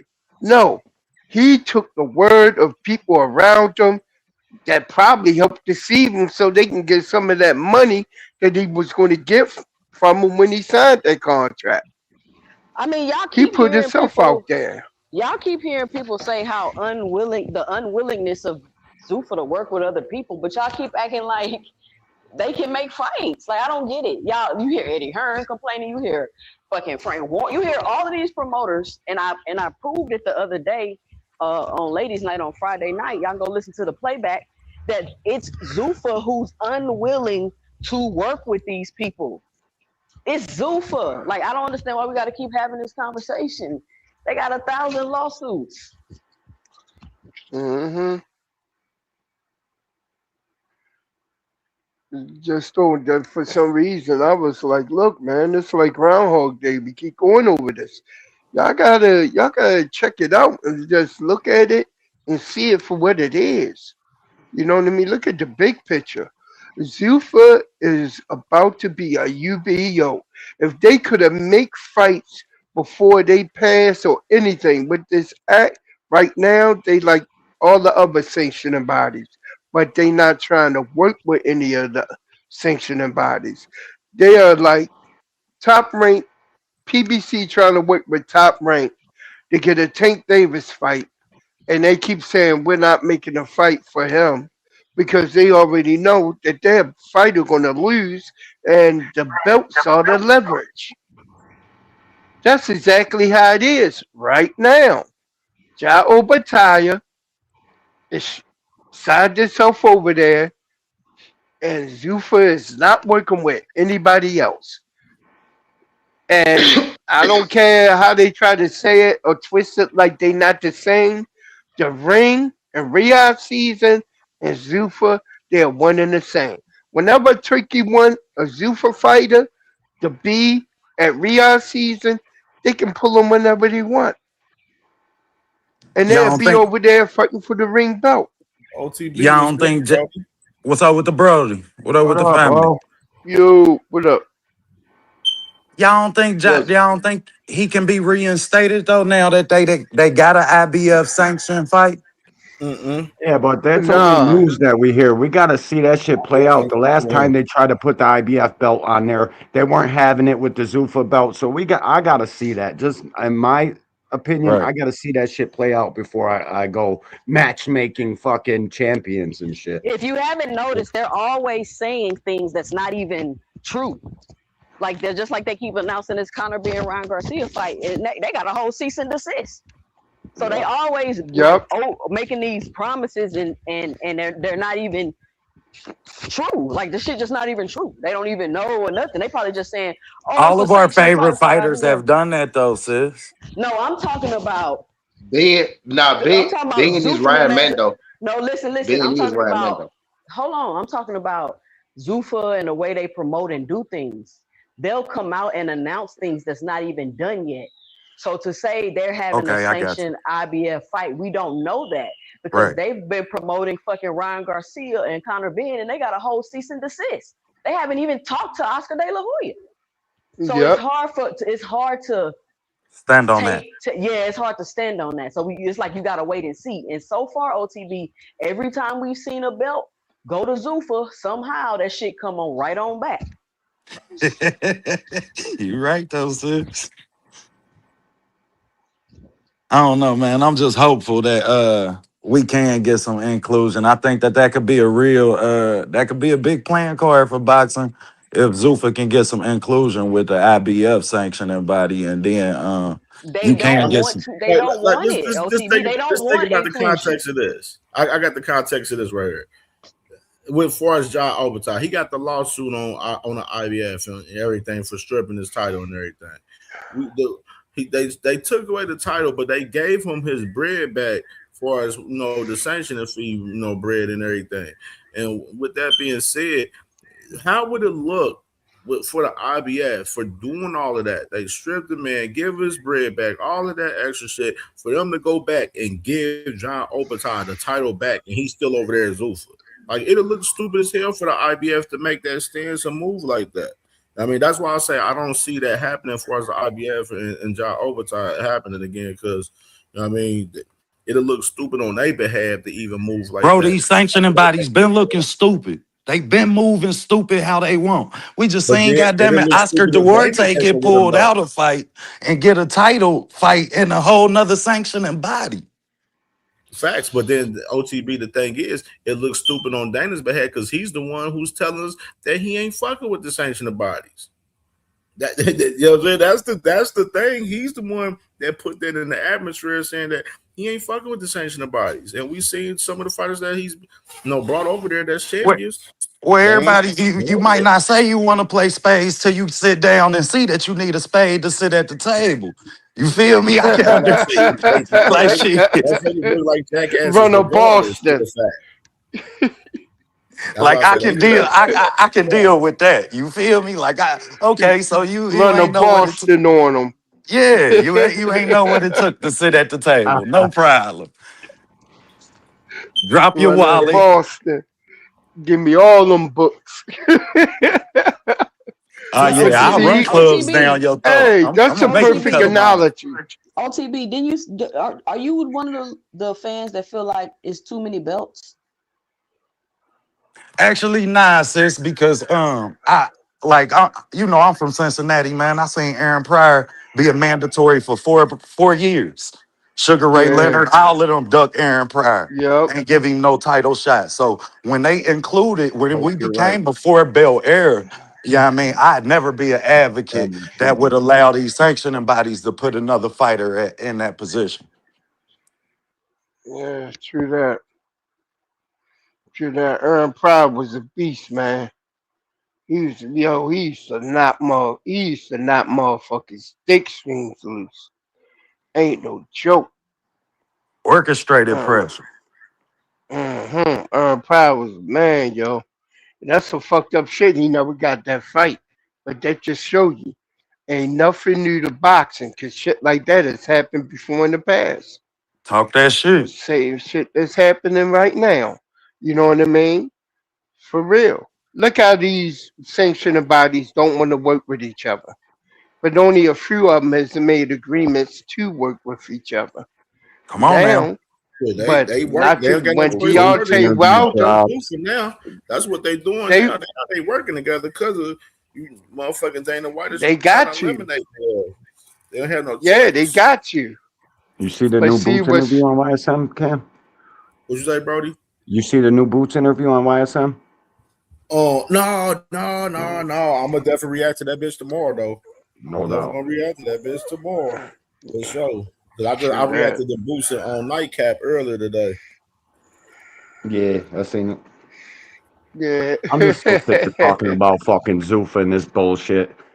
We know what it is, bro. It's get down or lay down. Zuffa's here to try to take over boxing. They're not going to work with nobody else. They're going to fucking carve their own path and do their own shit. There ain't going to be cross promotions. We're not going to have fucking the Zuffa belt and the IBF belt and the WBC belt on the same table. It's not going to happen. You know what I'm saying? I get tired of it, bro. Have a great day. I got to go take care of some shit. Y'all have a good one. You already know the vibes, bro. You already know. You know it, bro. Yeah, man. Hey, I want to get your opinion, man, about this with Xander, man, because Xander had he had the interview with Last Stand Podcast earlier. He said that the man Boots was flat-footed. He said Boots was flat-footed, and what else he said? He said Boots was flat-footed. And he says on that, I've been thinking about it, but let me get your opinion about that. Him saying that you know what I've realized. I'm a casual, so you know how this boxing thing go. But you know what I've observed throughout my time watching boxing is some fighters talk shit and they mean that, and some fighters talk shit like they about to get their ass whooped. Xander, in my opinion, is talking shit like he about to get his ass whooped. Y'all remember how Regis was talking? Y'all remember how Regis was talking? Yeah. Before he fought Conor Ben? Yeah. And he knew he was about to get his ass whooped. He didn't even really want to go in the fight. Yeah. That's the kind of vibes that Xander is giving me, because the stuff he's saying it don't even make sense. It do though, Like, sis. It do though, because how is another Boots thing. flat-footed, bro? Hold on, sis. Because he couldn't cut when you watch him and he couldn't cut the ring off. Yeah, I mean Bro, he never went. You ain't seen Boots get on them toes, and he take a lot of shots because he bring his back leg with him to absorb the shot, so he can give you a shot. Yeah, I mean I think that's what he was saying when he seen Boots being flat footed. I've seen Boots do that shit before. It's some.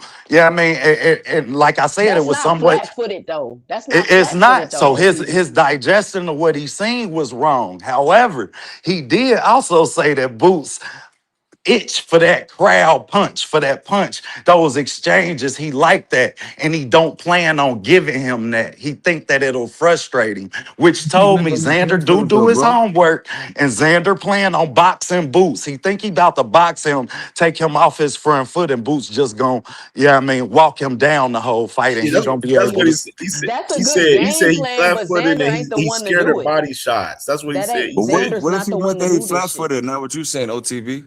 Xander's not the one to do this. Xander, he listen. I could sit down and look at all the nigga flaws. That don't mean I'm the one. I can beat you. Yeah, I feel you, sis. I feel you. Yeah, I mean, but the fact that he did say some But things that but let me but know but that gave up his game plan but when I nothing watched that. about Boots is Like, flat-footed though. Nothing about Boots is flat-footed, bro. oh, I Do don't y'all know. do, He ain't do y'all know exactly what on them flat-footed toes. mean? Do y'all You know know, what Yeah, flat-footed I don't mean? see no flat footing OTB in sound boots like you got either. I ain't faith gonna in lie, Xander, bro. nigga. nah. I just know I'm what he letting you see. know I see now flaws that in Boots. I ain't gonna say. You know, I've already. Yeah, I mean, I've discussed to y'all some flaws that I see. So when I hear Xander say that, that's an accurate game plan given the flaws that Boots have, and he's exhibited to us. Yeah, he said Boots is flat footed, and he said he don't like body shots. And Boots he gonna send also that boy to the said hospital. he want those exchanges. He want that moment when them ooze from the crowd. He like, man, I think it'd be different if I don't give him that. So you counting on basically moving, boxing him, sticking that jab in his face, not never giving him those exchanges And that Boots Xander not. used to winning. And how is Xander slow ass gonna do that? That's the $1 million question that I couldn't answer. Cause Xander act like he goddamn it can move. Exactly. I yeah, seen you getting your exactly. ass toe up when you was And he's trying to slow as move. shit. He's slow as shit. I mean, he moves slowly in that ring. Boots going to change Boots is angles on way him. too dynamic and athletic to be flat-footed. Like He's going to that shit don't switch even make angles sense. on him. Watch, he's going to switch angles on him, right? And he's going to attack him. And he's going to tear him up. He's going to be open to the body. It's going to be body head combinations. You want to switch it up, move around. Boots is going to get his boy a boxing lesson. I'm telling you. I'm not saying that Xander is not good at all at what he do, but the game plan, if he think Boot is flat footed, he's going to be able to, excuse me, he's going to be able to take advantage of that. By his time he go ahead and try to do implement anything he trying to do, Boots already looking to change. Well, That's the Boots has difference in his superior fight. head It's movement. the fact exactly. And at the same time, Boots has fight IQ. Xander is dependent on his corner to tell him what to do. Boots has fight IQ. He can change and do what he need to do in the ring Infight. on his own and Infight keep fighting. adjustments. Right. Exactly. You know what I mean? Xander got to wait till we get back to that corner to find out what do I do now. Boots like, oh, you gonna do that? I'm gonna do this. Oh, all right, bam, I'm gonna do this. Bye, bye, bye, That's bye. what I'm saying. Oh, what you wanna do? How much adjusting do y'all think Xander can do? Because he's gonna have to do a lot of like he's gonna have to do a lot of adjusting against Boots. How well do y'all think he's gonna be able to adjust? I don't think he's gonna be able to do it at all. Tell the Well, truth, once because I every heard his time he game catch on plan, to something, then you go ahead, gotta OTB. given his game plan, he basically telling us I'm a box and then I'ma decide when we sit down and fight. Which is always a good game plan, but that shit draining on your legs. So now, yeah, I mean, I've seen Xander run out of gas before. We all have. Yeah, I mean, the fight on ESPN, he ran the fuck out of gas, and that boy, the boy just ran out of gas with him, and he able to pull the fight off. But it worried me, man, when I heard his game plan. Like He that talking worried like me. he about to get his ass whooped. I'd rather you There's say no you gonna go out there and just, yeah, I mean, fight and beat him at his fight. Like shit, I wouldn't be mad if you said you was gonna beat him at his fight, but because I think that Xander possibly can do that. Shit, Boots a bad motherfucker in the pocket, but when you get him on that front foot and you have him having to come for you, yeah, I mean, if you could create a hostile environment, then fighters create the same flaws that they've been having. Yeah, I mean, this is boxing, so shit, I would have felt better if that was your game plan rather than you saying, "Hey, I'ma move. I'ma take these ooh ah moments away from him. I don't want to exchange. I'ma go to his body, which means I'ma have to sit down with him and exchange to get the body punch off." Yeah. See, the thing is, Xander Zayas.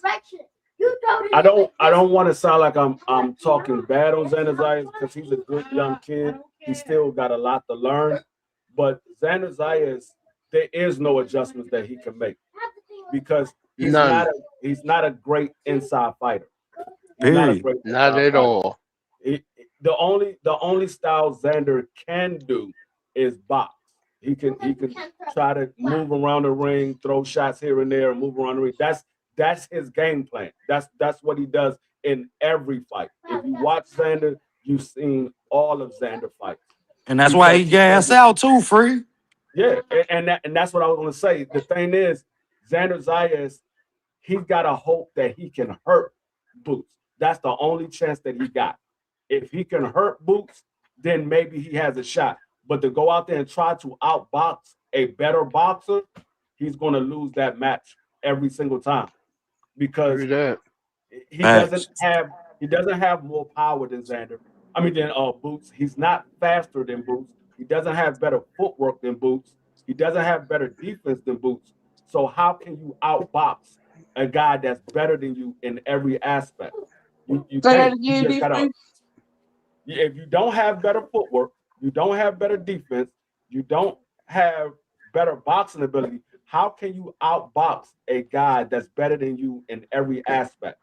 There is no way outside of maybe hurting him. If you can hurt him, then you have a shot. Other than that, Xander has no shot. Period. You're right about that. True that. Dang, Xander just Period. need to lay down then. He just needs to lay down.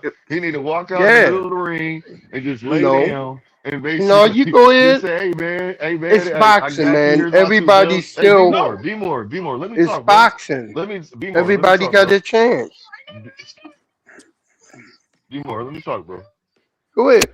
So thank you. So like I'm saying, he might as well just lay down, man. Shit, if everybody feels like that, he got no chance. He don't got a shot.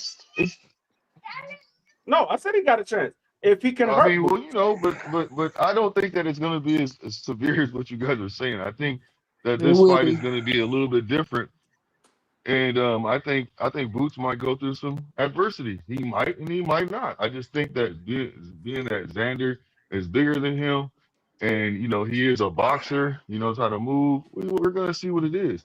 Now, you know, it's not promised that he can beat him. It's not promised he can win. I mean, he can lose. So when it comes down to it, Boots is expected to win.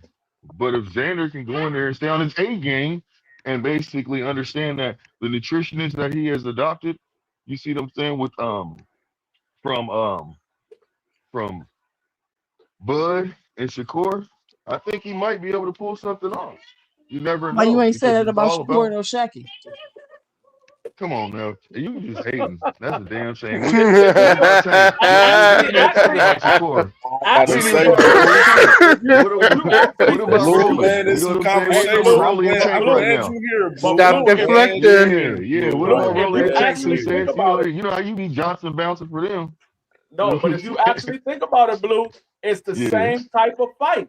You got a guy that's what I'm saying. A good fighter, but you got a guy that's a better fighter. And the same situation with Oshaki versus Ford is what we're seeing with Xander Zayas versus Jerome Busilis. You got a good fighter, but he's going against a much better fighter. And that's what we saw with the Floyd and O'Shaquie Foster. That's why we all pick O'Shaquie outside of you. That was rooting for Floyd. We all pick O'Shaquie because we saw that Ford couldn't do anything. There was no adjustments that he could make that would surprise O'Shaquie. And it's the same thing that we're going to see with Xander. There's no adjustments that he can make that's going to surprise. No, hold on. Well, that's why I felt like, and that's because you just picked Ford because you was Shockey should have Johnson Brown basically for came Shakur. out there and been more aggressive, and he could have. I mean, not Shockey, but if Ford would have came out there and been aggressive as he was in the latter in the round, I think it'd have been a different fight. It'd have been a different fight. I think so. I'm gonna tell but hey, y'all, what's the one thing you can't We don't measure know in a biggest fight. fighter? You're not Chloe. I'm not Chloe. Exactly. And that's what I was about to say. And that's the dynamic that can change the course of this exactly. fight. Like people sitting You here making it can't seem like him measure beating is a hard. fact. Some people It's not think about heart your. mean, but listen, OTB, because some people think heart mean how good you get your ass whooped. So Xander can go in there and show he got heart and get his ass whooped. Yeah. Yep. I mean, you can have a lot of heart and still Heart to just get get your beat ass up. whooped, OTB. Yeah, Heart to get your you'll ass just whooped. get beat up. I mean, even though there was some foul play in that fight, but look at the heart that Devin showed. He still kept getting put down. He showed that he had a lot of heart, but he kept getting put down. I don't think how well you get your ass whooped equates to your heart. No, it just shows that you have a no quit switch. You have a no quit switch. You're not gonna Well, quit. what my point was, and speaking about the heart, spoke to his game plan in the fight. Your game plan in the fight ain't boxing. If you saying, God damn it, my heart, I'm not losing this fight because of my heart ain't gonna let me lose to him. You feel me? He not saying that.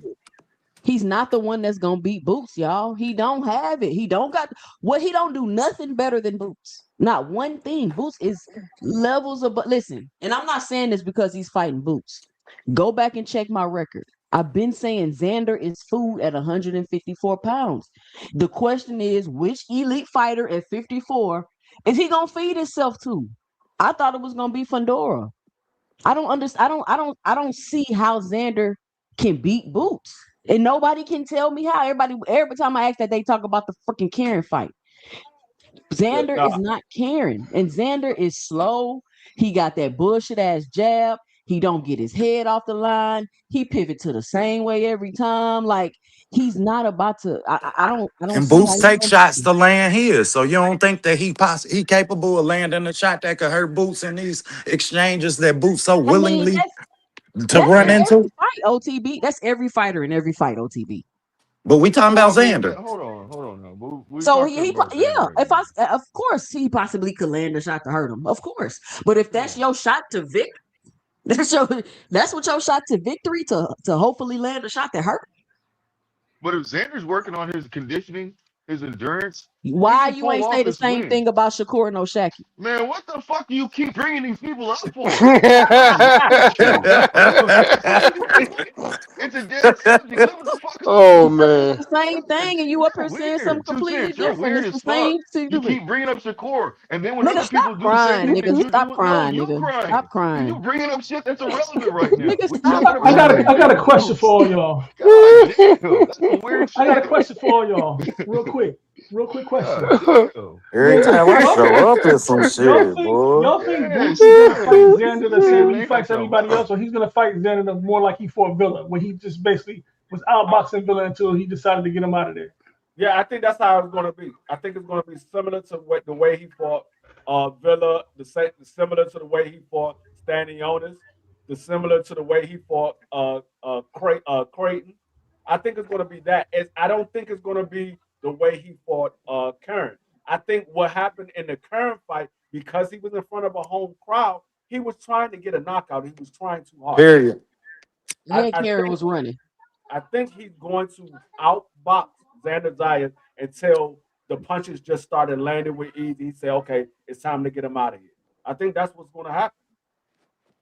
Well, I don't see that. But I do think he outboxed Xander. But I think Xander have his moments. You know what I mean? I think that if Xander stick to his game plan, and I think that Boots gonna have to stay patient. You know what I mean? With Xander saying, hey, I'm about to box. I'm not about to give you these ooh and ah moments. You know what I mean? You're gonna have to work for these. So Boots gonna have to stay patient in his game plan. And you're gonna have to see the Boots that fought Romain Villa. Cause I think any other Boots lose. Man, Boots was born patient. Y'all tripping, man. Boots was born patient. He gonna have to have it. Cause shit, that boy telling you. Shit, he lived for those moments. When I heard him I'm say going to make You you make the notice mistake. how I'm not Xander going to was do saying when he what sees you want wrong me to with do, Boots. fall into position and give Xander up. was like, I see this wrong with Boots, I see that wrong with Boots. But you notice how when they asked Boots about Xander, he ain't really mentioned nothing. He was like, yo, I see things. See, that's the thing. Xander's running his mouth about what he sees and how he thinks is gonna play out. Boots is keeping it tight to the vest, not saying a word. So we can't keep assuming that Xander knows all this stuff about Boots and Boots knows nothing about Xander. And that's what most people, that's what a couple of people on the span are saying right now. They're like, Xander knows this, Xander knows that. Boots just ain't said nothing. He said he'll say. So we got to look at it both ways. And this is the thing with what you saying, OTB. Xander's going to sit there and box Boots. The problem is when Xander try to land his shots, he doesn't have an advantage. He doesn't have the longer arm reach. He's not so he doesn't have the faster shot. So when he goes to land his shot, there's going to be two more coming back at him. Boots is a faster fighter. They have the same exact arm. They're the same dimension. They both 5'10". They both have a 74-inch arm reach. So Boots has the faster hand. So when Xander goes to land 8 shots, Boots going to be landing 2 shots. So all Boots got to do is just counter over the jab. Once he counter over the jab, Xander has nothing else to come back to. And that's gonna be the key. You just hit the nail on the head because the key is how fast in the fight he can eliminate that jab. Once I heard Xander talk like that, and that's why I'm not saying that Boots ain't saying that Xander got any, flaws or none of that. I'm simply speaking on what I heard Xander say in that interview. No, I agree. I agree with you what you're saying. But see, and that's the thing, because if anybody watch Xander fight and you watch multiple fights, everything Xander do is behind his jab. He starts off with his jab. And so if Boots can counter that jab and take that jab away from Xander Zayas, he has nothing to fall back to. He's going to have to try to fight on the inside, which Boots is a better inside fighter. So that's but in that same moment, Freak, Boots is a lot more willing to exchange too. He a lot more willing to take your punch, like you said, because he know that he gonna hit you with them too. The question is, he didn't do that against Villa or Staniotis. Man, when Boots take all these punches, but I don't be seeing this shit in the fight. No, he don't take a lot of punches. He rolls with a lot of shots. He turns with a lot like of this nigga Margarito or some shit. But see, the thing is, even in those moments when Boots is going to exchange with Xander Zayas, who's the more accurate puncher? Who has a better punch placement? That's what it's going to come down to. Who has the better punch placement? Who's the better accurate puncher? I think Boots is better at the punch placement and accuracy than Xander Zayas. I think Xander Zayas, when he gets into an exchange, his shots is more looping. I think Boots is more straight. Down the pipe. Yeah, Xander really lost his last fight to that brass dude. That Ray, he lost. Even one of the judges had to fight like, to him. Which one is Xander? And he was fooled on his front foot. And that fight though, which Xander fight did you see? That shit don't exist, bro. Which fight did you see? And you was like, damn, I know Xander gonna fuck Boots up. Like, which fight did you see to make you think that Xander just? I ain't never say that Xander just fuck Boots up. I'm saying that Boots got flaws. I ain't about to get up here and act like I don't see flaws in dude. I see flaws in every fighter that put on some gloves. That's what I see. That's but that's a part of the boxing. But what I'm asking is, basically figure out what fight did you see that makes you kind of feel like Xander could be the one to take advantage of him? It ain't what fight I seen Xander fight. It's the fact that I ain't seen Boots under that spotlight. I ain't seen Boots in there with nobody like Xander to know how he gonna respond and know that he not gonna buckle. So if Boots had Xander resume, then you would feel like Boots had fought somebody? No, I don't feel like Xander fought nobody. Oh, Yeah. well, I damn. never made that point. No, I'm asking. Nah, I never stand on that. I feel like both of that's why I'm so intrigued about the fight. Because there's things that I still need to see out of both of these fighters for me to really sign off and say, all right, he it. I want to say Boots it, but I ain't one of them. You're not gonna get So this me at a the fight bus for stop you. beating Hey, up OTB. This beating this up a niggas in the back of the OTB, I've bus. been You saying got that. beat up a nigga in the front of the OTB, I've bus for been me to saying the get same thing. yours. Which I'm gonna I've tell been you saying what the same fight. thing you've been saying, OTB, because the whole time I feel the same way. Well, this is a breakout fight for them to see if they, for proving themselves. Because right now, like with Xander, he's green. With Boots, he ain't fought nobody. You see what I'm saying? So right now, this is the breakout fight for them to see, like, I'm ready. I'm gonna tear the scene up now. So that's why Uncle I Shockey like the need a fight. shot to prove himself. But see, Well, I'm hold gonna on. tell You you the gotta, fight. you gotta hold on. And This Tank need song, a he shot ain't to fight prove nobody himself stuff too. blows You know my what I'm mind. saying? Schofield gonna knock his ass out. What? Knock who What out? happened? Knock who out? You Alex. Kid Hey, Austin I trash, can play man. this I'm game done too. with I this can be Kid petty Austin too. shit. I was I trolling can be every time I petty picked this too. nigga. Kid Austin is hot trash, dog. It Stick don't a fork matter. in him. He's done, man. Shit. Thank And I they, you. mean, we they can all cashing agree out. that They all cashing fighters out have Kid flaws. Austin. We can all agree that all fighters have flaws. But Hey, you it's gotta up punch his to chance. And Tank don't know the 5 styles of boxing. So shit, you know that man about to get carried. Oh, Even his dad, he like, gonna damn, clip. son, you got to Hey, he take. gonna clip. He might not make it out alive. We might not be able to Hey, spend this money together. he gonna clip him like he clipped Kevin. That nigga, Early and That quick. nigga gonna need all 5 styles and 5 more plus that. That nigga gonna get knocked out worse than Rolly. Nah, I He don't gonna get know. knocked out worse than Rolly. Good. man, I He feel I just bad don't for Kid sit know. on. Austin. He just sit in the pocket too Hey, long. Like the only shot that Kid Austin has is if he can hurt Tank Davis. That's the only shot that he has. if I Tank mean, come well, you out, come know on what? now, Tank a If it, slow we starter all know now. Tank should win the fight, though. No, We all know Hold Tank on, should y'all. really should Tank a win the slow fight. starter now. what's Tank's Tank a Shit, slow Davis? starter now, but Well, Tank beat that's if what I Tank. said. Hold on, Schofield hold on. land that Schofield has a shot better early chance in of the catching fight, hold. Okay, Exactly. now That's I'm what gonna I ask said. you. That's what I'm I'm gonna ask you, saying. Come on, OTB. y'all. Was Tank's, Tank Davis a Tank's a good It's slow fighter? boxing is starter. boxing, Tank's 2 cents. You got to recently admit been a that. slow starter. 2 Tank cents. has not Boxing is always We been a boxing. just slow ain't got this the starter. on biggest Devin and layoff he ever Shakur been too on? hard. No, was Tank Kid Davis a Austin good No, Nah, fighter his, in the his longest? lifetime was the biggest layoff. no. 18 And I months been guarantee the you, longest. hey, look, Okay, but and we I don't know how guarantee you, long it's Tank, gonna be before that fight happen, right? They said it fall exactly, because sometime. he's still going through the court. Hey, He's hey, still dealing with the OTB. courts. I'm Now, gonna play this video. This video tells me everything I need to know before this fight right here. Wait, they saying that Roach is better than Kid? Like even if Kid didn't win, if Kid make it 12 rounds, his value go up. Even if he don't win, if he could make it 12 rounds with Tank, his value skyrocket. Everybody, So Tank knocked out dudes and their volume went up. You know what I'm saying? They for became real, soft. And they For become going 12, it's definitely going to go up. That's Tank why. is Go Tank ahead. is the measuring stick. So for me, my goal is make sure my son make it out of there alive. That's the whole thing. My son haven't been hit by somebody explosive like Tank. Right. But that's the fun part of boxing. I think Tank should fight at 140. If that was me though. His biggest fights is at 140. Like with the Shakur and all of them.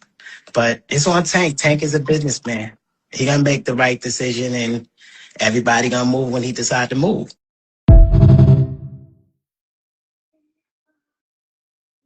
Man, that dude right there. That was a That dude Tank right $2 looking there. at that interview. nigga like, yo, No, Coach Kenny looking at that nigga like, he mean mugging the fuck out of him. But no. my Like, I'm gonna he thing, had tell to you. I'm speak gonna do for tell you y'all something. himself think at all his times. son Like, he was like, checked him about that Tank shit? knocked people out, their volume went up. No, Like, this that's what's gonna dude nah, happen I to right don't Kid here. think Austin. That so. No, nigga knocked down, his stock gonna go up too. That's Schofield's father. crazy. Schofield's father, dog. He's the one dude that I say he's the scariest dude in all of boxing. Out of all of the coaches, he's the scariest dude. This dude would say something on somebody's platform when nobody's around.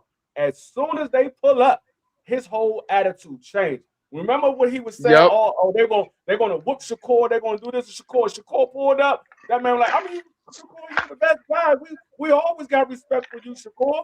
We always got. This man always do. Yep. When they not around, he talk a bunch of trash. As soon as they come around, he's the most respectful guy in the world. Yep.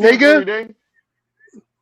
You said What? you see him He's every day. in camp. Damn near. He's training. How do you see him That's every where day? he at. He posts on his Instagram, bro, social media. Yeah, he's training. He's been training with my guy down in Tanker. So Miami. you know, so hold Yeah, on, hold he on. So is you don't think training. that With Schofield? Kevin So let me ask Cunningham. y'all this. Yeah, So Cunningham. so He's been training Schofield with. is just sitting Been at the training house. with Now Cunningham. everybody, no. Hold on, y'all. Now OTV, you know this just like I know this. Now everybody praises and says that Schofield is always working out and doing what he got to do. Am I right or wrong? Yeah, he do OTV. get praised for being in Okay, the so what I'm gym. saying, so what Yeah, y'all trying to he say? is sort I of he a reject the gym rat. deposit, and y'all ain't paying attention to what's really going on behind the scenes. Then No, Excuse me? I'm not saying nothing about what's going on behind the scenes. What I'm saying well, is, if you're talking about him not working out, you don't know. That's what I'm I saying. didn't Same I thing didn't with say Tank. nothing about him not working out. What I said was he's huge for 135. Is what I said. And did I he Well, didn't say no, get I nothing sick? A about him lot understand of not that. I working people, out. understand a that. I lot of understand that. people say that he got sick trying to cut weight for the Shakur fight, which is why he had to pull out in the first place because they had to Yeah, do a that's the weight check narrative. and all this extra shit. That's one of the rumors. So that nigga probably needs to move up to 140 while Auntie Sco up there trying to talk about Tank. I think you do need to move up to 140. He Shit. ready for the smoke at Mm-hmm. 140. Like they sat around and plotted and planned a scheme to try to get this title shot, and it's just Kid Austin hasn't been doing anything to prepare himself for this level of competition. He hasn't even been fighting. Like you just gonna throw him in True. there? Like that shit is man. Okay, He y'all can hasn't say done Tank it. coming off a long layoff. He got legal issues. That's not. Kid Austin is not even the fighter to even take advantage of that. Like everybody think, Kid Austin is not. Do y'all watch Kid Austin fight? Do y'all watch the sparring footage of Kid Austin? Like I don't even understand what we talking about for real. They My boy never seen Aquila him. beat the fuck out of That's why I ain't commented in a while, to Mm-hmm. be honest, because he just sit in His the dad did a pocket good too job promoting long, Kid Austin. y'all. He's To be seen the fuck footage. like Tank gonna man, tear I his mean, we that's ass what Dad talking up, did the about man. Kid final Tank. stop of the Austin. bus station. He This the final lunged stop in of the for Kid Austin shots. train. And that's what I'm saying. That's his auntie go sit up there all day, pick apart everybody's flaws and what he know and this and that. But that don't mean just because you can pick apart everybody's flaws does not mean you can take advantage of that. Man, Because sis, they're not picking anything. They're not watching no film. They're listening to what y'all saying, and then they're regurgitating it and hype and using these points to hype up they fighters. That's why they have no context after they do it. And I say this to everybody because I hear a lot of people regurgitating facts that they hear other people say. If you ain't got the context to go back and to support that and to validate your fact, then you shouldn't say it. Just leave it alone, man. that's why I All keep asking. facts. That's why. All That's facts. why I keep asking about Xander and what is it that Xander is going to do to overcome? Like D Free say, he faster. What you said, D Free? Run it down again. He got a. We're He's gonna do it one at faster. a time. We're gonna do one. Okay, he's faster. What is Xander gonna do about Boots being faster? How is he gonna overcome that? Okay. I mean, only We're only thing gonna you take can it one by one, D Free. We're gonna dissect it. the So, only thing he can overcome that is by having better timing. That's the only timing. thing. Facts. Like Facts. how is Meaning Xander timing? yep, he can. He can out time him. He can time his weight transition from his back foot to his front foot and keep Boots on What that back foot. The didn't he problem just say is, he got beat up on the front foot? yeah, yeah, I Yeah, seen him look like food on the have front you foot. seen him do that? Have you seen him do what he needs to do to No, I've overcome? never seen him Okay, orchestrate that game plan successfully for okay, 10, 12 rounds. okay. What's next, D Free? Footwork. Footwork. Okay. What is Xander gonna do to overcome Boots' footwork? Xander got okay footwork, in my opinion, but what do y'all rate Xander's footwork? No, I think it's okay. I don't think it's His flaws is more with his head on his back foot. On his front foot, he's slick if What's he's the moving. line? Like if he's moving laterally around, yeah, I mean, where he could jab and move, yeah, I mean, in a radius, but straight forward, if he got to walk you down, yeah, I mean, and jab on that front foot, he fool. Okay, okay. So We saying he can contend with Boots' footwork because we got to remember Boots a switch hitter now, so he got to do the southpaw thing and he gonna have to do the orthodox thing. Is he gonna be able to make those adjustments as quickly as he needs to within the rounds during the fight? No, because Boots do it in mid punch. He do it in between his Facts. punches while he switch hitting. So But the problem, he gotta know when Boots is gonna switch hit. That's the only way he can overcome that. He gotta know when he's gonna do it. And or he can up his punch output. Then he gonna get countered more. He can up his punch output and up his pressure rate. He gonna get hit more. So that means he got to be on the front foot. That's tailor made for Boots. On your front foot coming forward, he for sure gonna get picked apart. That means he got to be on the front foot. Sure gonna get picked apart. His punch output, he got to be on the front foot. He can't be on the back foot up in his punch output. Damn.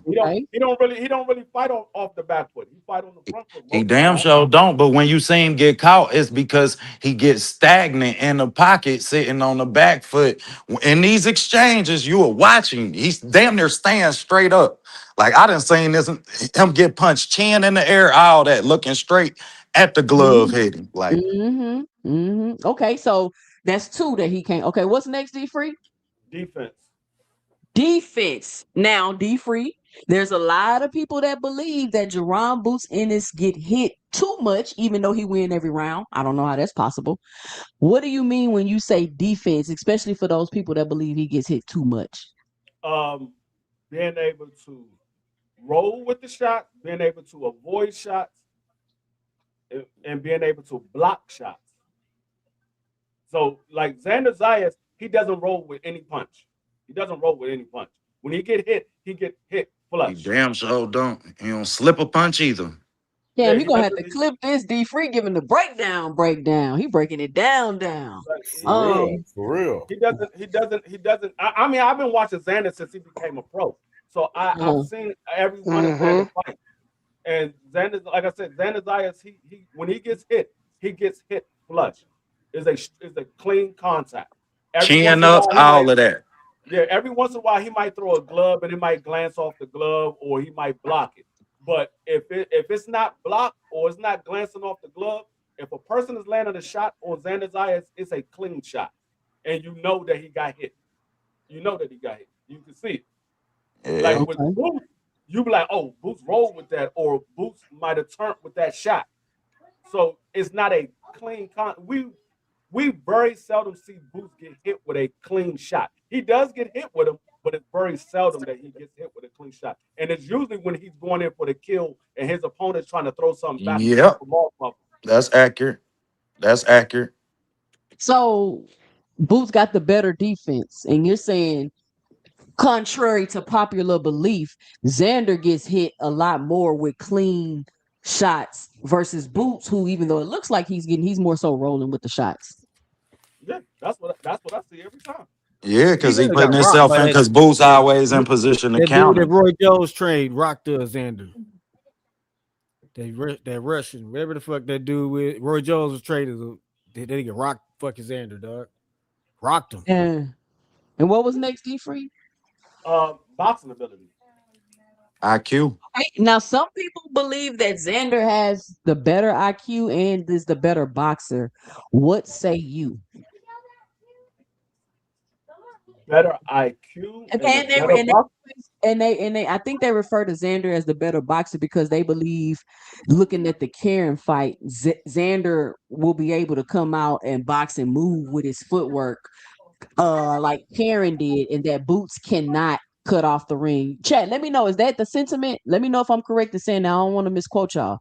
And that Boots can't cut off the ring. So if Xander gets in there and move and box, and since Boots can't cut off the ring and ain't got no IQ, that's gonna give him trouble. But you're saying Boots is the better boxer. So you saying Xander pure boxer?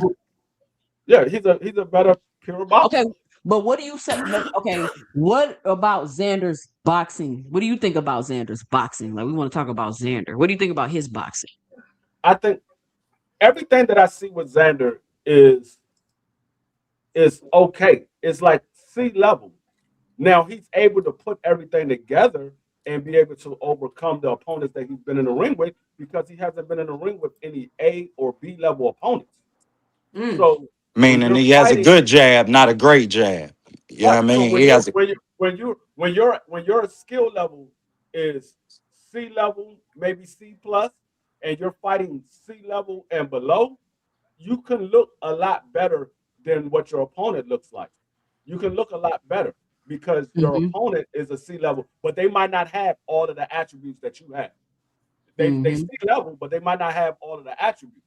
So with Jerome Bucenis, I would say he fought a couple of B level opponents, but most of his opponents has been C level as well. But you see the difference in boxing ability with Xander. Yeah, you see the difference. Booth clearly wins his fight. Xander Zaya's guys be like, hey man, I don't know. I think that fight was a little bit closer than what the judges had. When Booth Booth got hit too much, but he won every round. I mean, that is not even a comparison. One guy, you could say, okay, I think that fight was a lot closer than what the judges had. Another fight, you say, okay, he got hit too much for my liking, but he won every round. Or he didn't know how to cut the ring off, but he won every round. I don't understand. Why would you say the other guy is a better boxer? And to me, Free, how I look at that is, you got one fighter who, when I see him get hit, yeah, I mean, he's getting hit. You got another fighter who, when he's taking these type of punches, it's to land his punch. These are two different punches that you take as a fighter. If you can embrace for a punch, yeah, I mean, then and get ready to send your punch back. This is not going to affect you the same way a punch that you don't see coming would. And when I see Xander get hit, it's from punches that he don't see coming, but goddamn it, I see him from the screen. So shit, Hold on, let's address this whole Karen thing. Karen, Bruce wasn't going to be able to cut. I don't care who was in there with Karen. No one was going to be able to cut the ring off on Karen. My man was rock bouncing, roll skating, and electric boogaloo all through that ring. I mean, it's the same way Sugar kind of did that to Hagler. Hagler couldn't trap Sugar. He trapped him maybe twice in that fight. If you don't want to engage at all, you don't have to in the ring. I don't care how much a person says, well, cut the ring off, cut the ring off. If a person doesn't want to engage, they ain't got to engage. With the Sugar so Ray don't thing, we? So can you not cut the ring off with hooks? He stopped and he could have cut the ring off with hooks. That was my problem with Boots in that fight. I've never. I watched Karen jab himself out of every corner in the goddamn ring, and I never watched Boots shoot three hooks and say, "Stay in front of me." Well, okay. Everybody had this criticism on Boots because he didn't cut the ring off with Karen. But let's not forget, there was another guy that couldn't cut the ring off, and he said, man, his grandfather told him, hey, man, all you gotta do is step to the left. Well, when I step to the left, he steps to the right. Y'all forget about that, but y'all say he's one of the best defensive fighters since Floyd Mayweather. But he couldn't cut the ring off neither. I don't hear people saying he don't have great boxing ability. He don't have a great IQ. So we just forget about cut the ring off of Karen. He won every round. Listen, Karen footwork was immaculate. How did Karen lose every round?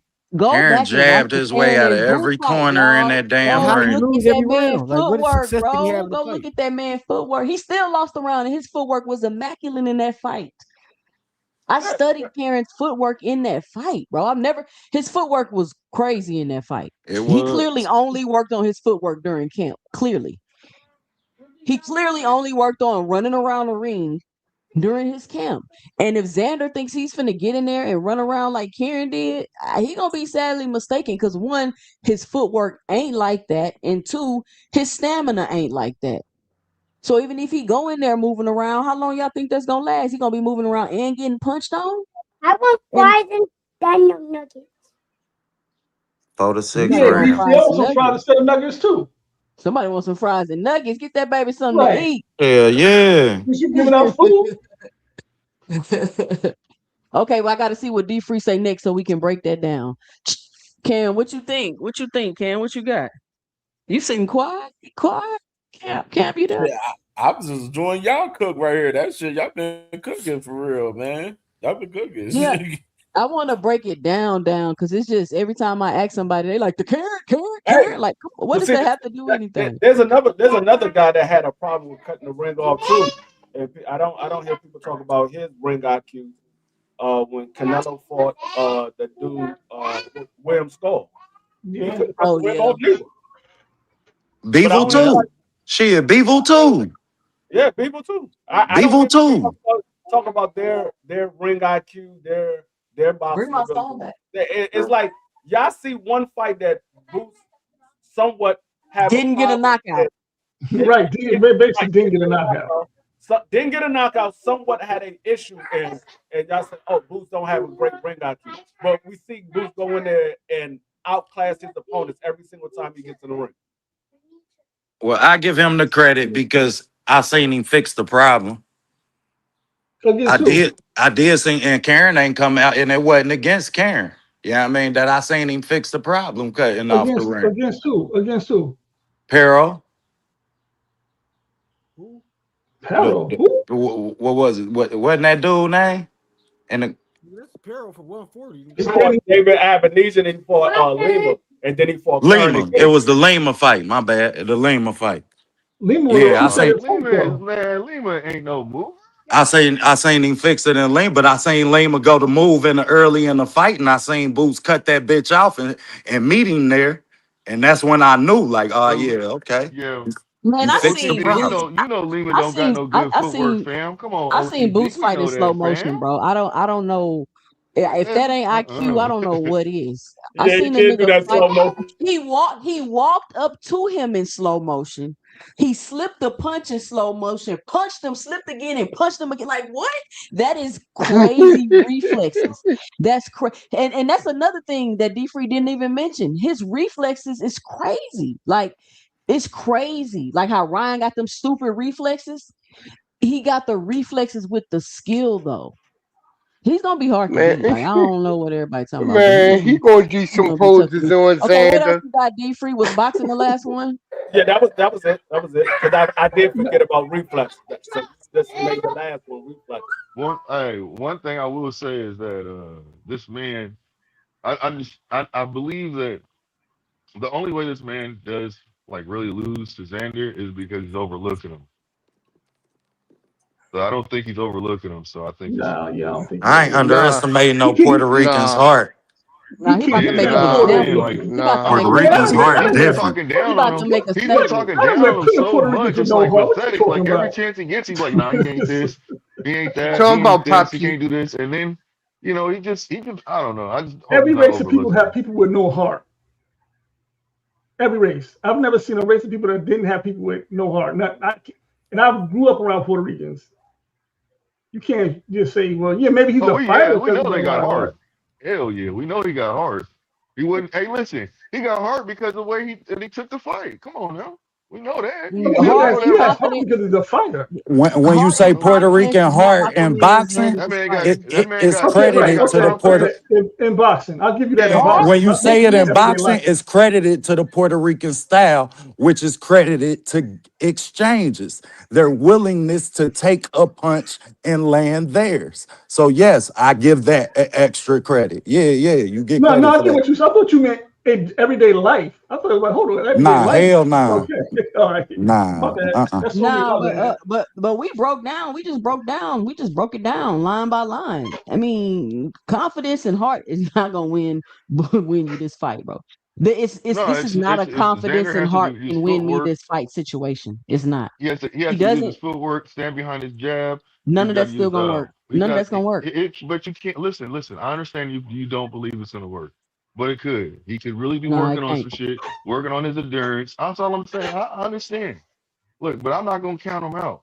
I'm not counting out any fighter Just like because you how never you know say what Oshaki happens can't beat in Shakur. a. That's just like what McGo. When Mac. What's that dude's name? He just fought Damn. the Mexican dude. Magnolia. Not Magnolia. He got knocked out Shit, in the fourth round Zordo. by that. Yeah, he got knocked out Nah, by not that dude. Zordo. He got knocked out by I think it's a white boy. He knocked him out in the fourth round. He fought Canelo. He just recently had a fight. He looked decent. Berlanga? Not Berlanga, the other Mexican. Berlanga and them were talking. More. I think his name sounds He's like. talking about Munguia. Yeah, Munguia. Oh, yeah, You're correct. Munguia. Yeah, I get them. Yeah, I get because just Berlanga like and that Munguia fight, mixed up. nobody Mr. expected Shelton that about to fight to tell go us like how that. Xander ain't shit. Who said So that's Xander all ain't I'm shit? saying. Like, I do. Ain't I'm nobody looking at said that. Benavidez right now. Xander I'm ain't shit saying to me. That's what I don't know Mr. what why Shelton I about to people say. hype this nigga up. what I said was this. No, this is what I said. I said Xander ain't fought no goddamn body, and Boots ain't fought no goddamn body. So they get to prove themselves Facts. against each other. facts, double facts. That's what I've been saying Yo, too. but when Yeah, I people said say that they ain't fought earlier. nobody, it ain't Yeah, but that's why it's 5 gonna be a elite good fighters in fight. all of boxing. Let's be real. It's only like 5 elite fighters in all of boxing. So this whole narrative, they ain't fought nobody. No, they fought people who they had to fight. So what does that have to do with what I said? No, I'm just That ain't saying, got nothing to do with everybody what I said. no, what I'm saying is If everybody believes everybody's that, well, fighting ain't nobody nobodies, fought then nobody. everybody's fighting not. According to you, if everybody's fighting nobodies, then everybody is fighting nobodies. Boots already These proved dudes ain't himself fought though. nobody of note. He beat Sergey Nobody that we Lipinets. actually give a shit about. Neither one of these He beat dudes have Sergey fought anybody Lipinets. like that. He beat Sergey Who the Lipinets. fuck is that? Nobody gives a fuck about that guy. Garcia had trouble with this nigga was Nobody good. gives a fuck about that guy, bro. Because he Man, got y'all knocked out gotta by give Boots. Fox A long But time ago, Sergey he was 15 Lipinets years ago. landed a If clean Boots had shot. trouble with that guy, then 2 he wouldn't fucking be. years He wouldn't ago. be where he at today. Shit, I got a film of Sergey Lipinets leaning a clean ass shot. Okay. Lipinets got knocked off his feet. Oh, It too. wasn't getting rolled or none of that other shit neither. It's clean. And you got God damn it. pictures of He got Sergey knocked Lipinets off getting laid his the fuck feet. out, Oh, too. He Lipinets got got stretched. knocked off his feet. That Oh, nigga got T. stretched. Sergey got That nigga, stretched. I've never seen If he somebody can get land it, knocked off their Xander can He land got it. stretched. If he can land it, Xander can land it. I just don't Look, But here's think the hold on, neither hold problem. on. one This of is them what hurt I'm him. saying. Shit. Sure, Hold on. Boots I may want to get say hit, something. You guys know how people when what people does say he? that. But what does Another hype. what does Hype. Ennis Hype. do? Hype. Hold on. Boots may get hit, but what does Ennis do after he gets hit? What's he do after he gets hit? Land 3 or 4. That's what you gotta ask yourself. He gets hit, Damn but what does he do combination. after he gets hit? Xander get rocked by that bum Roy Jones trained Scoomer. Well, Had wobbler, hanky leg, everything. So, I ain't never watched Xander fight, bro. Y'all don't even be watching boxing, bro. I remember one of my favorite hey, fighters back in the 90s was Tito Trinidad. And Tito Trinidad got knocked down in every goddamn fight, didn't he? Hey, Shell Damn, Boy, cuz you did. see what your boy Nose Candy Bill said about Boots, man? And said, But what did Tito Trinidad do when he got up? Knock motherfuckers out. He Which ended one of the, the who is Xander T.O. Trinidad? Nah. Nah. Now, what did Nose Candy Bill say? that man said, he said Boots is the most difficult fighter on the Haney hit list. And that his style is more difficult than Shakur's with Boots being the switch hitter. Yeah, Fedora ass cheeks, dog. Yeah, I got David Shakur. Okay, where's the lion? That's accurate. I think that's accurate. Where's the lion? And Boots got a power dynamic Yeah, too where's the there. lion?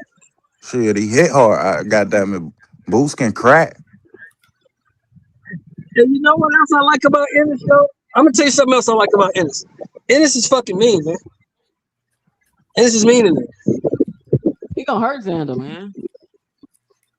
Ennis is trying to get the fuck up out of there. You know why I know it's gonna be a landslide for Boots because of what he said in that interview with Shed his shirt. Where he was like, I'm not gonna sit here and say that he's gonna go beat Xander up, though. Xander ain't no punk. The same way. Yeah, I don't He see learned that. from the Karen shit. The first fight with Karen, you watch tape on Karen. This nigga don't run. This nigga, you wouldn't even know he could even do the shit he did. So you ain't prepared for that shit. The second fight, he thinking Karen about to run. So now I got. I think this is the fight he needs. People ain't looking at it that way, but I think this is the fight the nigga needs to bring that real dog up out of him. I think this is the fight. Android in the camp, somebody who boxed way better than Xander. It ain't shit Xander gonna be able to do, bro. Get on to sleep. Get another top rank bum out of here. I don't want him to bring this nigga name up again. Motherfucker lost to that motherfucking Barrero, whatever the fuck his name was. and got a fucking gift decision. And y'all acting like this nigga's a threat, man. I hope everything you say is true, because if this nigga lose, you gonna be like, damn. Died with Kodo, nigga. Kodo was the last nigga they had. And if this nigga lose, you gonna be like, damn. How could I be so fucking wrong? What didn't I see? What didn't I see? I got something I gotta get off my chest with Blue, man. Damn. Hey, Blue. Stand on that shit too. Blue, what's going on, man? I'm seeing the Shakur fan base, man. I seen one of Shakur's biggest fans, my man Hassan, on Twitter just now. I just seen him just say, if Shakur ain't fighting Shaka Devin, man, he a duck out here. It's getting crazy and wicked for Shakur Stevenson, man. What's your thoughts, man, on some of the Shakur fan base saying Shakur got to get that shock smoke, man, or he ducking out here, man? Oh, well. He ain't lying. He is Man, not go beat the lying. little nigga up. Shakur just needs to go beat the little nigga up, man. Get over it. Take the pay cut. Beat the little nigga up. Go ahead, you got it. He don't even feel how you feel. So let me say this. He don't feel how you feel. Shakur basically already said, this is all I can say. You know, I know people want to find out what's going on with Shakur. I do too. I'm with y'all. But at the same token, he's already put it out there. You know, maybe they're probably still negotiating right now. We don't know what's going on. They could be negotiating, they can't be negotiating. They could not. They Man, why are you explaining for this nigga, man? Why are you trying to explain for this nigga? Hey, look, I know, bro. They keep asking questions that they got the answer to. But they want to sit there and act like Shakur ducking all this kind of shit when he ain't ducking. That nigga needs to slip or get off the pot. You talked all that shit. You told the nigga, if you beat the little nigga up, I'll fight you. Now he beat the little nigga up and you didn't fight him. That's what niggas are talking about. Any of y'all ever made y'all little brothers fight somebody for y'all? Hold on, OT. Let me respond. So what you just said is incorrect to a certain extent. And you know what? Like you said, he did agree. You are correct about that. But right now, you're not correct. We don't know what's going on behind the scenes, man. We don't know if he's getting ready to fight Devin. We don't know if he's getting ready to fight Shockey. We don't know. But everybody wants to project and act like, man, this man is shaped up. He's ducking. Let the man, he said he's about to come out and make an announcement. Let him make his announcement. Maybe we should find out. Nigga could be going to Zuffa, Blue. The nigga could be going to Zuffa. Hold on. Stop the press. So you're not going to hold this man to no accountability for even saying the shit? That man about to fight Ryo. Yeah, I tell you, me. And the best man to win. That's some soft ass shit. Shut that soft ass shit up. All that soft talking. I know you can do it, man. You got the. Man, shut that soft ass shit up, man. You ain't with me.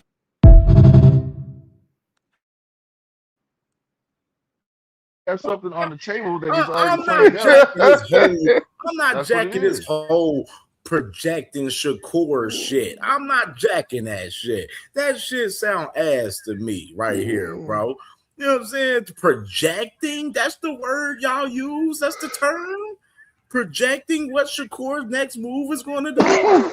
Like, come on, that's crazy. What is it to project? People want him to jump out the window and tell everybody what he's doing when he don't know what he's doing yet. It ain't like he's gonna make a decision. We all. But he told us what. But he told us. He said the shit. But if I tell you meet me at the bus stop. OTB, fighters do that all the time. All these fighters do that. All these fighters make a promise and don't follow through. They say, "Oh, I'm gonna knock this person out. Oh, I'm gonna do this." So now that it's your favorite fighter, how do that? Now, no, I don't even care, bro. Listen, what I'm trying to say is this: my favorite fighter, if he don't fight him, if this man don't fight Shock, I'm gonna go. It's the politics of boxing. Yes, I want to see the fight.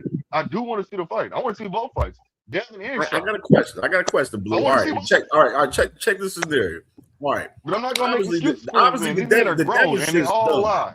All these fighters lie. Let's do this. Obviously, the Devin fight is finito, done, not happening. You know what I'm saying? We gonna call that off. Now all roads leads to motherfucking Foster right now. Yeah, he fighting him. If he don't fight Shock Foster, which is he's the current best available guy. If he don't fight this man, and Is this man Shakur Duggan blue? I need to get Blue's answer on this. Yeah, if he has a chance to fight him and he don't follow through with the fight, he has a chance to fight him and he does not follow through with the fight. Yeah, he's ducking. Okay. Blue keep him on it. He keep him on it. Hey, that's how we wanted to hear, bro. We got some dialogue from Blue today. But listen. If the higher uppers is basically narrating it like they usually are, then it is what it is. Can't do shit about it. That's where the disconnect comes, Blue. You can't say the politics of boxing when the man is a free agent. There is no politics. Facts. There is no politics when he's a free agent. He's not tied to anybody. So he can go make the fight. It's a matter of will he go make the fight? Because you said you was. That's the only question. Will he make the fight? Because he's not tied to anybody. He's a free agent. So we can't use now if somebody signs to a promoter, yeah, you can say politics. But when a guy is not signed to anybody, there is no politics involved. O'Shaquie is willing to fight him at 140 if Shakur wants to fight at 140 because Shakur said, oh, you got to come to 140. O'Shaquie said, I'll go to 140. So if Shaquie is willing to go to 140, you need to fight him. You're not fighting Devin. You're not fighting Antoine. You're not fighting none of the other champions at 40. Go fight the guy that you said you will fight if he beats your little man. That's the only thing I see. If he ain't fighting Devin, he's not fighting none of the other champions, he needs to go fight O'Shaquie. Period. I got a question for y'all, though. Because we've already established we expect Boots to win this fight. When he do win, that microphone get put in his face, what name do he say?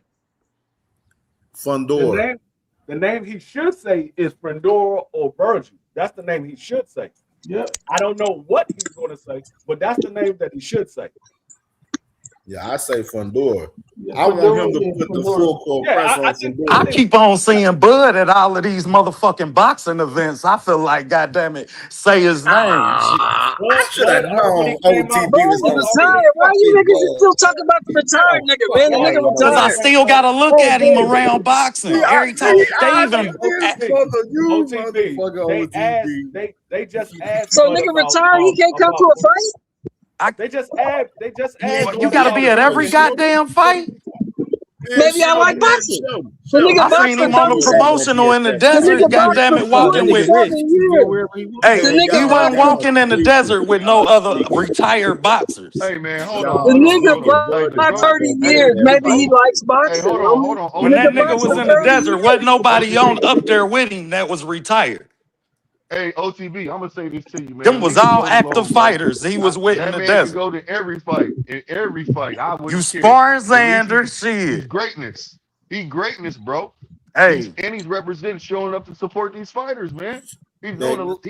What's wrong with that? He's supporting. So y'all think? Hold on. So let me get this straight. Y'all think Bud gonna be at the fight next week? That's what y'all saying?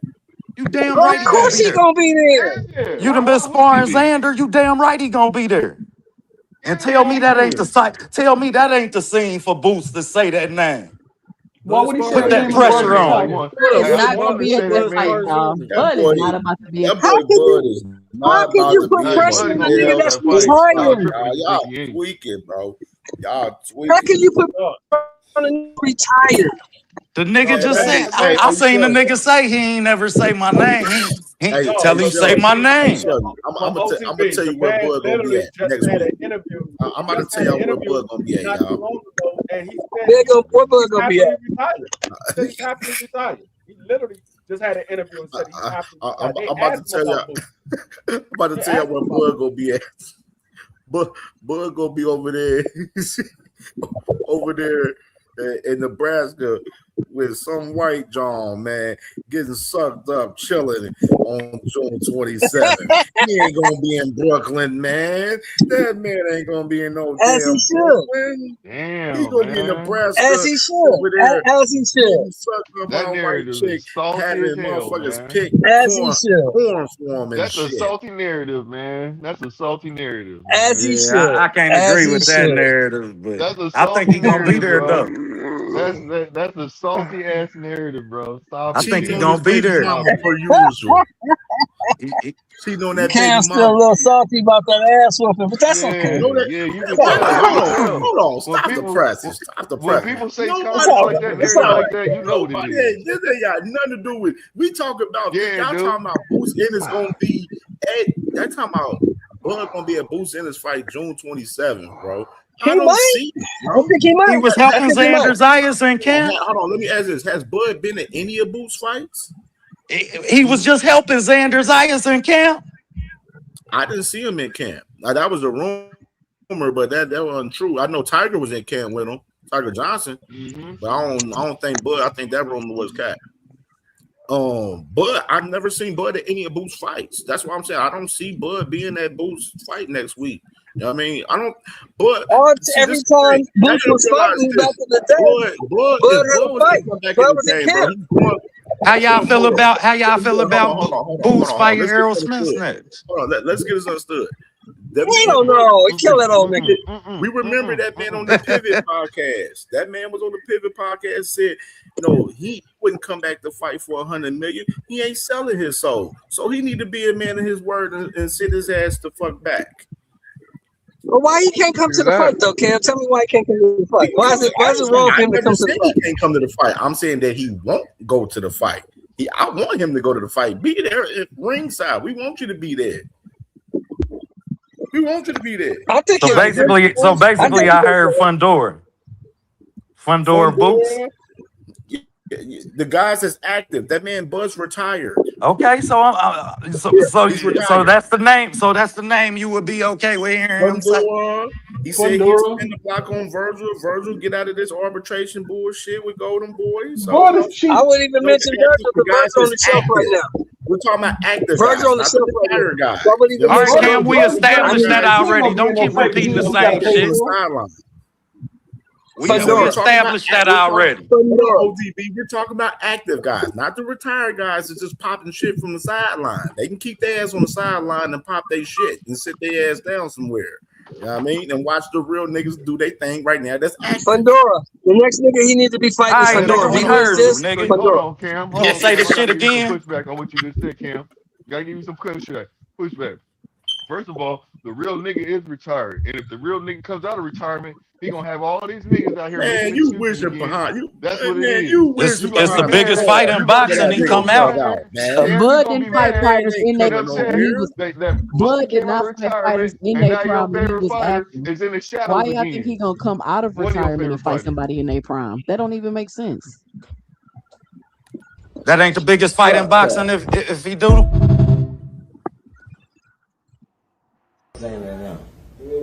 Yeah. Yeah. All right.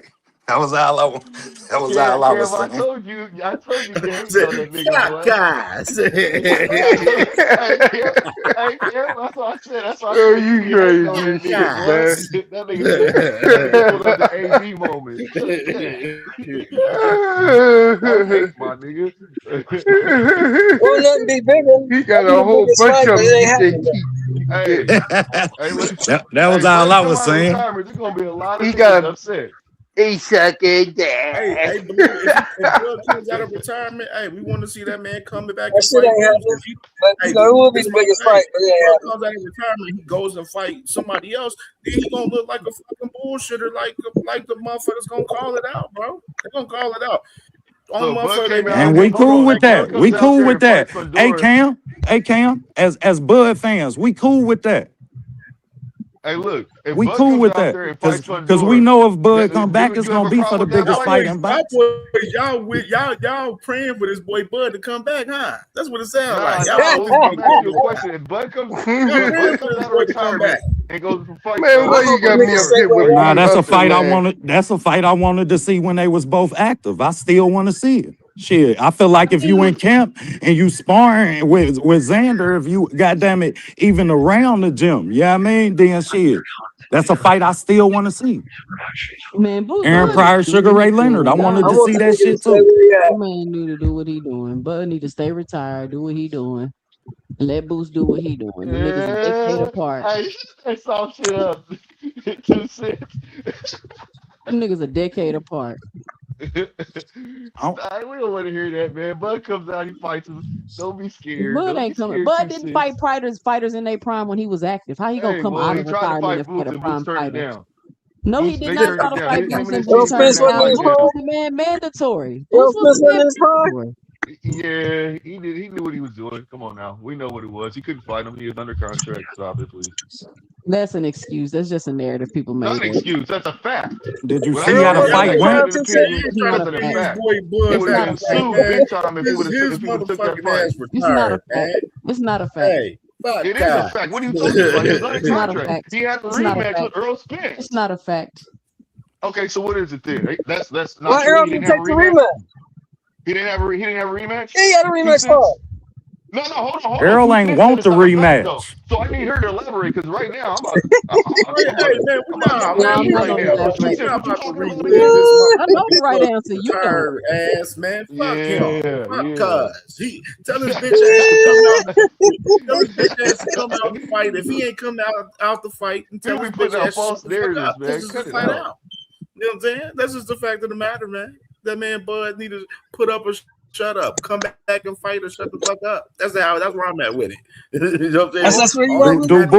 Boots beat Hey, but Fundora? Cam, are you okay with him coming back and fighting Fundora if that was to take place? His first fight coming back. You Hell talking about nah. who? Boots coming back to fight for him? I'm talking about Bud coming back to fight for him? Yeah. Hell nah. Talking about Blue. I'm If asking he a come I back, question. mean, Is it's that if okay? he come You just back, put I the want to fight see on him answering the fight. question.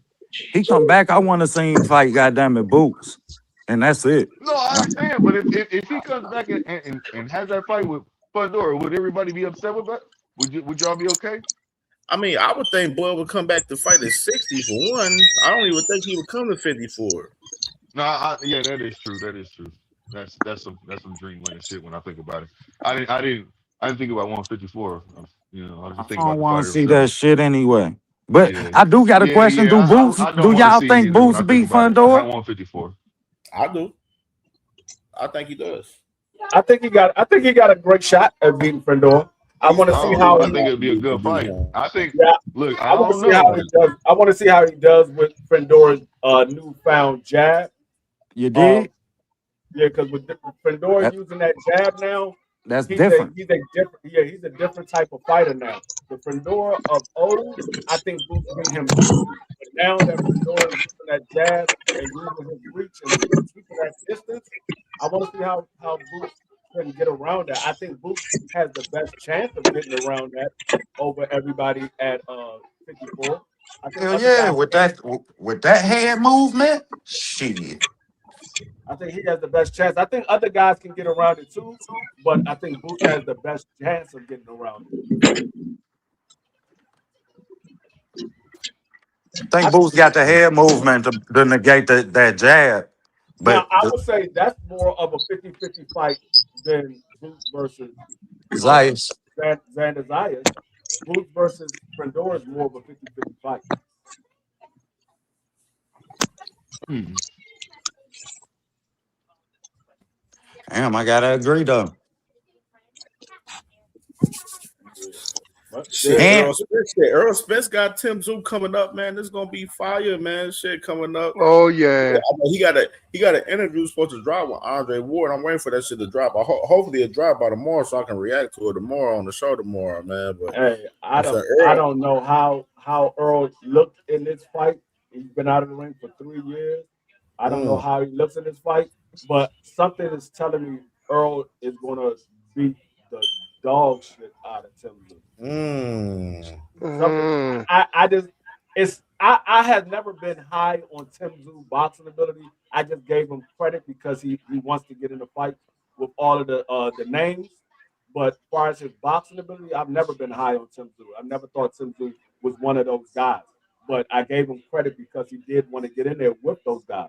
So I just think if Earl is anything like he once was, he's never going to be the Earl of old. But if he's anything close to that, I think he beats Tim Tszyu up badly. Give me a ceiling for Errol Spence. The ceiling for Earl Spence is probably what we saw with him and Danny Garcia. That's probably the best that we will see of Earl Spence. Earl Spence was able to use footwork. He was able to use the jab, get in and out of shots. That's probably the best we will ever see of Earl as far as right now. Ceiling for this side of his career. That's what I'm saying. This side, that's the highest we will ever see. No, I'm saying like what okay, so what's the most accomplishable? Oh, well, see that I gotta go based off. What do you see him accomplishing in his comeback this time to the sport? Based off of what he said, he's not looking to get a title. If he gets one, he gets one. He's just trying to get the names. He's taking it one fight at a time. He's just trying to get the name. So I can't say I'm looking for him to be a champion again because he's not looking to do that. He's just looking to get the name. If he gets a title, he gets a title. At 154, do y'all think that's accomplishable for him? With the guys that's holding the title, no, I don't know. I don't think Earl's chasing titles right now. He's not. Yeah, he's not chasing them. He's not chasing them, but I think he could beat Josh Kelly. I think he could beat Josh Kelly. Now, Boots and Sebastian.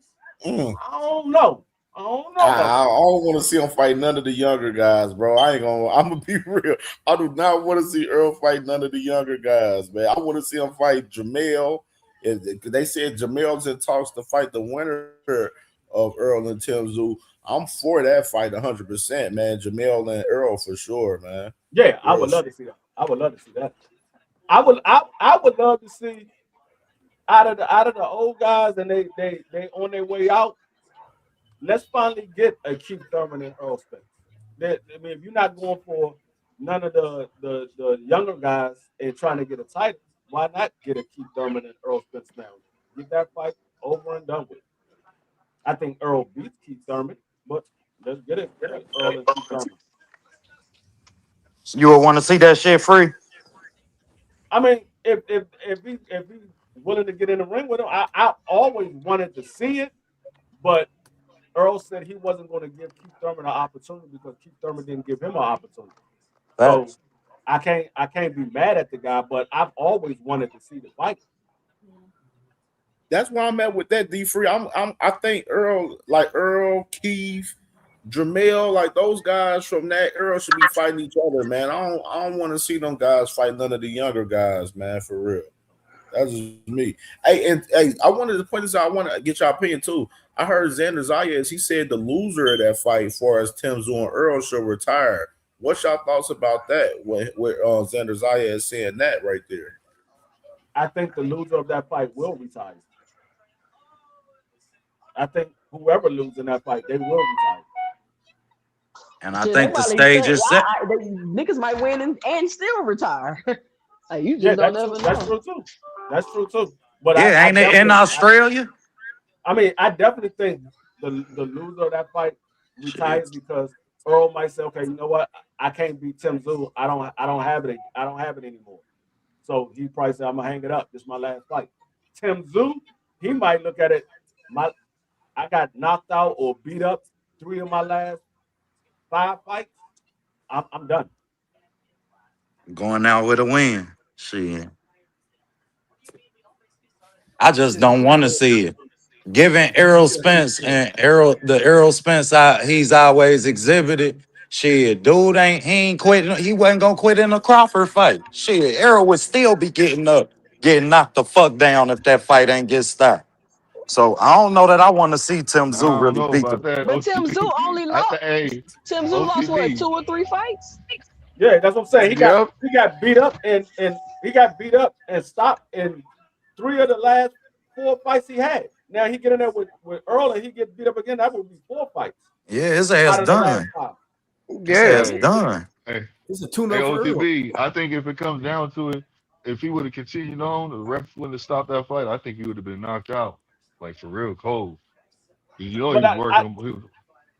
I do agree with Exactly. So that ain't a Sam. fighter who exactly you not gonna have to stop from himself. You know what I mean? Yeah, Giving. but I do agree. I agree with Xander. I think whoever loses this fight will retire. I just don't. Yeah, I don't. Tim Zoo will be tired because he gonna be fucked up at Earl Yeah, that's what I'm saying. body bag. Yeah, and I think if Earl loses this fight to Tim Zoo, I think he might look at him like, you know what? I can't even beat Tim Zoo. He ain't losing this I'm fight to done. Tim Zoo. I don't think he is. I don't think he is neither. But I'm just saying, if it was to happen, I think Earl would look at himself like, you know what? I've done enough in the sport. I'm not gonna sit here and put my body, put my family through this, and I'm done. I mean, Earl, he said, I came back because I wanted to come back. He said, I didn't have to come back. He chose to come back. Mm-hmm. Yo, salute to my Earl boy beat D everybody Lynch. at 54. Salute to my boy D Lynch with the $4 banger in the Cash App. I need one more person to sponsor this cook up today, man, and we good to go for the day, man. For sure, man. Go ahead, continue. This is a great conversation. Earl Spence, man, that motherfucker. I think he coming in for vengeance, man. Like this fight with him and Tim Tszyu just remind me of What like up, the Knock? fight. Like, you know what I'm saying? You know what I'm saying? It reminds me of that Kell Brooks shit, man. And salute to my brother KO, man. What's your thoughts about that? What was your question? Yeah, I ain't hear you. My bad. Earl Smith. Like, do y'all got the vibes for us, Earl Smith, for us, like Kell Brook, like him going to enemy territory, into this fight? That same type of vibes. Of course, it's giving those same type of vibes because that's the kind of vibes he wanted to create for his fight. Yeah. But it's a question mark fight. It's a question mark. Everybody just want to see, you know. I mean, I don't really have those vibes of the Kell Brook because when he was going to fight Kell Brook, he was a young, hungry lion, and he was going to take the title. Right now, it's nothing really on the line, and nobody really cares about Tim Tszyu like that. Like Kell Brook, he had people behind him. I mean, yeah, Australia likes Tim Tszyu, but they not really behind Tim Tszyu like that. He ain't no real big draw like that. So I don't have that same type of energy that I had when Earl was fighting Kell Brook. It was more of a more exciting fight. It was more on the line, and they built that fight up much better than what they doing with the Tim. Like if you look at Tim Tszyu in these press conferences, Tim Tszyu looked like he's about to get Yeah, beat for up. me, it's a respect thing. I just gained a lot of respect for Earl for setting that atmosphere for himself to come back. He basically saying, uh, I'm putting myself in this space where I got to prove to myself. He want the stadium against him. He want to fight Tim Tszyu over there. Yeah, man. And that True just that. spoke to the dog of the line that I know he is. So I gained a lot of respect for him creating that environment for himself Yeah, to prove to himself that he still love the sport. Yeah, I mean, yeah. Like especially when you Tim Tszyu already got your feet up, 10 horses out. Tim Shit. Tszyu looked like he about to get. He looked like he about to Shit, get people beat up. lose their You know, life in that ring. You gotta really love to do this shit. his body For language real. don't even look right in this fight. Like Tim Tszyu looked like a fighter that's defeated already. Like when he was going to fight Kell Brook was talking his ish. He was sitting there talking about you gonna get these daggone chocolate brownies and all that. It just I don't get that same type of But I'm energy out from though, man. My Tim Tszyu. kids and start showing up to run their laps. This little nigga just got All right, dropped off OG, with the do rest of your the thing, gang. brother. They already out at the top of the street. He think he's slick. Watch what I do when they all get back here. Man, y'all have a good one, man. I'm out, Hey, bro, man. I'm gonna hit you, All OG, right, I for ain't even brother. gonna permission, pull bro. up there. Peace, man. For sure. Oh man. But I Yeah, man. think Earl, man. Yeah, Earl go ahead, put go ahead, go ahead. himself Earl putting himself where he need to be to get his mind to have his mind right to be on point for this fight. He away from home, he away from all that other home pressure. You know what I mean? You wanna be here in this home, be over in Australia. Like, okay, we gonna do what we do. And I think he gonna come out on top.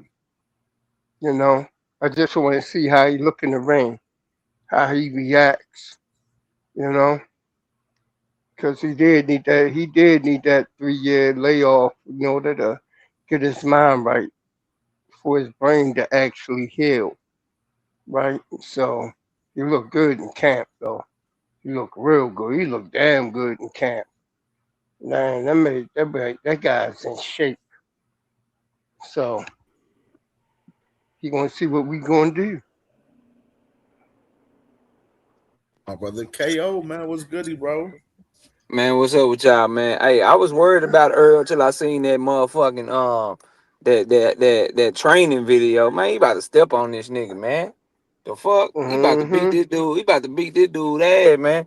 Tim Zoo, man, listen. I was wrong about Bud Crawford, but I'm gonna double down on this shit right here. Ain't no nigga from Australia finna do nothing with no nigga from Texas. Y'all got me fucked Kid, up. you was panicking. Let me find out, nigga. Hey, pop it, KO, pop it. Pop it, bro. Y'all got me Pop fucked that up, man. shit. You know what I mean? Ain't no nigga from Australia. You know what I mean? About Australia? to do nothing with a Dallas, Texas nigga. You know what I'm talking about? Like well, let's go, bro. Let's get this shit going. Earl about to whoop that boy ass. He could It was listen, crazy. if He your really name rushing. I put it in the comment section, bro. The only niggas at 154. Boots, fuck no. Fundora, no. Virgil No. Ortiz, no. Anybody else, nigga, run that Nah, he need to shit. stay away from Bachman too, though, nigga. Nah, Don't let fuck a Josh Bach, Kelly performance fuck a get Bach him fucked Ron. up. Nah, Bachron don't bring no money to the table. We don't Man, need no fuck a Bachron. Bach Ron. We ain't worried about no Bach Ron. That nigga need to I'm just rematch saying, Josh stay Kelly away or from something. him. Whether it's because of the money, whether it's Nah. because of the just stay away from him. Nah, Bach Ron get hunted down and beat up on the inside, man. We ain't worried about that shit, man. We ain't worried about that shit, Now man. this. All right. Let's We ain't see. worried about that shit, man. You know what I mean? Ain't no where Bakron from. Wherever the fuck he from, he ain't no That nigga from nigga's there. from fucking Dagestan. Okay, never mind. That's that Khabib shit. That's Yeah, that you better Khabib cut it shit. out. Just That's that just cause Khabib Josh Kelly shit. danced and moonwalked around the That's that. ring. Hey, that's that Khabib shit. That's that Khabib. Never mind, dog. Don't forget that's That- Khabib stepson, man. You better cut it out. The motherfuckers be arm wrestling with grizzly bears and shit. Never mind, dog. Let's get ready for Hey, that. that's that Nigga, area. Bud, That's where Bud about better to fight be. That's Brandon where better Adams, be son. He got from. That a nigga look like title on you his see how he ass look. That like nigga look that. like a Timu better beef, man. That nigga's dangerous. Nigga. Nah, Stay away nah, from that nah, boy. nah, nah, They took. Josh Kelly nah. pieced him up easily, man. I think the only reason why Bachman oh lost is shit. because Stand he on had Butter that long Bean. layoff. You know what I mean? He had a long layoff, so that's the only reason why I think he lost that fight. Man, Otherwise, I that think he would have motherfucker been up to lost to par. Bachron. Man, Bachron lost to Josh Kelly. Now you got Josh Yeah. Kelly over there trying to babysit the belt at 154 and shit, man. Hey, Hey, This shit hey. bad. Josh Kelly went from a fucking negotiation with Fundora to fighting some nigga. Who he fighting? At Yarko. Yeah, come in the only black nigga from Ireland. That nigga. No, I'm dead ass. I'm Fighting a black dead ass nigga from For real, serious. Ireland. that ass, he from Ireland, for real. He from That nigga Ireland, like the bro. Von Dave Chappelle episode when he was in the KKK. Yeah. Clayton Bigsby. Oh, that's Debo. Oh, that's Big Preem. Preem, that's you? Now come on, man, that's me, baby. Oh, okay, yeah, bet. You be I changing. had to take the moniker, bro, because I smoked like 5 niggas on frequent channel. Nah, I respect it. Damn. I respect it. That ain't saying much, but I respect it. I come up there and smoke some niggas too, man. Don't. You know what? I'm gonna come up there and smoke some shit too, KO. It's hard. When the next It's time you going hard live? though, cause I You can't ain't doing nothing. really get nothing. You know what I mean? When the next time you going live, KO? Or Wednesday, you know the schedule. I'm gonna pop out. Yeah, but it's I'm gonna be hard though, cause it's gonna be hard cause niggas don't really come around me, bro. Hey, You know look, what I mean? KO said Man, he live I'm right feeling now. like If you want Errol the and Kent smoke, right now, man. I'm looking like Errol and Kent. You hear me, KO? I don't know if he got a call or so. He might He drop said you off. looking at. He said he's looking at Earl and Camp. I'm looking like Errol and Kent. I'm ready to Oh, step you on some looking shit. like. Niggas get stepped on, folks. I'm telling you. All them talking points, they ain't gonna work with me.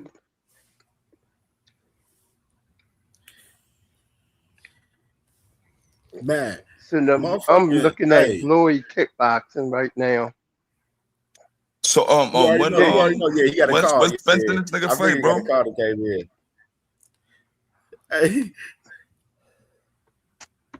Hey, bro, and then this is another one I wanted to touch on this too, man.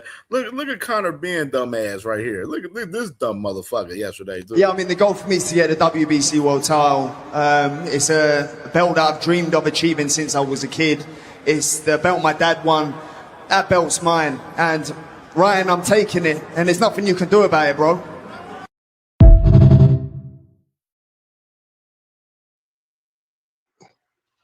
This nigga Sway 2001 Cisco. Man, every time I see Conor Ben, I'm gonna find it wild. Hold up. What you said? 2000 and what? Cisco? What you said? This nigga Sway 2001 Cisco gang. Oh, unleash the dragon face ass nigga. He freaky as hell. Yeah, every time I see this nigga, yo, 2 cents. What you be saying? 2 cents? Say it again, 2 cents. That thong head ass nigga. Every time I see this nigga, in my head I'm like, baby. Let me ask you a question, Cam. Do you think that they're being lied to, or do you think they're lying? I think it's a little bit of both, but it's more so they being lied to. Facts. I think they're being lied to. I think Dana is telling them boys, yeah, Conor, we're gonna promise you to get you the Ryan fight, but no, we really want you to be fighting under Zunner at all costs. We don't give a fuck if you get, get the Ryan fight once we got you signed on. You know what I mean? I think that's where it's at as far as that man, Dana, as far as Conor's concerned, because I think they promised Conor the Ryan fight. But if he can't deliver that shit, then where does Conor go right there? Is he gonna stay there? Or what is he gonna do? He looking like he Radio Conor Ben right now too. That's Radio Conor Ben. We might as well give him the tag too. Radio Conor Ben, because he a dumb motherfucker too. It look like right now. But I think when did this nigga turn into like a big ticket seller? Like what? Now, Overtime was lied to. He was lied to. He's still thinking he fighting for undisputed right now. He said he gonna fight for undisputed. Nah, I'm not gonna lie. Appetite gotta be punch drunk, bro. Like, why he think gonna get undisputed by the end of the year? How that gonna work? They being lied to, Bree. That nigga's crazy, bro. I heard that. I said, this nigga high. This nigga punch drunk. Yo, I believe they got some fucking shit they did these motherfuckers. And the next thing you know, they like... The niggas got a Zuffa camp where they brainwashing these niggas? Hell yeah, yo.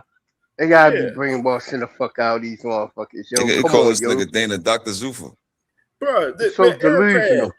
Dead ass, bro. This man John, like he moving like he talking like this man still got the IBF belt. Still like, man, yeah, we're gonna go for undisputed soon. Those fights are easy to make. They just gotta reach out. Like, shut your bitch ass up, bro. Like, I think it's Brandon Glenn. That nigga get that nigga on CTE or something, bro.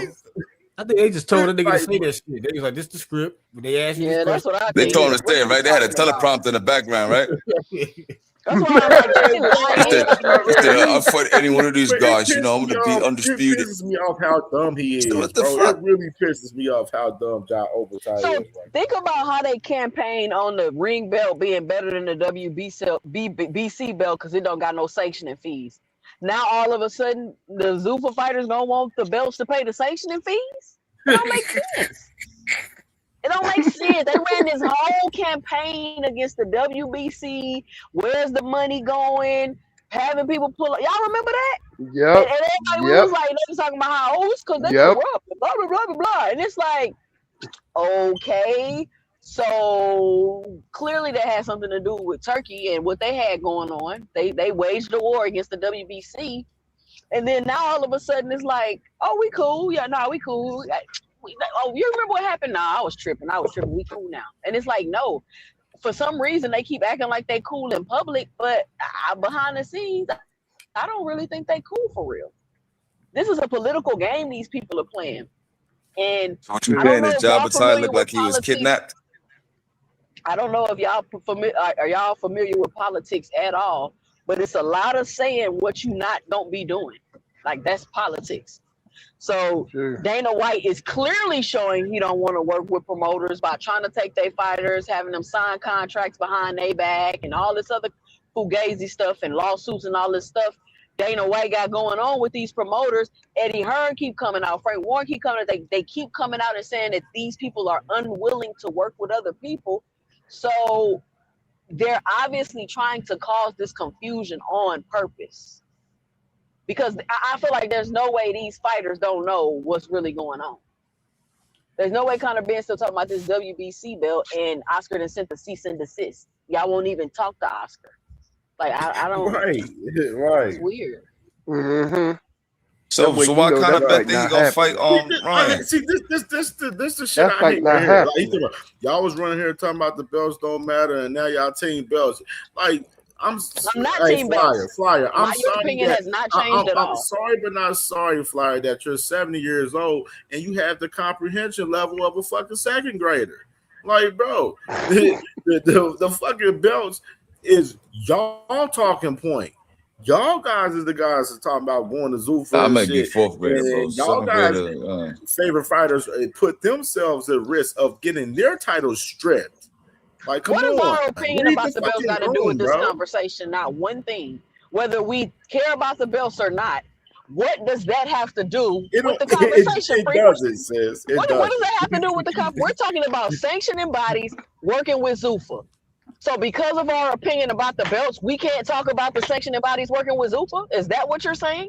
Because y'all like to throw out talking points, but I need you to explain what you mean by that, because I don't get it. My opinion about the belts have not changed because I'm talking about the sanctioning bodies in Zuffa. Explain what you mean by that, please. That's that Fox News shit where they trying to deflect. Like, I got you. Fox News. You ain't tired, yo. For real. Facts ass niggas. That's the truth. That's the truth right here. This part right here.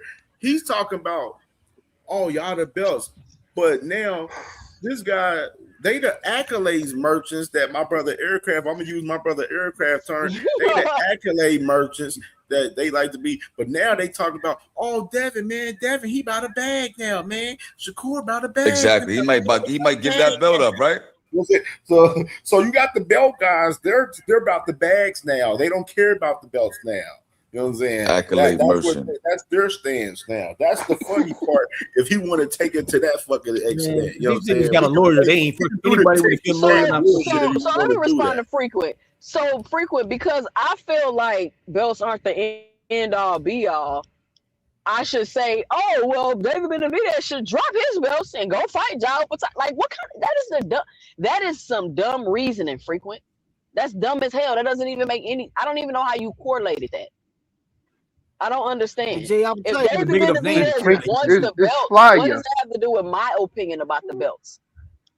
Hey, it's Flyer. That's what he do. It's changed every day for these dudes. It's Flyer. That's what he do.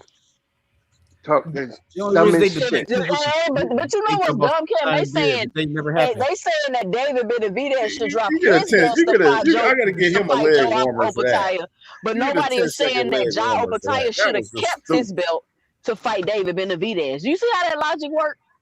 That don't even make sense. That's why I said. Nobody said he should have kept his belt. 70 years old with the comprehension level of a second grader. Prove my point every fucking time. I ain't even have to say nothing.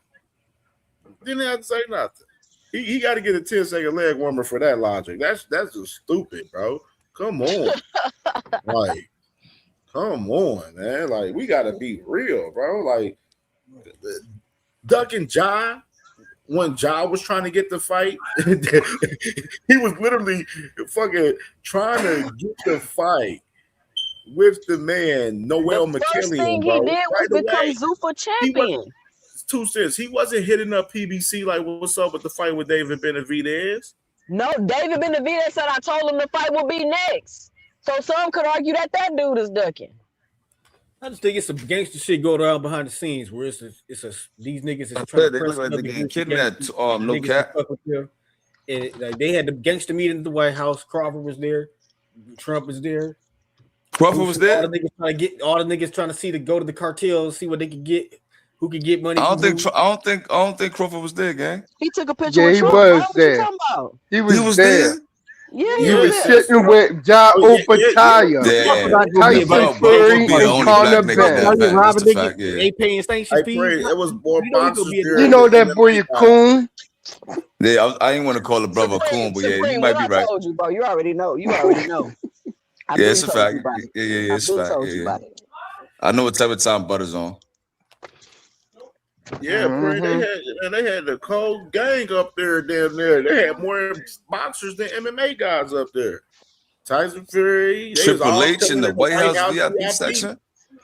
Right, because Trump is part of the boxing. Nah, I ain't gonna lie. Triple H in the VIP section is crazy. Who is Triple H? You don't know who Triple H is? Oh, Triple H. I thought you said Triple H. WWE.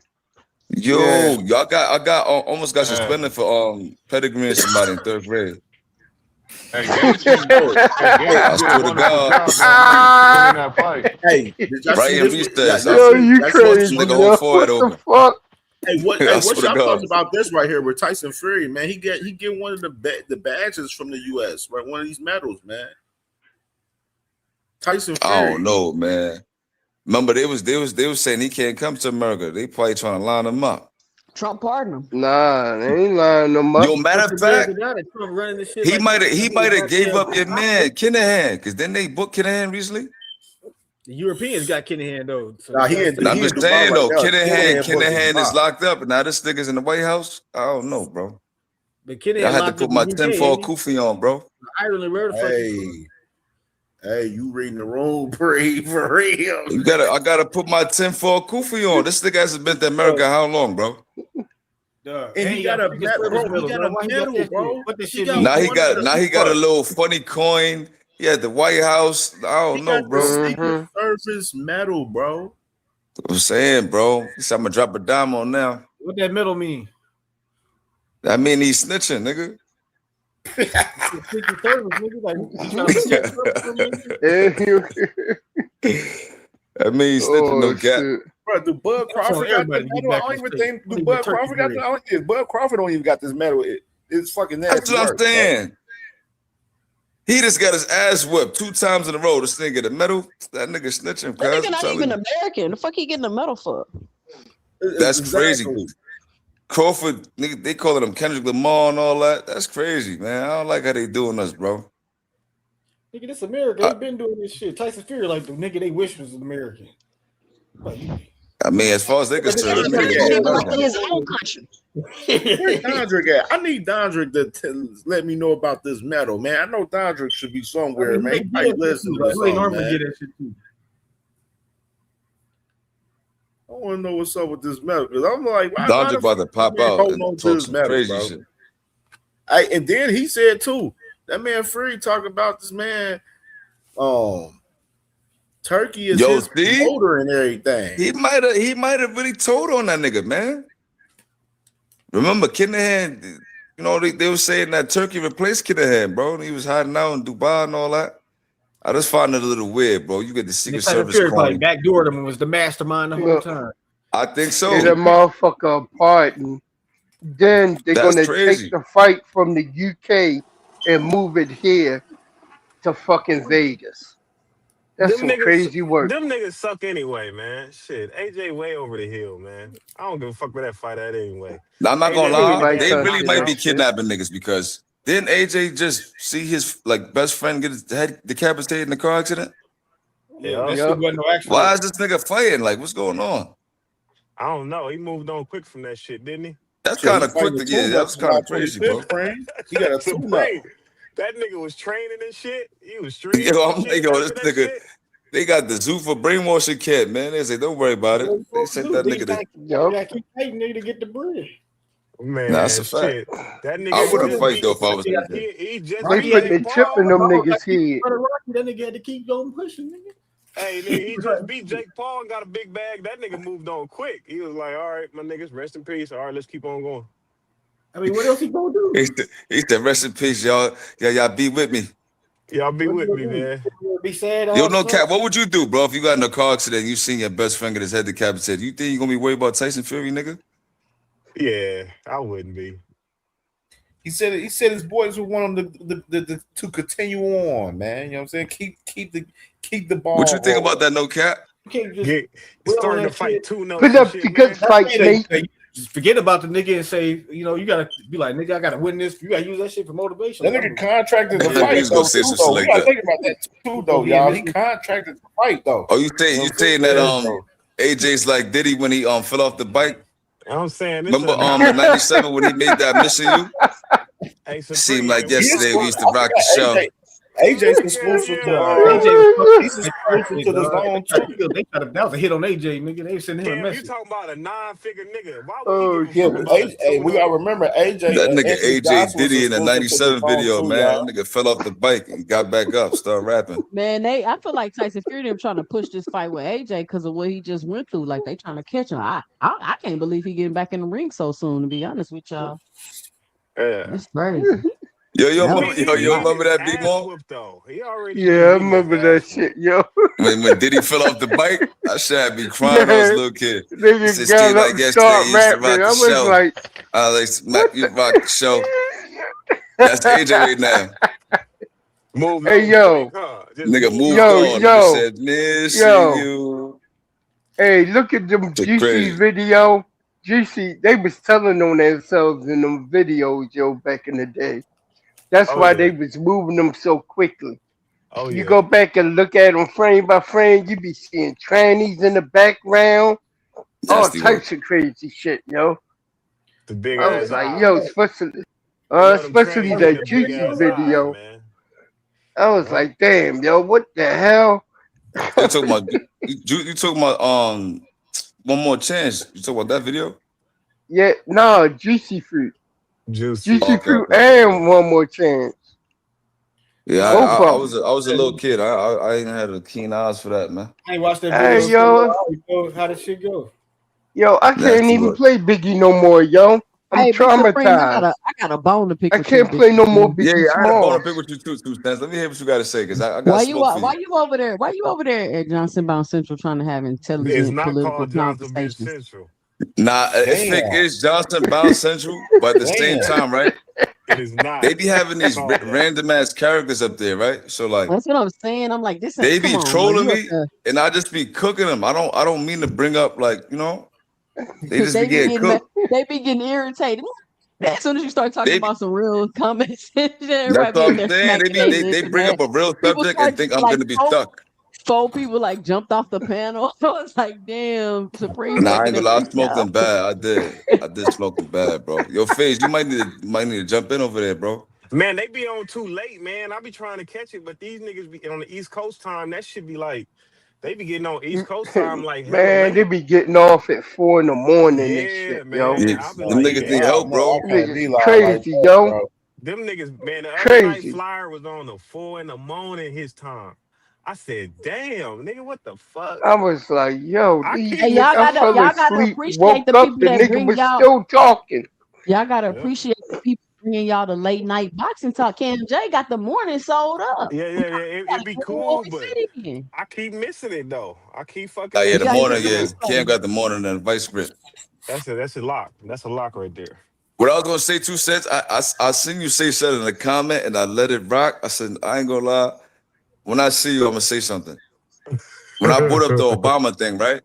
You said all black people ain't drug dealers in the comments. I'm like, yo, what's she talking about?